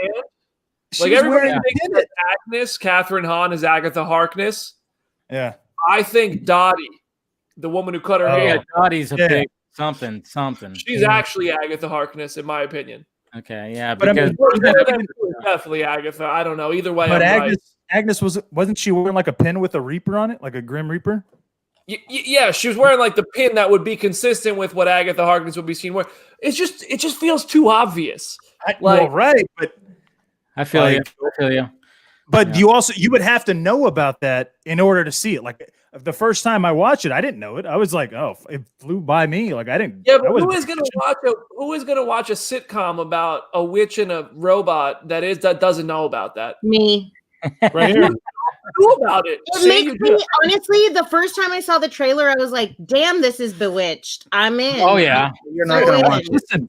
Listen. Before I looked online, I had to work for the last week. Before I looked online, Ben could have asked me, "Hey, do you know about the Grim Reaper?" I'd have been like, "What do you mean, the guy in the fucking like the devil, like the death the guy in Bill and Ted Bogus Journey? What? Yeah, and he would have been like, "No, the guy from Wanda." I would have been like, "What the fuck are you talking about, dude?" Yeah. He'd be like, "Oh, well, you didn't see Agnes," and I'd be like, "Who the what? What the fuck are you talking about, dude?" The only reason why I know about it is because I saw it online and people were talking about it. But dude, as somebody, I watched it and I was like, I didn't even see that shit. So it's obvious if you know what. Still. I mean, yeah, the biggest thing is like, Fuck Tenet. God damn it, dude. Christopher Nolan. Sorry, dude. You needed your brother. Stop it with your Tenet hate. Stop it. I'll kick you out. I swear to God. He has a shirt. He likes it so much. He has a shirt. Jeez. Anyway, yeah. That, okay. Hold on. What does Baby Callan have to say about WandaVision? He's just Spill like, a beer. Look, he's gonna spill Yeah, the beer on your laptop again. All the shit. Right. Why is he up at this ungodly hour? He just got fed. Exactly. And daddy had to change, and daddy was a good daddy and let mommy go back to sleep and changed his diaper. Yes. No. Sorry. But So Scott, Oh my god, I did can't. you watch WandaVision, Scott? I have not watched WandaVision yet. Okay, so you're okay. Well, So will you? So Well, I'll will ask you you watch about the Rodecaster Pro after you watch it. Then you'll probably Tim will know. I know Tim will know if Tim watches it. I'll ask Tim. Nerd. But that's just it though. Like I don't like it's different because like yeah, I'm a big DC fan but I'm interested to see these other shows because I'm all about perspective and all that. But I'm curious to know like hardcore DC fans, are they going to watch this? Because Well, I already saw a few responses that were like, "Oh, it's so terrible. It's so like I'm basically criticizing it for being what it is." Which, I mean, like same like any like hardcore Zack Snyder fan. I mean, like and by that I mean when I say hardcore, I mean like too hardcore. Where like I like WandaVision because it's like from a I like the vibe and it's its own thing. And meanwhile, there's people who are like, it's not like Batman v Superman, therefore it's bad. I'm like, I don't know. No, it's not supposed to be. No, but I mean, one of the things that we talked about even at the beginning of the stream with me and Brendan is like it's something different that Marvel's doing. It's not okay. You got the formulas with and then even Brandon said it's like you talk about doing a fucking 180, and I think even Kevin Feige said that, right? I don't know if he said that to you. I don't know. Ask him, Frosty. Yeah, Kevin Feige said. I will fuck you up. But Jesus, dude. Language. Oh, sorry. You can't hear this shit, dude. He's looking at you like, what? Oh man, I totally You can't hear it. It's fine. But I love messing with you so much. I know. Yeah, because you got the earbud, you got the earphones on, so he couldn't hear it. He couldn't hear it. So. But to be frank, though, too, like, dude, tell me the what's come out on HBO Max right now today. Like nothing came out on HBO Max, right? So. I'm like that Anne Hathaway movie Lockdown that I actually want to watch. Oh yeah, I saw that. Yeah, no, thank you for sending me those. You're welcome. Photos, guys. Well, right, You're welcome. But either way, though, right? When you think about I'm talking about like geek shit, right? I mean, that's a drama, I guess. It's not the pandemic being locked down. I'm talking about geek shit. Like what came out?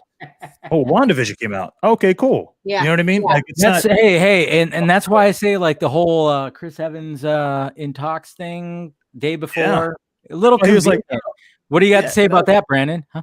I mean, first of all, second of all, Deadline. Like, how do they keep getting invited to shit? Because they broke that 1 minute before the WandaVision review embargo lifted, which was 95% positive. Jesus. And they broke that 1 minute before the WandaVision virtual premiere event began. So everybody on Twitter and Facebook and Instagram and every fucking platform in between was talking about Chris Evans possibly coming back to play Captain America when it was Disney and Marvel Studios' last effort to get like a big WandaVision push for positivity. I literally, if I were Elizabeth Olsen, I would get Mary Kate and Ashley to fucking eat somebody's eyes out. You know what he should have done? I should have just and they sat on it until then too. And I'm like, yo, am I gonna get invited to anything again?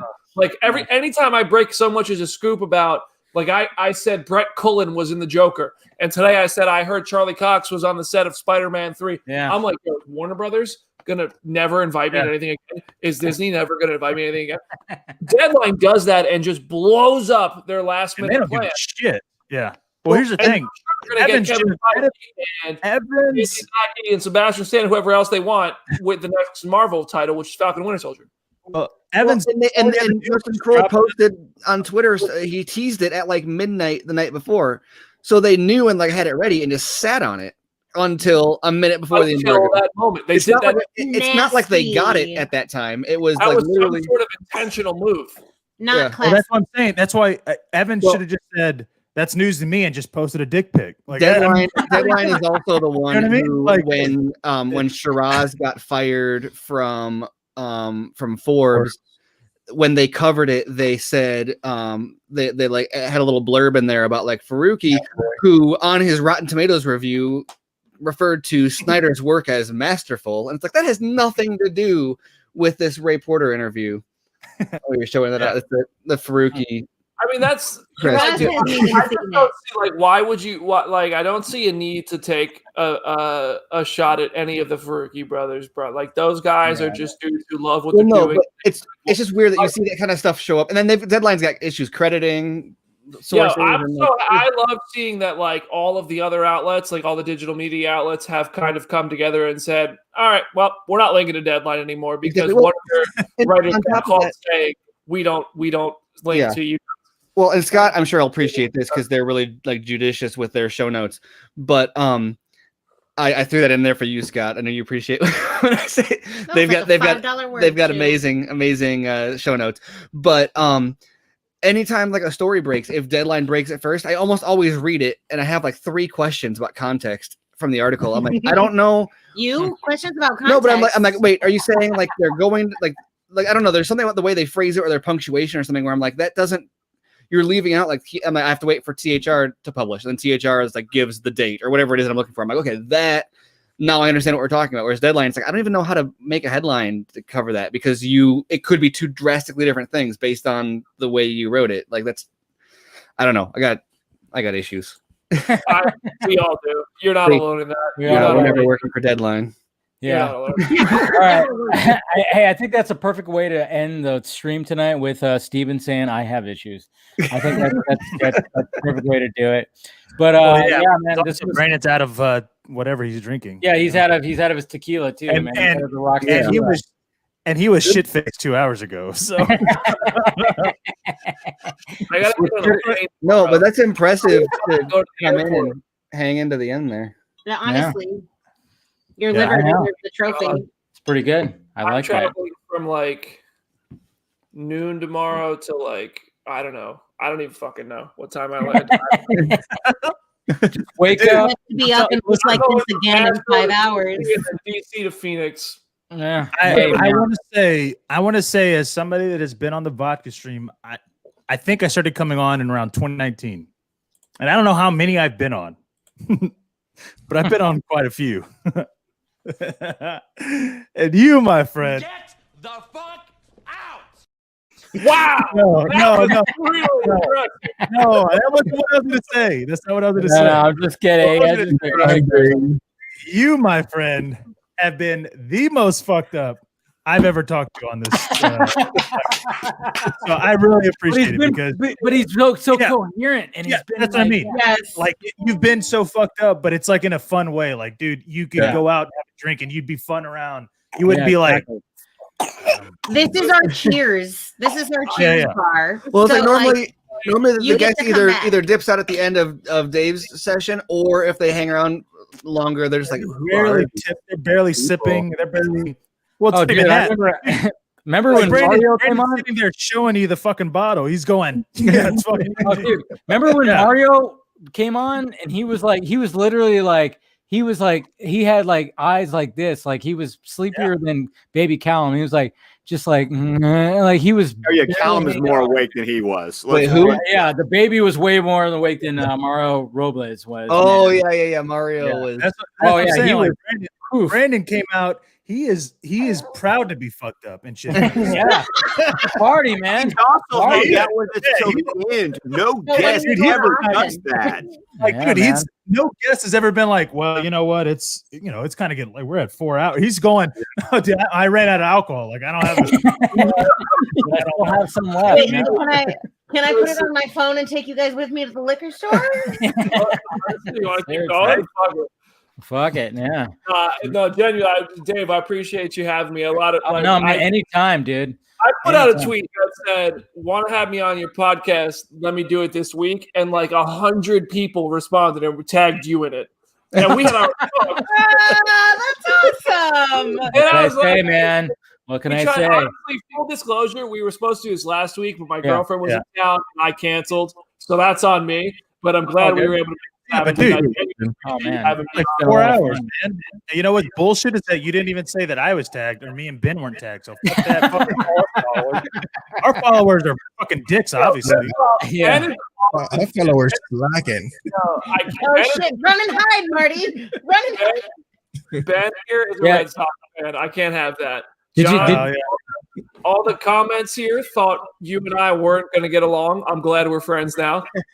Serious? Oh no, there were some people that were like, "Oh man, it's like Marvel, DC." I'm like, "What the fuck? Too many people don't know how performative, but also completely serious Garza's persona is. Oh yeah, I mean, same thing. Like, dude, it's the same. Like, I'm all like my Twitter feed. I'm not fucking dumb. I know that my Twitter feed looks like I'm all Marvel all the time, and a large part of my career is Marvel. But like, I'm doing what works, and like I'm doing what I like doing. Right. I fucking love DC too. Like, you're a multifaceted person.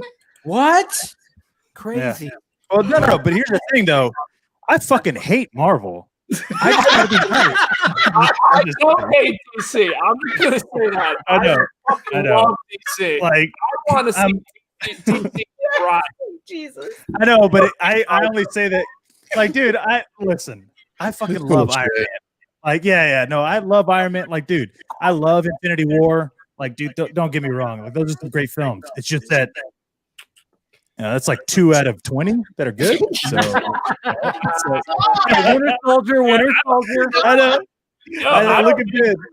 Listen, I don't agree with that list. Wow, I wonder why your fans weren't all up in his mentions. Tell us. I know, right? They were like, "Hey, Brandon, stay the fuck away, dude. You don't." That's why nobody tagged us. You fucked up. No. This is my favorite thing about Garza.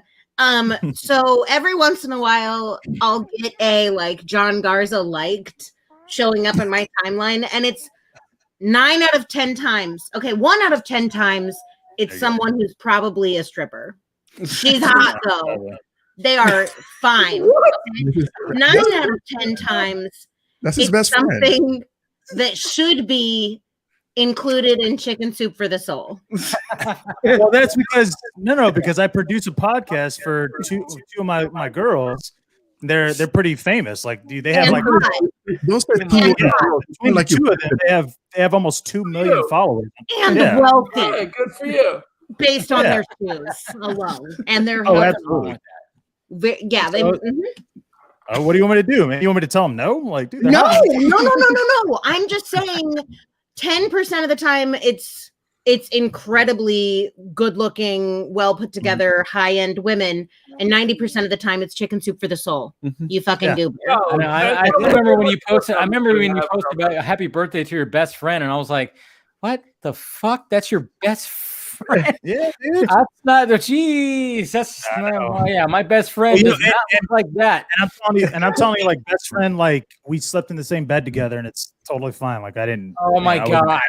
Yeah. Oh my god, he's in the friend zone. You're Ryan Reynolds. You're Ryan Reynolds. Dude, here's the deal. Like, I met her the night I went to go see Watchmen. That's how fucking long I've known her. Like, and I went to go see Watchmen with like our best friend, and I walked out of Watchmen. I couldn't believe what I watched, and then I get home, and then I meet her, and I was like, dude, my mind was just fucking gone. I was like, what the fuck did I watch? I'm meeting you, and you're hot as shit. Like, what the fuck is going on? So believe me, dude, but hey, you know what? That's what I'm here for, right? I'm literally here. Kinky Sphincter wanted to know. Kinky Sphincter wanted to know which of Brandon's hot toys are his favorite. Kinky Sphincter. Kinky Sphincter, yeah. What a name. I know. Kinky Sphincter. Oh man, you gotta love it. You gotta love it. Yeah. Which is your which one? Loud, but listen, Kinky Sphincter. You spent $5 to find this out. You earned it. You earned it. That sounds just like an OnlyFans comment right there, dude. You earned this. You earned this, big boy. Subscribe. Hey, babe, how's your morning? Rocket and Groot. Film Junkee. The Rocket and Groot is my favorite for sure. I bought it at FanFest Nashville. I'm trying to answer this question. I'm not making this easy. Rocket and Groot. It's like a Kinky Sphincter. Okay. It's It's like 12 inches tall, big tree with a. Is it thick? It's got some girth. Yeah, is it thick? Yeah, thick with 2 C's. Ugh, it's veiny. There are veins in it. You got to yeah. spend another dollar. All right. to find out. Oh man, what a You gotta what spend a- another $1 to find out. That's a good upsell right there. I know. Yeah. Oh wow, what a way. I mean, oh man, I'm just glad that baby Callum cannot hear anything we're saying right now. That's all that matters. But he's a great supporter of the stream. There we go. I love his almost mohawk, by the way. I know it is Dave, mohawk-ish. Yeah. Dave, thank you for having me on here. This was an absolute blast. dude. Oh, this was a blast, dude. Hey, the door's open at any time, man. Fun I've had in 2021. And Oh, yeah. I know we're just getting started. It's gonna be hard to top. Yeah, for sure, man. And go ahead and promote yourself. Go ahead and do all that. We go around the horn, promote ourselves. I know we have to drink it. This is 5 upcoming drinks then. But you can find me on Twitter, on Instagram, at Brandon Davis BD, and I genuinely hope if any of you give a shit about Marvel, that I host the Phase Zero podcast, which is very Marvel oriented. We will talk about all the DC stuff, but it is Marvel at its core. So that's my plug. Phase Zero is my new project, and I hope you'll tune in and have a good time listening. It sounds awesome. Will it be DC CW or? I'm just kidding. All right, go ahead, Garza. So if you wanted to, you can find me on my shenanigans on Twitter, right there, Sir John Aaron. But also with my co-host right below me, Ben Everts, on Real Emotion, Real Anarchy, write for our site, do whatever, and listen to my girls' podcast, The Magic Hour. Since we're going to talk about it, they're hot. I'm sorry, they like to talk about, organic shit. What are they called? The ayahuasca, fucking, I don't know, something like that. I know that's something like that. They talk about shit like that, and I don't know, whatever. All right. Anyways, And then we got Garza's, I guess, bottom. But I mean, I'm so sorry, Ben Everett. Sorry, I don't know. I'm sorry, Ben. No, obviously, Bottom half. bottom. Wow. because he pointed down at you. I had No. I get what you're saying. That was a sexual comment. I get it. Oh, I got Yeah. canceled. I mean, I've been canceled so many times. It's fine. All right, go ahead, Ben. You can Go follow ahead, me. sweetheart. Go ahead, sweetheart. It's fine. _ Everett. You can find me with this guy over here every Wednesday at 10 o'clock Eastern Standard Time on Wednesdays, and on Sundays at 6:30 Eastern Standard Time. Mm-hmm. All right. And we got the Colberts. Sorry. Yeah. The unmute. I'm Stephen Colbert. You can find me at SM Colbert. I've got like a handful of half finished pieces. They'll show up on Screen Rant sooner than later, hopefully. And I also do Batman v Superman by the minute with Andrew Dice. We just published a couple episodes yeah. of at the Capitol, and the next episode we have to record is when the Capitol explodes. So we're gonna figure out how we're gonna do Timely. that one, and might be a slow roll on addressing that. But you can find that as well as Justice League by the Minute at SnyderMinute.com. There it is. And Real quick, before Scott goes, Dave. No. No, Amanda. It's fine. No. It's fine. I know. It's fine. Oh, And wait, just wait, his wait. wife, right, John? You were And just- his wife. I didn't even see you because you like Tenet. So I no. Before this, Dave, did you get those drops I asked you for? Oh, I did not. I know. I Damn failed. it, dude. I failed. I would have dropped them right now, and I totally failed. I will get them now this weekend. Next week. I know what drops you're talking about. I will get them. Amanda, please, by all means, I feel like an asshole because I stopped you. I'm talking. So, Yes, Amanda- that had the best video of all time. You did one of those. It's fine. yeah, I know. It's fine. Go ahead. Hi. I'm Amanda, and you can find me on Twitter at Pie Sugar Pie, but with 3s instead of E's. It's a thing. You'll see it. And also on Women of the Watchtower tomorrow at 7 p.m. Eastern, as we make a sticky toffee cake across the Atlantic motherfucking ocean with Fatma and Jonita and myself. And the next day on Sunday, join Women of the Watchtower for Wonder Friends. A lot of you in the chat are going to be there. It's going to be fucking awesome. And you can meet some of the people behind the PFPs in our fandom. Thanks. There it is. Nice. And okay, Baby Callum, does he have anything to say? Nah, probably not. Does he? No? No coughing? No. No, nothing. All right. Go ahead, Scott. Bring us home as you do per usual. Well, of course, you can find me on Twitter at ScottDC27. You can listen to my podcast, DC Film Squadcast, wherever podcasts are found. Remember that this week will be the epic you've been waiting for, the Justice League commentary track, live, drinking, and explicit. We will also have video available at our Patreon at patreon.com/squadcastmedia. We're also on Vero, Facebook, YouTube, and you can find the entire network of shows at squadcastmedia.com. Yeah, that's why he did that right there. All right, cheers, everybody. Thanks for joining in. And this was a lot of fun, of course. And happy Saturday morning to everybody. All right.